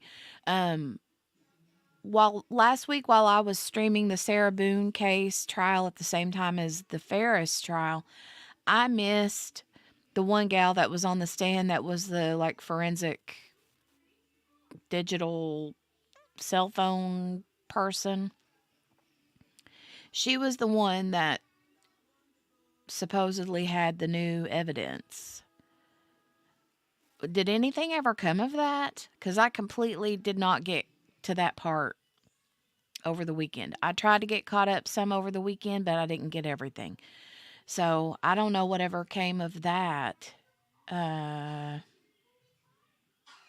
testimony about the new evidence. Was it like something bombshell or nah?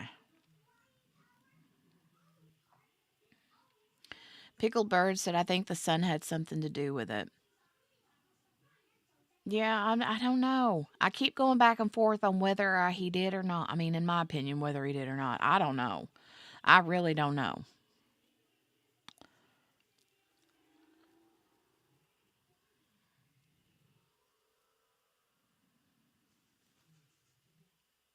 You think that that's the main one reason why you think she did it, Cherie? Hmm.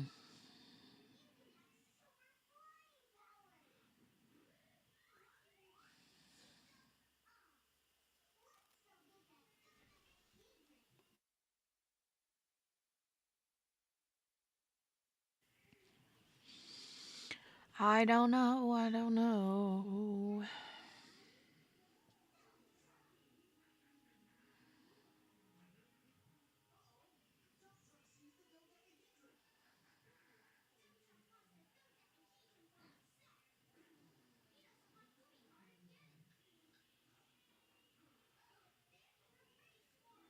I'll tell you one thing I need to do that I didn't get done over the weekend was housework. Anybody else, when they had kids that were little, or even now, I mean, even if you don't have little kids or you have bigger kids, is it like just a couple of days, like everything just kind of goes to pot in the house? Like, literally, you're like, wait a minute. This room was clean. It's like I get one room good, and then I move to the next room and get the next room good. And then by the time I get the second room good, the first room is already tore all to pieces again.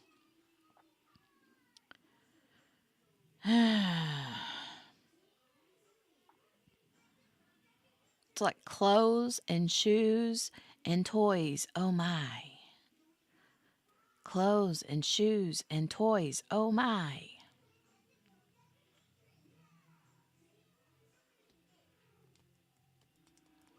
Sherry said, and Gary was fed up with the spending. Yeah, he was.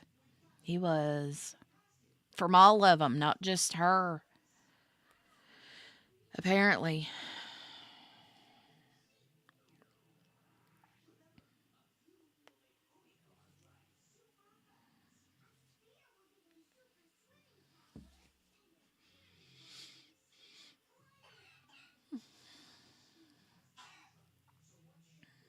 Spence says, I was impressed with myself. My family, when I was in the hospital, came and cleaned my entire apartment. It looked amazing. And I've been impressed with myself because I didn't take a month to trash it again.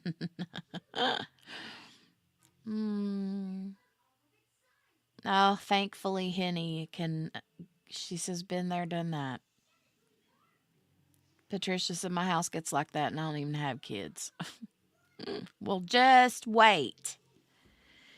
Billy says, maybe son knew trail cam and he looked at it, saw what happened, and erased so mom wouldn't be charged and he not. Okay, wait. Let me try this again, Billy. Maybe son knew trail cam and he looked at it, saw what happened, and erased it so mom wouldn't be charged and he's not talking to her because he knows. Ooh, you know what? That's a very interesting. Yes, Sherry, right?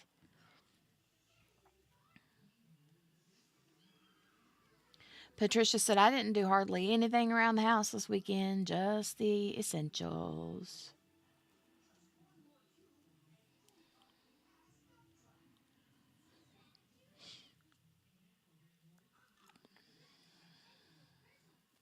I don't know. I mean, Christmas is coming soon, and I have to, I try to always, every year about this time, start going through toys, getting rid of stuff. I see the camera bobbing back and forth.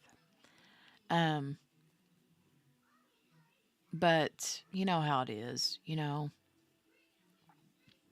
try to get rid of stuff to make room for new, and it's like the more toys I get rid of, the more that just appear. It's like they're rabbits or something. I don't know.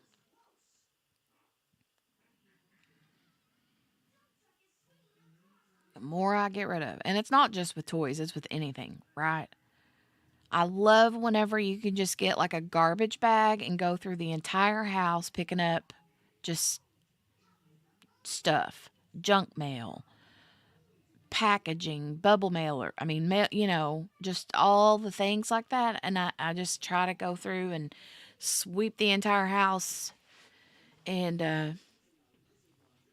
you're just like, God, where did all this stuff come from?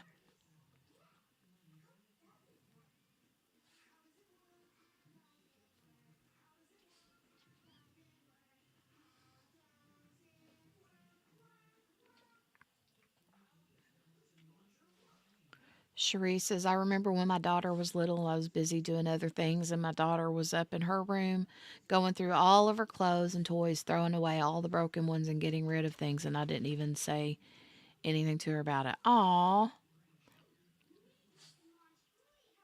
that's cute.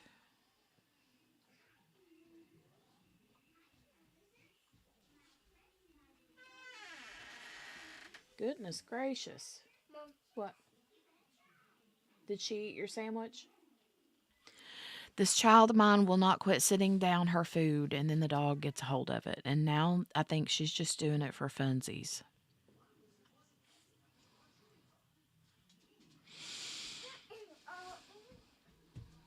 Mm-mm.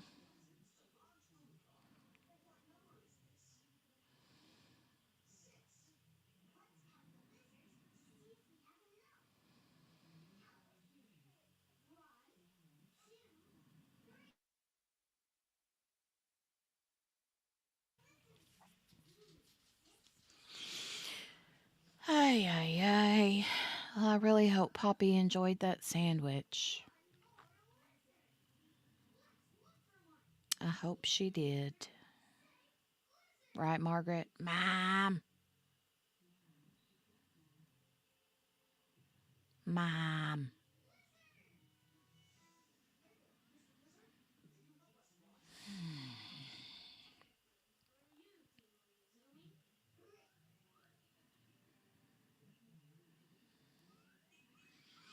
Apparently in Delphi today, the Delphi trial, they're going over a lot of DNA evidence.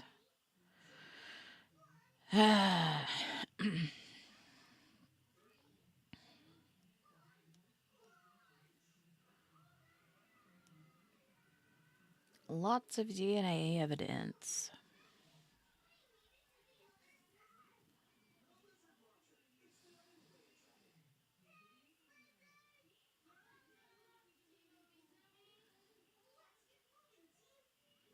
Come on, yo. You said 3:15. It's 3:21. I saw your big face right there in the camera, Judge. Let's do it. Let's go.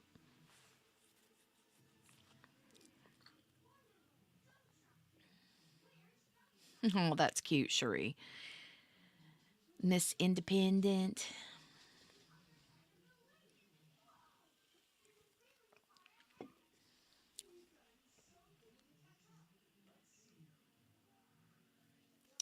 Patricia, yeah, the Down the Hill audio was actually on the. So that day that we talked about it, it was before lunch that day.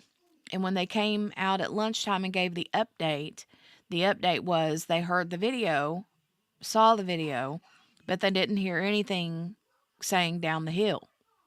So then they were like, okay. And during the update, when everybody was doing their lunch lives, they were like, wait, what's going on? All right, Miss Farris. Oh, hold on. And then after lunch was over, they watched the video again, but this time it was a few seconds longer.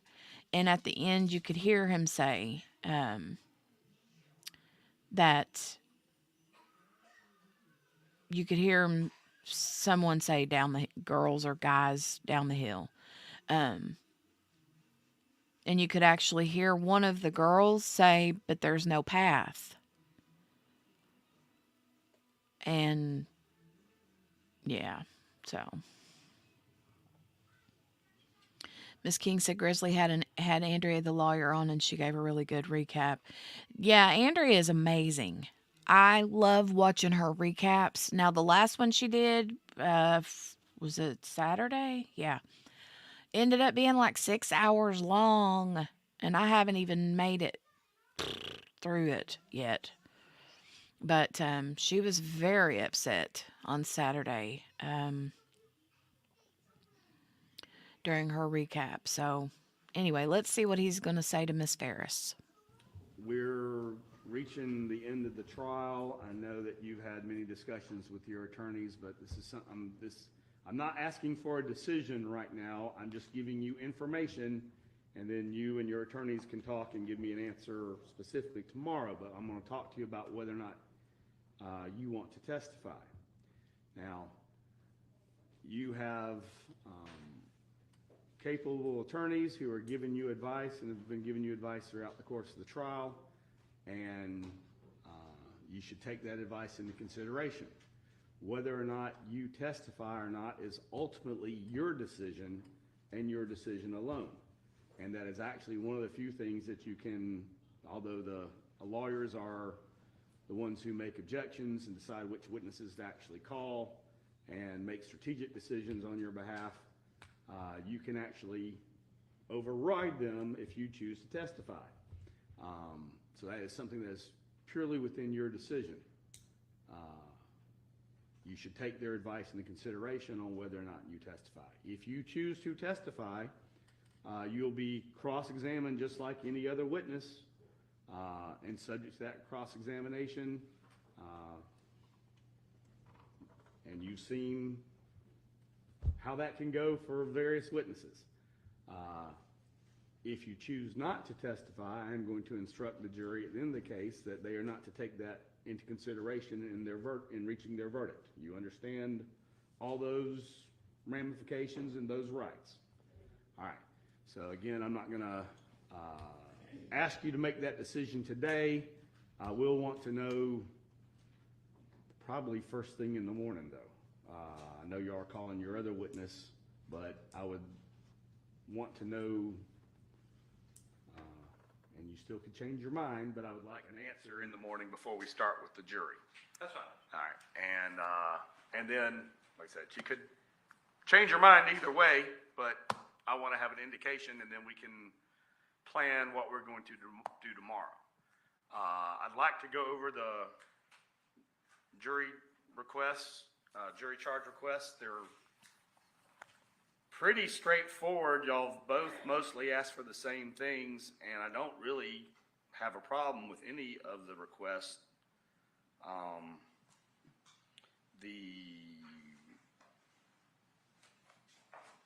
If I can walk through them real quick. Y'all got your request or your copies or stuff? Yes. I love this Judge Patricia so much. I have the state's request, and just looking at the index. Remember at the beginning how we were like, just shut up and get on with it. There is what I would typically give. So really, the only thing that isn't a pattern instruction is your object of the trial. Object of a trial is to reach the truth, or investigation is truth. I actually kind of like that instruction. It's kind of in the preliminary instructions, but it's not in the final charge I give. But I'll stick that in somewhere. I think it's a good charge, and probably something I'll start giving.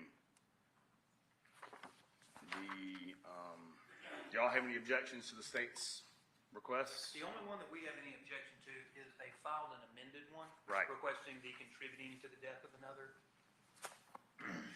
Right, now that's one of the charges, isn't it? It's a pattern, yes, sir. It's a pattern. Right, but isn't it in the indictment? No, it's concealing. Okay, sorry.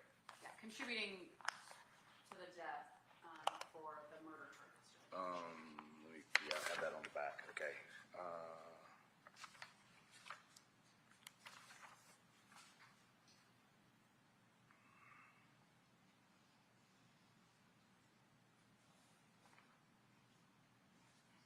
All right, why are y'all asking for the contributing to the death charge? I believe part of their argument is that it's possible the 2 gunshots or the number of gunshots, unknown at this time, actually did not kill him, but he could have died by other means. And so that would be the purpose of the contributing to the death, in that the gunshots, at least in the least, contributed to the death of Gary Farris. All right, and so you're asking for that as a lesser included? No, it's not a crime. Causation. It's a A causation. causation charge? Charge, Okay, yes. okay, I'm sorry. I didn't understand.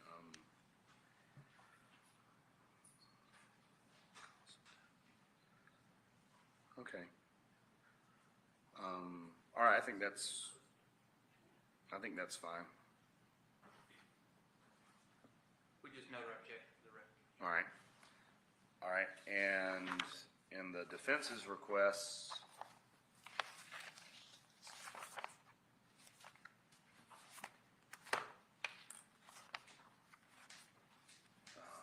I had an index. Thought I had a. Yeah.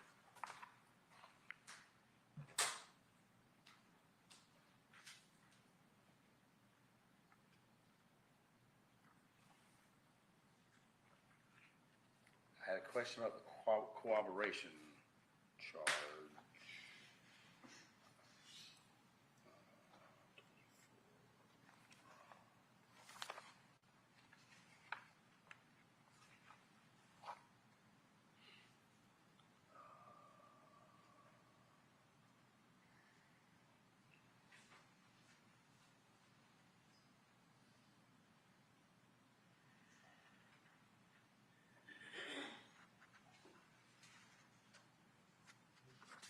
If you're wanting the charge on cooperation not being required, this is, the charge I've requested is the one for, where there's a statutory basis that, for the exception to cooperation, so I don't think that's Yeah, we appropriate. withdraw that one, Judge. Okay, so withdraw on 24.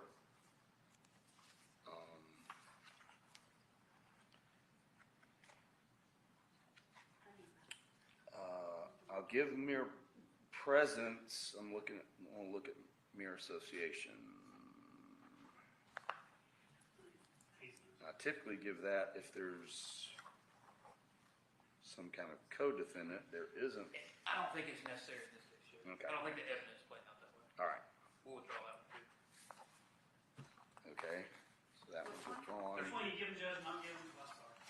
I'm sorry. I'll give mere presence. Okay. I was questioning mere association. They have withdrawn mere association. Okay. The,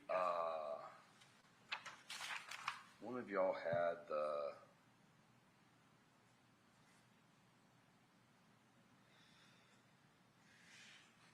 I'll look at the statement charges. I think, we've discussed it, that it was, that the interrogation was voluntary. I have given a similar charge in another case where I still think the facts surrounding the detention are something that the jury should consider, even though I have ruled that it was out of custody and a voluntary statement, but they still can consider that. The pattern charge contemplates someone being in custody and all the rights and those sorts of things. So I've kind of done a blended charge that kind of addressed some of that. So I'll see if I can find that one that I've given before. And look at it.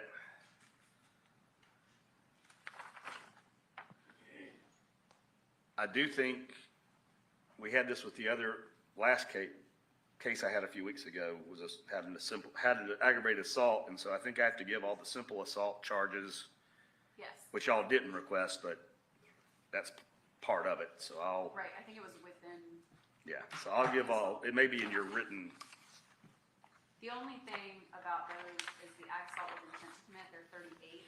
all right, We've charged it as with a deadly weapon. right, So right, I don't think that one would be applicable. right, I'll give I'll give the appropriate one,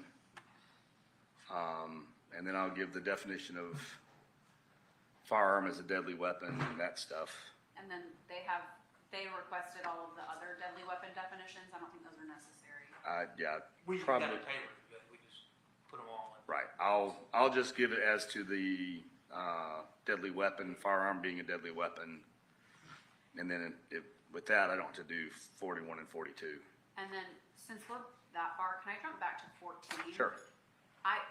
I don't know what this would be applicable to. The limiting instruction on I expect that for the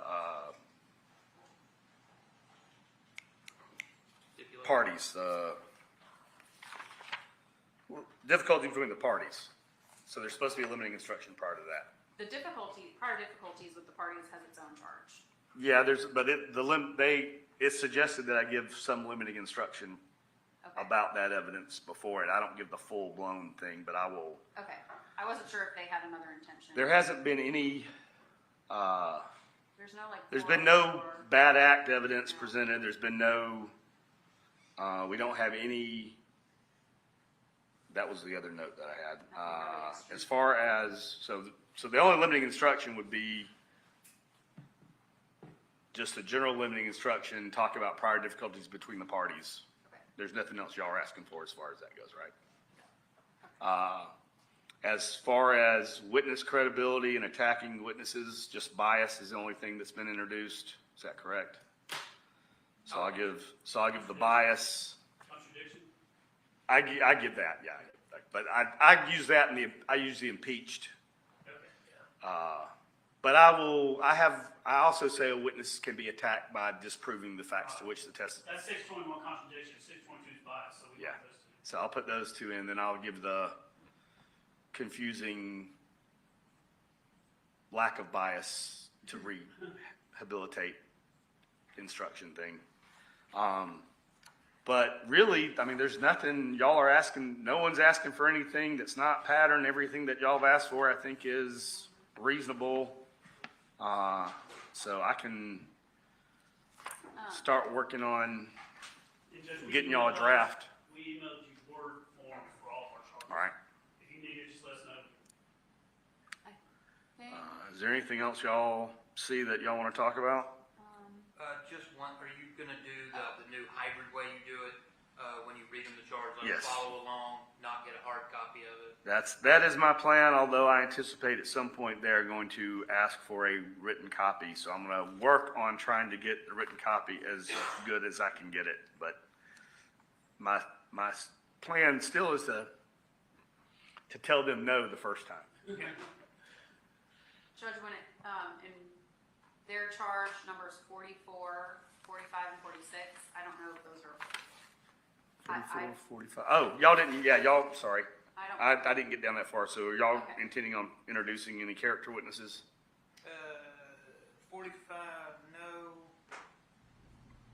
to 46. All right, And then Yeah, but there hasn't really been any character. right. 44 is falsifying, false writings or documents? That is, because there's not a pattern charge, for Oh, false for the, statements. for false Yeah, we got statements. the same. I gotcha, okay, Yeah, okay. I'll look at that and I'll edit it. Okay, Yeah, it just 'cause you're- needs to be tailored. I Yeah, gotcha. you're gonna have, because the statute itself is unreadable. So I'll work on this probably I'll probably do work on it tomorrow and tomorrow afternoon, and probably finish it up on Wednesday and send y'all a copy while y'all are taking the day off. I was thinking about another thing for us to talk about would be Thursday. I was kind of talking to myself before y'all came in here. The trial we did last month, we had 3 defendants in the state, and everybody went an hour. And the jury did not break till 2:30 for lunch. My thought might be, you think you're gonna break y'all's up hour and an hour, Ms. Frank's doing it all. 30 minutes, an hour and a half? I'm hoping for 30 minutes, hour and a half. Okay. I think I will be doing that. I've gone back and forth, but that's where I've landed. You're gonna split up, but just how, I mean, you can give me a better idea first thing in the morning on Thursday. I'm not gonna hold you to it. You know, if you decide you're on a, you know, you wanna add 15 minutes on the front end and take it off the back end, that's fine. But if you do half an hour and they do 2 hours, that's gonna push us right up to lunch. And what I might do for this case is bring in sandwiches and us take a 30-minute break, let them eat, and then come back after 30 minutes and do closing and charge. Let y'all do the final closing and then do charge, and then that way they're not sitting there till 2 o'clock or later. Because what happened last time was we ended up, after they sit there during closings, they're probably going to want to break in the middle of y'all's at some point. So if there is if Miss Frankage goes for 30 minutes and then y'all get about halfway through or to a logical point that you want to break, then we could take a short morning recess, then y'all finish for an hour, and then we'll do, I don't like y'all, I know y'all don't like breaking up. I don't like breaking it up. I've tried to avoid breaking it up, and every time we do it, somebody is squirming and needs a break. So Hey, Melinda. don't really see another way to do it. Hello. And then even for the second, I know, taking a Patricia, break right? between each lawyer, and that added He 10 to cracks 15 me minutes up. in between each of those. And so, like I said, it was 2:30 by the time we finished. What I would then try to do on Thursday also would be tell them to go back, chat for an hour, and then say it's Halloween. Y'all all got kids. They all got kids. Traffic is crazy. It's Halloween. They can talk for an hour, kind of organize their thoughts, maybe come up with a list of things they want to see the next morning, and then cut them loose, 4:30. Friday, you're gonna bring. And then we'll bring them back Friday morning and, Bring lunch in and all that, just. yeah, we'll bring lunch in for them Friday and let them spend the whole day deliberating. And then I'm anticipating they may want to watch some of our digital evidence. So I do need y'all to get an exhibit list together over the next couple of days. Him and Walker are gonna do All right. So if we have that, so if y'all can have that ready first thing Thursday morning, or even if y'all are working on it, if someone in your office is working on it to help y'all and can do that during the trial during closing on Thursday, that's fine too. But y'all, In that same vein, Ms. Harris is fixing the extraction reports for her exhibits. She cannot remove the activity from the timeline extraction report, so she. we can just redact it. Just put a blank piece of paper over it and copy. Yeah. And just tomorrow after court, I'm gonna work on the exhibits and the evidence and have for all parties to hear exhibits. On the exhibit list, as best we can, I think I said this the other day, but just let's list the exhibits, describe what the exhibits are, then describe the format of the exhibit. So whether it's a physical exhibit, we have printouts of all the photographs, correct? So, and the reports. So then the things that are audio recordings and video recordings, you can just say those are digital evidence, and then I'll explain to them if they need to review the digital evidence, they'll have to come do that in here. We'll get that done tomorrow. And is there any, and then also I need to tell them about the jury view being an exhibit that we need to, if for some reason they want to review that is available. It's just us walking All right, anything else we need to talk about? One thing is, we were talking about if, we just call our expert, and I don't imagine it's gonna take too terribly long. Is it possible that you just wanna give us that day and we close on Wednesday, or are you good? If y'all, I told y'all I'd give y'all the full day. So if y'all want the full day on Wednesday, I'll give it to you. Now, if y'all think y'all can, I mean, I think we should wait to see how long, because you never know. Right. You know, when something- if we break before lunch, if y'all could get everything done, and we could try to close on Wednesday, that would be even better. how we do it. Because, you know, we got half days almost as good. I know, right? If y'all could, Yeah. Because we both know we're gonna take it home at night anyway. so that would. If we did that, then we might get a verdict this week. I don't know about that. I don't either, but Your plan is- I don't think it's possible otherwise. What? You're ready for 30 minutes on your side? I mean, 30, 45 minutes. Ours won't be that long. I mean, he won't be any longer really than the medical exam. Right. They did the same thing. If it's- just a hard If day. we're done by 10:30 and Ms. Ferris doesn't testify, then yeah, I would like.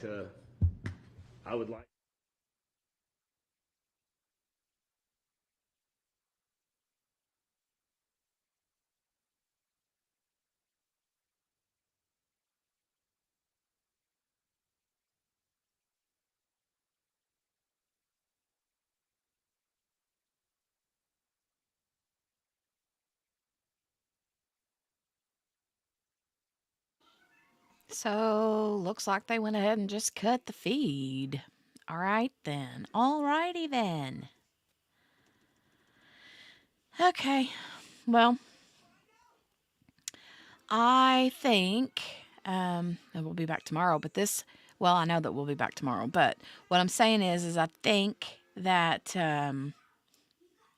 this is moving along a whole lot quicker than they first expected, right?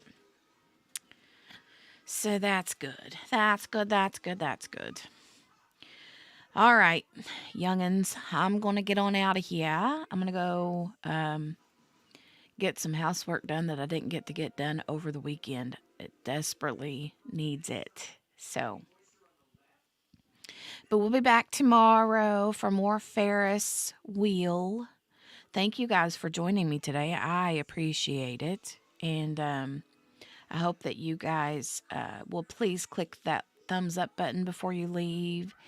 And if you've wandered over this way and you like us over here and you're not yet subscribed, I would love for you to subscribe and click the notification bell. Also, share us with your friends. If you got true crime friends, tell them about us.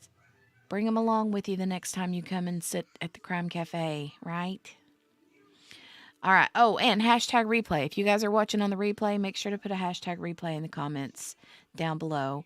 I would appreciate it. You guys have a fantastic rest of your day. And we'll see you back tomorrow. Bye, guys. Love you, mean it.